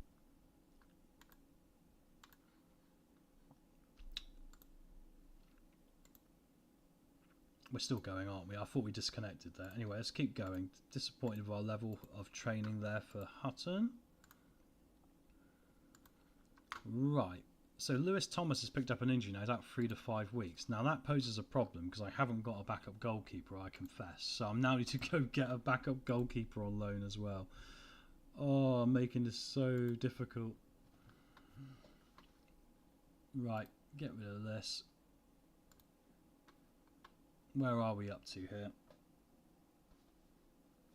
So I need a goalkeeper just on loan, don't I? I don't need to buy one. I mean, there's plenty available. I mean, this guy will do if I can pick him up on a backup loan, right? I don't want to pay any wages though, really. But of course, they want them to be important players, which doesn't help either, does it? Which is going to be complicated for me. This guy looks pretty good, Ellis Craven. But they all want to be important players. This is going to be a pain in the bum, isn't it? Right, where's the loan option there? Position, and he's listed for loan. So loan listed. Right, let's see who we got in. Let's look at the transfer value. So it's Craven, Tommy Reed from Charlton, perhaps. I mean, it doesn't matter how good they are. I just need someone now just to cover off this injury for a few weeks. I mean, they want 0, that's fine. I mean, if they think he wants to be an important goalkeeper, that's great. 5 months, he's not going to be, but by the time they work it out, we're going to be not needing him anyway, right? So we might as well just do it. So that's fine. Right, okay, so at least that's sorted out. Now, hopefully he'll come tomorrow, because otherwise we're not going to have a backup goalkeeper on the bench, which would be frustrating. I wonder if I'll give Brad Young one more game before here he comes, perfect timing. Before I make a decision about telling him off for his poor performances. Reading are in 5th, who we got next, and we're away there. So this is going to be an interesting test, everyone, for where we truly are, right? I mean, I know it's going to be tricky. It's going to be a tricky year for us, but... Right, so backup goalkeeper today is going to be Zik. Is that how you say it? Zik, I imagine it is, isn't it? I think we'll give Charles Dunn a run out today. Why not? Masterson's not impressed me, and Robinson has come on and given away a goal now, which has really annoyed me. Just had to keep his head, and he couldn't even do that, which is very disappointing. Tifoni's not done great. I wonder if we'll swap their sides today to try and mix it up a bit. And Declan Glass, I'll keep him on the bench a moment. Actually, I'm being daft here, guys, aren't I? Declan Glass, I can play up top. Why not? We're literally here trying to play together and work out. Yeah, I mean, his heading's not great, but I mean, let's try it. We're in a position where we're saving so much money, we just need to try things. Oh, hang on, there's one player I want to put in who I haven't. And that is, where is he? Zenit. And his fitness isn't great, but we'll get him back in to have that connection, and Azoro can drop out today. Right, okay, here we go. One player given squad number, that'll be Zik. Number 43. And off we go. Big game away at Reading. It doesn't get much more difficult than this in League One, right, guys, particularly. I think this is one of those games where it is incredibly difficult. So, we've got no pressure on us today. Go out there and play with freedom. And let's give a bit of encouragement, because the morale is dropping a bit, right? Players like Harvey Nibbs there and Charlie Savage are in for Reading. And obviously we've made a bit of a switch around today with Phoenix on the right, Tifoni on the left, Glass going up top, Zentrix coming back in. But here come Reading on 2 minutes here, and they really are vastly deeper and, you know, richer team than us. So in theory, this could be a difficult one for us. Dunn is also making his debut for Gillingham at centre-back. Cornice, though, and Abu, we're still trying to press higher up the pitch here and trying to create opportunities. Abu down to Tifoni. Oh, good save. We probably need to be taking these chances when you're in these positions, right, guys? Glass sets the ball down. We don't get the second highlight. They're 4-4-2 today. I've got a 4-2-4 formation we can always call on. We haven't mixed the formation up yet. I've stuck with the original, and that is another plan we can consider without a shadow of a doubt. It might actually be what we have to do here, guys, to really progress. Glass comes forward. Here he comes, bringing it into the box. Tifoni. Savage blocks it, and it goes behind for a corner here. Corness will take this and play it down to Tifoni. Plays it across. The goalkeeper, Boyce Clark, does really well in reading that. He's quite a good young talent, isn't he, really? I mean, it's funny, if we finish in 11th place this season, I'd take that now and say let's just call it. I think that would be great, and then we can build next year into maybe a promotion or something. Anyway, corner to Reading, but we're trying to get back here. Glass picks it up. Knight, some good link-up play. Unfortunately, the pass-through doesn't make it. Here comes Devante Cole. He's in and he's finished it. That's the dangerous with Devante Cole. He gets one opportunity. The quality, obviously, in this division is higher than the second, than League 2, which might be a daft thing to say, but you can get away with a few of these in League 2. You're not going to get away with them with certain players in League 1, are you? The only good news is Corness is looking okay, and Glass up top is affecting the game really positively. So that is something. As long as we're only going 1-0 down, there is something we can, you know, turn this into, perhaps. I mean, stats-wise, we are still creating chances. Although I wonder, I want to see a bit better, and I'm going to gamble and go back to this. It's a slight change in formation, I'll show you. I think this is going to be the better option. I'm going to swap these two lads over. Right, and let's make some changes here as well, just because I'm not impressed with Tifoni today, I don't think, or Patterson again, he gets that hat-trick and then he disappears, right? It's very disheartening, especially when he's upsetting the boys in the back. It makes me think in January he might be out the door. You can go from hero to zero incredibly quickly in Football Manager, right? Yeah, it's a tough league, mixed music, man. Yeah, totally. And I'm glad to see he's still with us, bro, as well. Yeah. It's very difficult, isn't it? It's funny, I didn't feel particularly stressed after the first like 2 games or 3 games. First 3 games, I feel relaxed now after all that stressful work. But now we're back here again. I think I'm going to leave it for the moment here with the players, and I'm just going to tell off Phoenix in particular. Berate, I'm going to tell you off as well, mate, because you're paid a lot of money to do bugger all right now. Right. Let's see how this gets on. We've changed the formation slightly. It's the same shape, but we've gone for a different approach. It might not work, but I kind of think it's worth giving it a go in this situation. And actually, I'm going to make another change on the hour and bring some pace on in Footy at right back. I think that is going to be a lot better. Phoenix and Knight are again having bad games though, aren't they? We seem to be in and out. Azoro can come on because he's got a goal in him from distance, right? So I'm going to encourage here. Come on, boys. We need to go out there now and get it. We've had more of the game actually now as well, which is frustrating. We've had 62% possession and more shots. Once again, it's the big thing, the big Q, quality. Phoenix comes down this side here, plays it in. Bit of a loose ball. Elliott can clear it. Abu plays it up to Dunn in his debut. Footy, Azoro. Oh, he got hacked down. Phoenix is in and he's finished it. Telling off people sometimes works. He's a naughty child, but I sorted him out. Great finish. We're back in this with 10 minutes to go. The formation change has made a difference here. So that is really, really good. I'm really happy with that. Brilliant stuff. Right, we're back on level terms. Let's now try and take this further, shall we? Corness is looking very tired, and this is the only problem with this formation. It knackers them out a lot quicker than the other one does, but I need to consider who is going to improve where we are now going forward. So Tifoni's going to come off, and youngster Ajani Birchall's coming on, our new signing. Reading have got a throw-in. Here he goes, and it's played across. Vaughan tries to get the end of it. Clark here gets a shot away. Luckily it's ineffective and goes over the crossbar. Can we have one more push here, lads? Let's encourage them again here. Can we smash and grab Reading, a team that's going to be in the playoffs? There's no doubt in my mind about it. It's down their end. We pick the ball up with Corness. Azoro off the post. Phoenix misses. No, it hits the defender. I thought that was an open goal. Corner coming in now from Glass. It's going to be put into the box here. He's telling people to get in position. He's going to go near post. He does. Dunn wins it, but unfortunately it doesn't... Oh, he handled the ball. What a shame. But full-time whistle, and it's a game out of the way that's difficult, away from home, and we've picked up the point. And actually, we're equals with them. So it shows you, in between the system here, there is something to do. I'm proud of the work. I want to keep morale up at this time. I think we're having to grind this year, you know. And that's still a decent enough point. Gives us 3 points outside the relegation zone. We do probably need a win next time, though. I think if we start dropping too many points now... I think we've got Wickham away next, I believe, is in the Paint Trophy or whatever it's called. I keep calling it different things. Yeah, the Bristol Street Motors. I don't really want to bother with this, do I? I mean, what is the prize money here? Let's have a look. Is it even worth bothering with, guys? Rules. So, prize money per win 10k. I mean, is that going to really... It's like a flea on a cat, isn't it, really? It's not a lot. What is that all you get? Do you not get a win for... Is a finance it tells you what you get if you win. There we go. Winners 100k. Oh, I suppose 100k might do us something. I mean, I shouldn't sniff at it really in the circumstances, should I guess?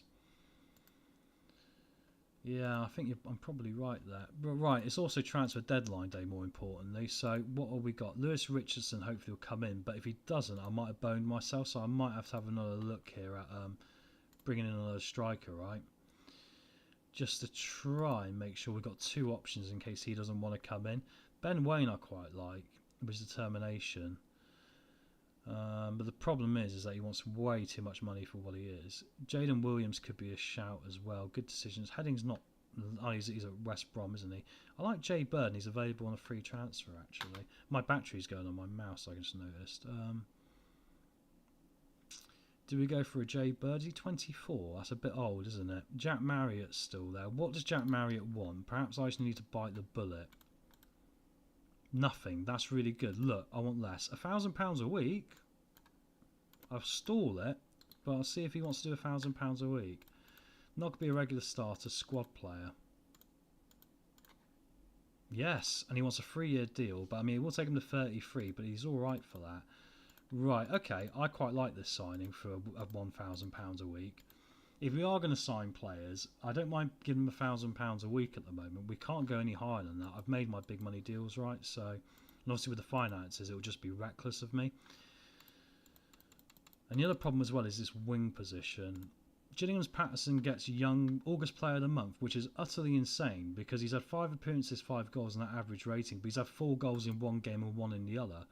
I'll say congratulations though, but you've got to do better, mate, really. A player of mine just won Player of the Month. I'm saying he's got to do better. I mean, maybe I have gone bonkers, but, you know, he's got to do more at other points, hasn't he? Right, and now let's just double check, see if we can get in a free winger here. Let's just quickly edit this on a loan deal. Is there anyone who's actually going to be any good's the question, right? Let's do the transfer value way. Bobby Poynton, League 1 or League 2. I don't think there's going to be anyone available, is there? Where we're going to be able to get... What's that Akandi like? Oh, I'll tell you what. If Reading want to let us have this chap on a free loan, 20%, inside forward on the left. He's in. Right, I've done that just to be safe because it is the last day of the window, right? So we're probably going to have a few players coming in here. If we get Marriott, we've got a decision to make. Oh, in good news, guys, Victor Zentrich, the guy who didn't get his work permit before, has now got it. So we have got another foreign vacancy coming forward for a foreign signed player. So that is something good, 100%. So that is brilliant. I'm happy with that. Right, the board think I'm secure. The supporters are relatively happy. Thank you all very much for watching again, as I say every time. Yeah, so we've got this Bristol Street Motors Trophy South against Wickham next. I mean, I'm gonna have to take it. Do I take it seriously? I mean, I don't really want to be honest. These are the 3 we're expecting to come in. Well, I don't know between Richardson and Marriott. I mean, I probably should just compare them, really, shouldn't I? I can't really have both. I mean, Marriott's more ready to go. There's more speed at Richardson. Oh, do you know what? I'm going to stop being a little bitch. Excuse my French. I'm going to have both of them if they come through. I just wonder if Joaquim's not going to make it, to be honest. There's been 3 games in a row now he's looked incredibly dodgy to me. Right, Marriott's in. That's good for £1,000 a week. He's very experienced at the Football League level. The players and fans are happy with that one. Get him registered here. Good stuff. Let's keep going. Morgan has joined Birmingham on loan. So when we play Birmingham, we're coming up against the guy that scored 30 goals for us last year. Richardson's in. I'm going to take both of them. And Akande on loan from Reading. Superb. Right. I'm quite happy with this. I think now we have actually gone from being perhaps short to being oversubscribed. But I think being oversubscribed now, after saving that money for the first few, he's decent enough as well, right? I think we can always now readdress the balance when it comes in January, right? Let's do some squad numbers quickly to make sure we don't get given daft ones. Well, saying that, there's not a lot left. I've given a lot out, haven't I? So this is going to be interesting. Who do I want to give number 7 to? Probably not Akande because he's on loan. So I'll give Akande 28. Oh, I don't want to give a striker number 7. That's really weird, isn't it? Richardson 29, Marriott 33. Right. You can see I've signed some players there. How many squad numbers I'm using now, right? To be honest. Concentrate main players on league, second string and small cup. I agree with you, mate. Actually, I do need to develop some as well. 100% on that one. Let's look at the transfer deal. I see, yeah, we've made quite a lot of deals there at the end. We spent only £22,000 and I received 160. So that is something at least. Last year I posted it on a post actually on the channel. It was 25k approximately difference, maybe 15. I spent 15k more. So this year I've more than made that up. So I'm basically running this club as if I'm running a farm foods or an Iceland supermarket, you know, really cheap and affordable. Right, let's get this team picked for this BT, and I'm just going to holiday past it, I think, actually. I'm not going to watch it, and then we'll get to... What time is it?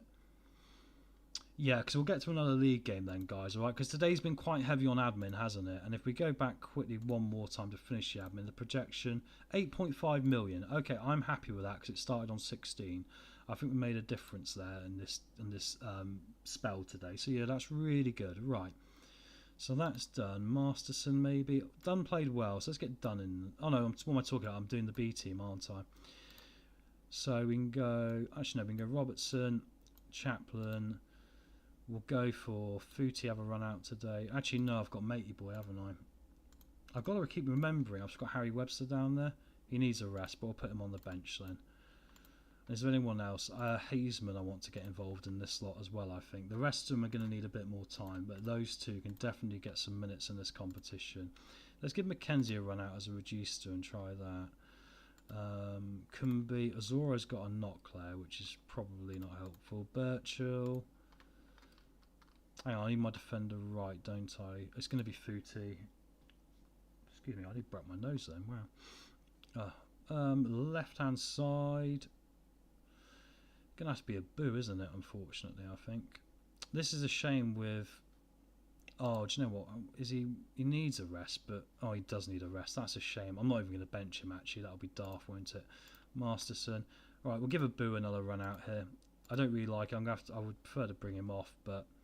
I might play OG at left back in the next game because we've now got that extra centre back, right? So I can get away with doing that. Right, what we're going to do up top, I think Joaquin needs to get some goals. So I'm going to give him a go because he's not my first choice striker anymore now. Yana can go on the right. And attacking mid-centre is now going to become problematic, isn't it? Unless I go with Yana in there. Oh no, Joaquin. Let's go with Joaquin in there. He's not probably going to play it, but his passing's probably good enough. And let's give a debut today to Lewis Richardson and get... These guys on the bench. Right, and I'm literally just going to holiday past this, alright? So it'll take 2 seconds. Use code match tactics, use code team selection. Return on holiday one day. We're probably going to get an utter hammering in this, but we've got Birmingham next, so obviously we just signed Morgan, so that's probably a really nice game to have next. Right, how did that turn out for us? It was expected defeat. And we paid the price on penalties, which is unfortunate, isn't it, in the circumstances. We got a 1-1 draw there. And it was Akande who got his goal in his debut. So that is something at least, isn't it? Right, with that being said, that's now wiped the team and forget that ever happened. A draw there is fine, isn't it? We're down in 15th now. We might need to get something. A point against Birmingham wouldn't be a disaster. What tactics do they play? 4-4-2. Do we turn up brave and go 4-2-4, chat? There's a part of me considering it. I gotta be honest. There is a part of me considering it. It might not work. I'm the Tinker Man. That is what we've worked out here, isn't it? I'm the Tinker Man of this league. I think perhaps I won't to start with. We'll start with the opposite and see how it matches up. Because we have... When we played Blackpool, been relatively competitive. I know it didn't end out in the best fashion. So I think we've been relatively competitive. So I think that's important. But anyway, the game's quickly saving here. I think we'll wrap this up in 15 minutes, guys, for today. Because we'll get to the time. But thank you everyone that has dropped in today. It's a bit down yesterday, but everyone's streaming today, right? I mean, I think there was like a Mega Luke was streaming. And they were doing a big one for all the other Football Manager players. So I really appreciate those of you that have come along to check this one out. And obviously I'll do the usual timestamps at the end if you want to come back and see anything. Or anything you might have missed earlier on.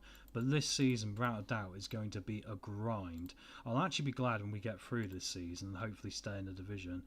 ZX on international duty, so we're going to have to go without a backup goalkeeper today, which might bite us. Oh no, we've got Sammy Bullpit who's just generated. That'll do.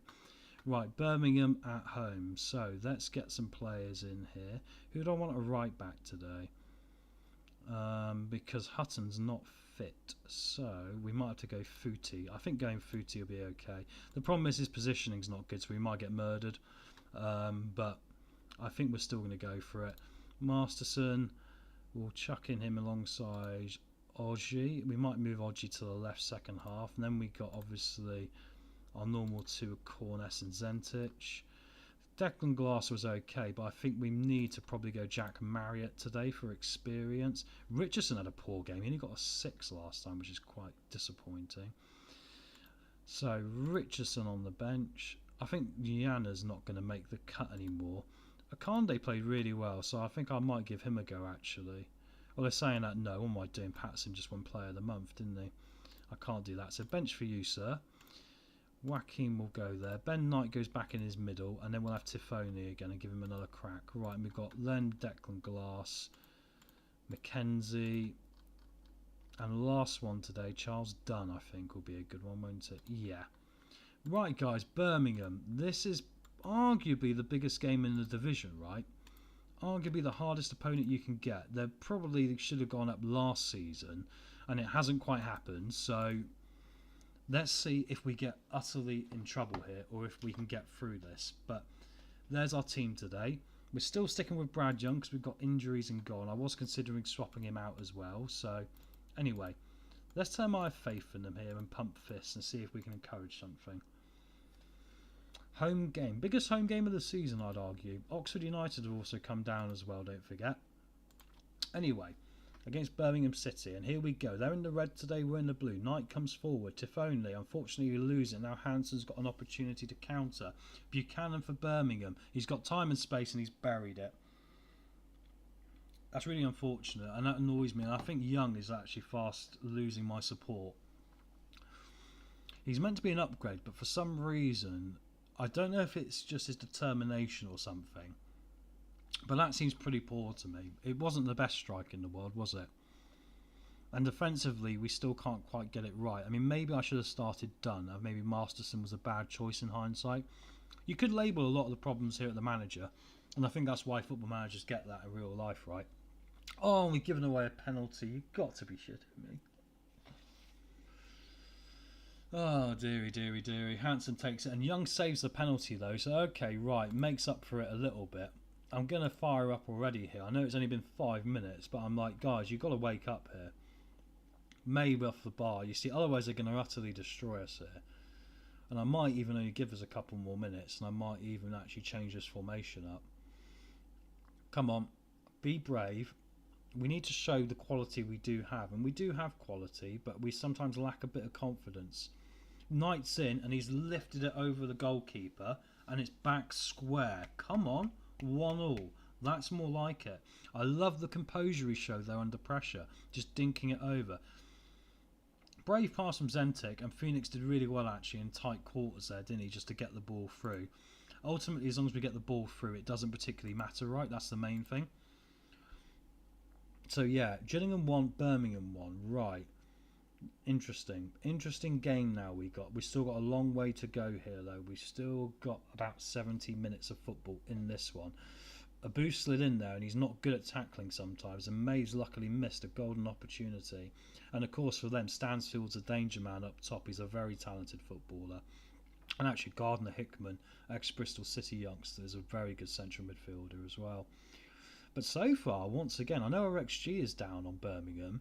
If you look at the shots and the shots on target, we're holding our own like we did against Reading. I mean, you can draw too many games. That's the only downside about football. I know clubs have got relegated doing that, but it's not a disaster at the moment, is it? I mean, Marriott's not having a good game, but luckily we've got 2 or 3 options now to move it around. I'm going to say, was it a good? Yeah, I'm going to, this might bite me, but I don't want to kick them too much now, right? Because I've been kicking them a lot and it is a step up. I'll leave it for now. I'm going to make some changes quickly. I think Masterson probably needs to come off here for Dunn, just to be safe. I think Dunn's got a bit more experience. Knight comes down. He's inside and he's hit the underside of the crossbar. Need to put them in the back of the net really, mate. You're not going to get too many of them, and that's what you're paid for. That's a shame, that. Anyway, corner now for us to maybe take the lead against Birmingham. Dunn was there trying to get involved. Tifoni, corners from distance over the top. That's unfortunate because that was a great opportunity as well, wasn't it, to be able to push on and do something there, but what can we do? Tifoni plays it forward. Zentic off the bar. We can't get the rebound, and Tifoni now is going to pick it up again and try and pop it back in. We're looking lively though, and actually second half we've started to really push on. I might as well encourage them here now to go and do this. Marriott's going to come off in a minute. I'm going to bring on Joaquin, I think, because Richardson got a 6.0 last game against Wickham, so I'm not going to do that. Phoenix isn't having his best game, so let's bring on that Akande who scored last time out. Can we nick a win against Birmingham? It'll be the biggest win of my career so far as Gillingham manager. Oh, and it's in, it's Tifoli! Come on! Come on! Set piece. Goalkeeper probably should have done better, but we'll take that. What a result this can be, guys. Come on. Gillingham 2, Birmingham 1. Proceed with tactical changes after this goal, absolutely. Now, we might need a third, though. You know what sort of team they are. We've got some bookings at the back, which are slightly concerning. I can't do any more changes here. Buchanan's going to come forward now. Can we hold on? Dykes with a header and it's off the top of the crossbar, but luckily it goes behind. Come on, boys. Just nice and calm and just play it through them here. Honestly, that's all we need to do. Knight comes forward. He loses it, unfortunately, because he's double marked. Leonard plays a long ball forward. Corness gives it away to Stansfield. That's the last guy you want to give it away to. Hansen's in, and it's a great goal. Emil Hansen equalises here. I'm still going to just encourage them here at the end rather than shout at them, because I think we've still got another goal in us. Ironically, I think this game's still got another goal in us, but which way is it going to go? Shame, once again, it's that marking from that fullback, isn't it, like we were worried about. But we're having to sacrifice in order to gain things elsewhere on the pitch. That's the reality of it. 5 minutes of added time, and it still might be a good point, though. Yeah, we ground out a nice point there against a team that's probably going to get automatic promotion. Okay, we were slightly hanging on their coattails a little bit. I had a bang outside then, but there we go. Very satisfying result. Nobody gave us a chance. We'll take that, 2-2. And actually, 7 points from 6 games. Yeah, it doesn't look that great, but I mean, there's the results so far. 2-2 with Birmingham, 1-1 with Reading, 1-1 with Blackpool, a loss to Wickham, a 5-2 win against Northampton, which feels like it was a lifetime ago, doesn't it? And a 1-1 draw with Wrexham. So, I mean, we've only lost the one game, which is remarkable. We've played Birmingham, we've played Reading, we have played Blackpool. And we've got Crawley next as well. I really would like to end on a win. So we're going to get across to this Crawley game now. And I feel like I'm learning my team a bit here. So let's get to this Crawley game. If I go to Picked it, I'm going to tell Brad Young off. He's really annoying me with how bad he is. I'm going to warn him. Criticise your recent form. You've got to play better, mate. I can improve. Okay, I'm going to give you a target. Match form. Yeah, I want a 7.0. It won't be easy. Well, I'm sorry. You know, you need to do it. And people are going to have shots at you, mate. I might seem a bit harsh there, but I haven't got any choice in the matter. He's got to do it. Right, I'm no for the next game before we get there. Dunn's going to go back in because he just looks so much more mature. His stats are dropping, but he's just got a stronger head on him than Masterson right now. I think the rest of it will probably just leave. I mean, Akande, I think, has come on and been quite interesting. And actually, his stats are pretty good. Akande's challenging Patterson here big time. We'll just get forward to the next game before we make final calls on this one and what we're going to slightly tweak again, because I want to get into a regular system here, a regular team. But this next game, I really want us to try and get something against Crawley. And when I mean something, they're in third place, ironically, though. So the irony is I really want to get a win, but they are right up there. So it might not be as easy as I think it is. Some scouting there. I'm not going to worry about that now. What formation do they play out of interest? I think we'll be better off playing the number 1. We'll go back to the original formation for this one as well, because I just think it's going to make a difference. Declan Glass will go up front for the next one, actually, because he got a 7.0 last game. He didn't get a goal, but his link-up play meant the 3 behind him had better games. And as long as some of them are scoring goals, I think that's the important thing. Maybe I'm sacking off Joaquin too early, my foreign wonder kid. Or he's not even a wonder kid, he's 24 now, isn't he? So he's actually quite old. Mackenzie's training's bad again, guys. Let's get rid of that. Crawley Town at home. I think the home fans need a home win. What's the expectation is a draw. Right. So Hutton's going to come back in at right back today because we need a bit more maturity there after the positional problems we had last time. I'm still happy with Abu, and he is getting better slowly. He's one of those that might explode in a minute into a top player. Yeah, I'm happy with that. I'm happy with this. Azora I probably need back on the bench. Marriott didn't have a good game particularly, but I still think he's probably our best backup. Footy needs to come on the bench as well here now. And we need a backup goalkeeper, number 1. There we go. I've got quite a deep squad now after making those last minute signings, so I might have one or two players getting upset, but I think that is going to be the best way to go now, isn't it? I might need another winger on here actually. Maybe Mackenzie's got to drop out. Is it going to be Jana or Birchall? Birchall's got the more value in him, but it does mean we've got two left-sided players on the bench. It's ended up slightly, twisty-wisty, as I'm going to say, because of all the decisions we've had to make about money this year. Right, Crawley Town, they've got Therese John Jules. That's probably why they're in third place. Ex-Arsenal youngster, he's a pretty good prospect. I want us to see us dominate the midfield today, lads. I'm looking for you to give us an edge today, Declan. Please go out there and get the goals. Right, here we go. Gillingham versus Crawley. A game I think we should be winning. I don't know about you guys. I think we should be winning this game. Anyway, Flint with the frame, plays it across. Kelly with the header, and it's in the back of the net, and it's an own goal. As soon as I say we should be winning it, we go 1-0 down, which is quite disappointing, isn't it? And what happened here then? So there was a little bit of switching off going on there from number 12, which was our ball-winning midfielder. But to be fair, all the defenders were a little bit clumped there.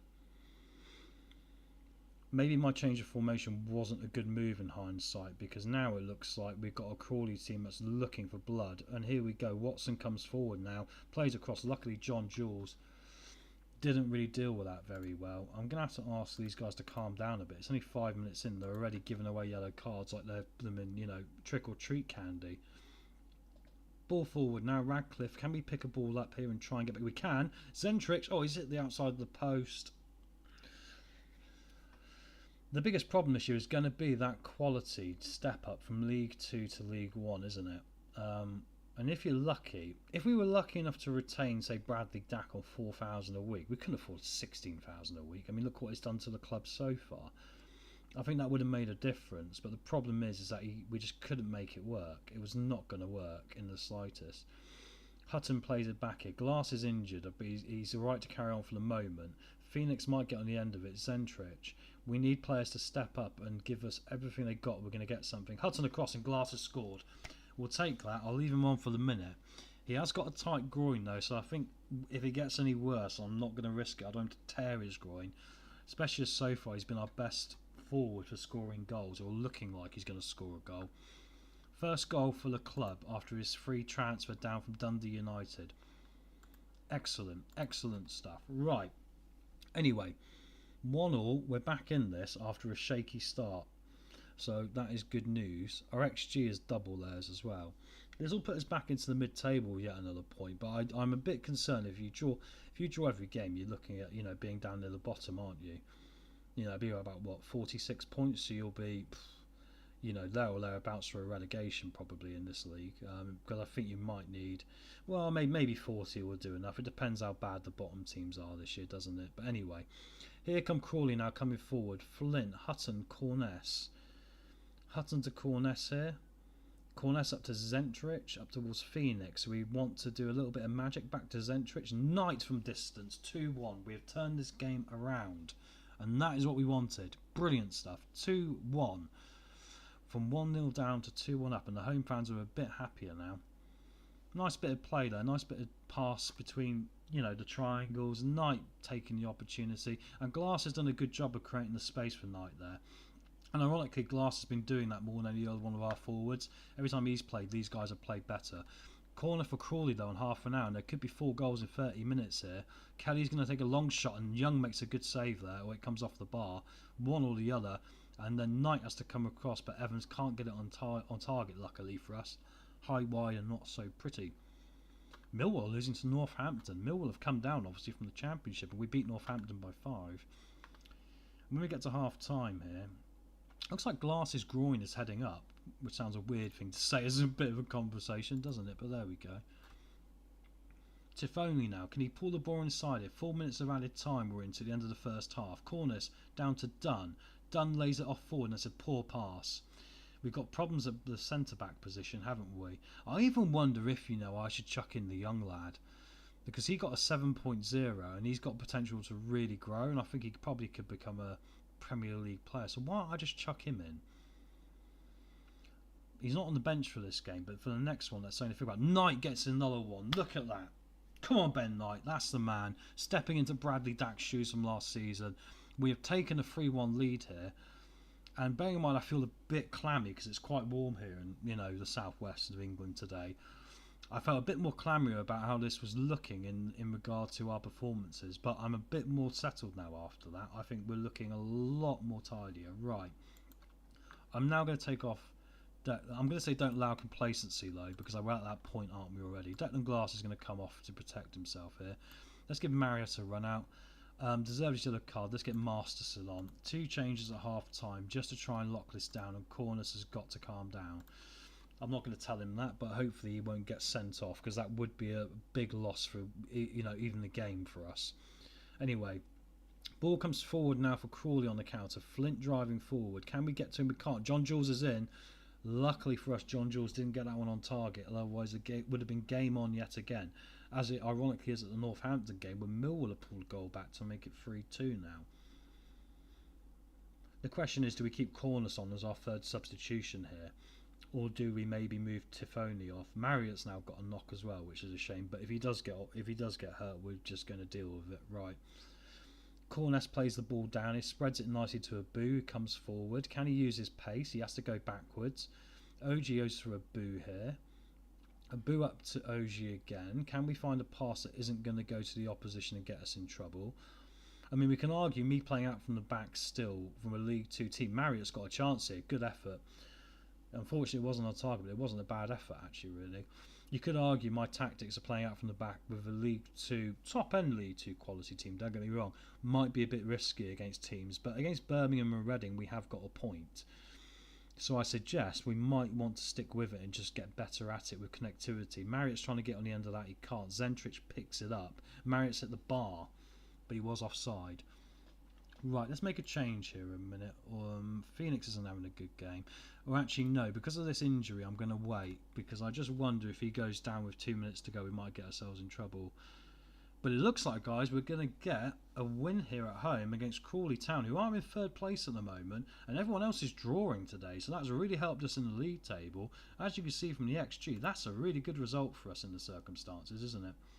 That is a superb set of results for us. Right. Nice work, everyone. That is good. You can tell I'm a hard taskmaster, can't you? Because I'm actually a bit frustrated about the draws with Birmingham and Reading, even though we actually did pretty well. And it puts us in 8th place. I mean, played 7 now, and we've only lost 1 game. I mean, we've drawn 4 of them, haven't we? Or 5 of them, but we won 2. Is that correct? Yeah. Drawn 4, won 2. I mean, that's not bad at all. Not bad in the slightest. I'm happily going to take that. And what's the injury situation look like? A bruised knee and a tight hamstring. I think we managed that very well, guys, didn't we? So, yeah, I'm quite happy with that. I'm going to quickly clear the team selection. Double check the finances here a minute. FFP summary, we're looking pretty good. Anyway, I'm going to save the game, guys, and I think that's going to be it for the stream today. I want to thank you all for coming along as usual. You've all been utterly brilliant, and it's lovely to see you in particular, Mixed Music Vibes. Lovely to see you, mate, my top fan of the day. Good win, and I tell you what, mate, honestly, we go back to the league table here just to finish off. I think at the start of this season, bearing in mind the money problems we had, we'd have taken, after 7 games, 2 wins, 4 draws and a defeat, and being in 8th place. I mean, it's going to be a tight league, don't get me wrong, right? It is League 1. This is going to be competitive. It wouldn't surprise me if on the last day we're battling for something just because of the points distribution, looking at the table. But anyway, superb job so far, and I'm really happy with that. And when you think the draws we had were against Birmingham, Reading, Blackpool and Wrexham, I would suggest their teams we're going to be seeing up here. So if we can stick in around here and get this finance sorted out, which is getting difficult, but we should be able to have a cup run hopefully and work on it, I think we're going to have something we might be able to achieve here. I mean, we're probably not going to go up, but I would still say tune in next time, which will be tomorrow. I'm not sure what time yet. I will schedule it when I can, guys, so you're aware, alright? And then hopefully we can keep ourselves in a position where it's going to be interesting and maybe we could sneak an outside playoff spot. I mean, I'm quite terrified about the idea of getting promoted, I'm not going to lie, because if we do get promoted, I think we're in difficulties a little bit, right? Because I think then we're going to have to really step up. We might get utterly murdered and massacred. Sorry to use these words. They're actually quite dark words, really, for talking about Football Manager. But anyway, guys, more importantly, thank you ever so much for watching. Really appreciate all you guys in the chat as well. And thanks again, mate. Yeah, really appreciate it. Mixed Music Vibes. Honestly, superb, mate. I hope you're having a good time with your game as well, my friend. And like I said, I'll catch you tomorrow. Right? I'm not sure entirely what time it will be yet, but I'll let you know when I find out, and it will be posted. All right. So make sure you hit that sub button, do the likes for it. Obviously, tell all your friends if you think this is a fun series, and I will later on be putting on, obviously, the normal little timestamps in case you want to come back and see anything again. But relatively satisfied. Cheers, guys. Catch you tomorrow.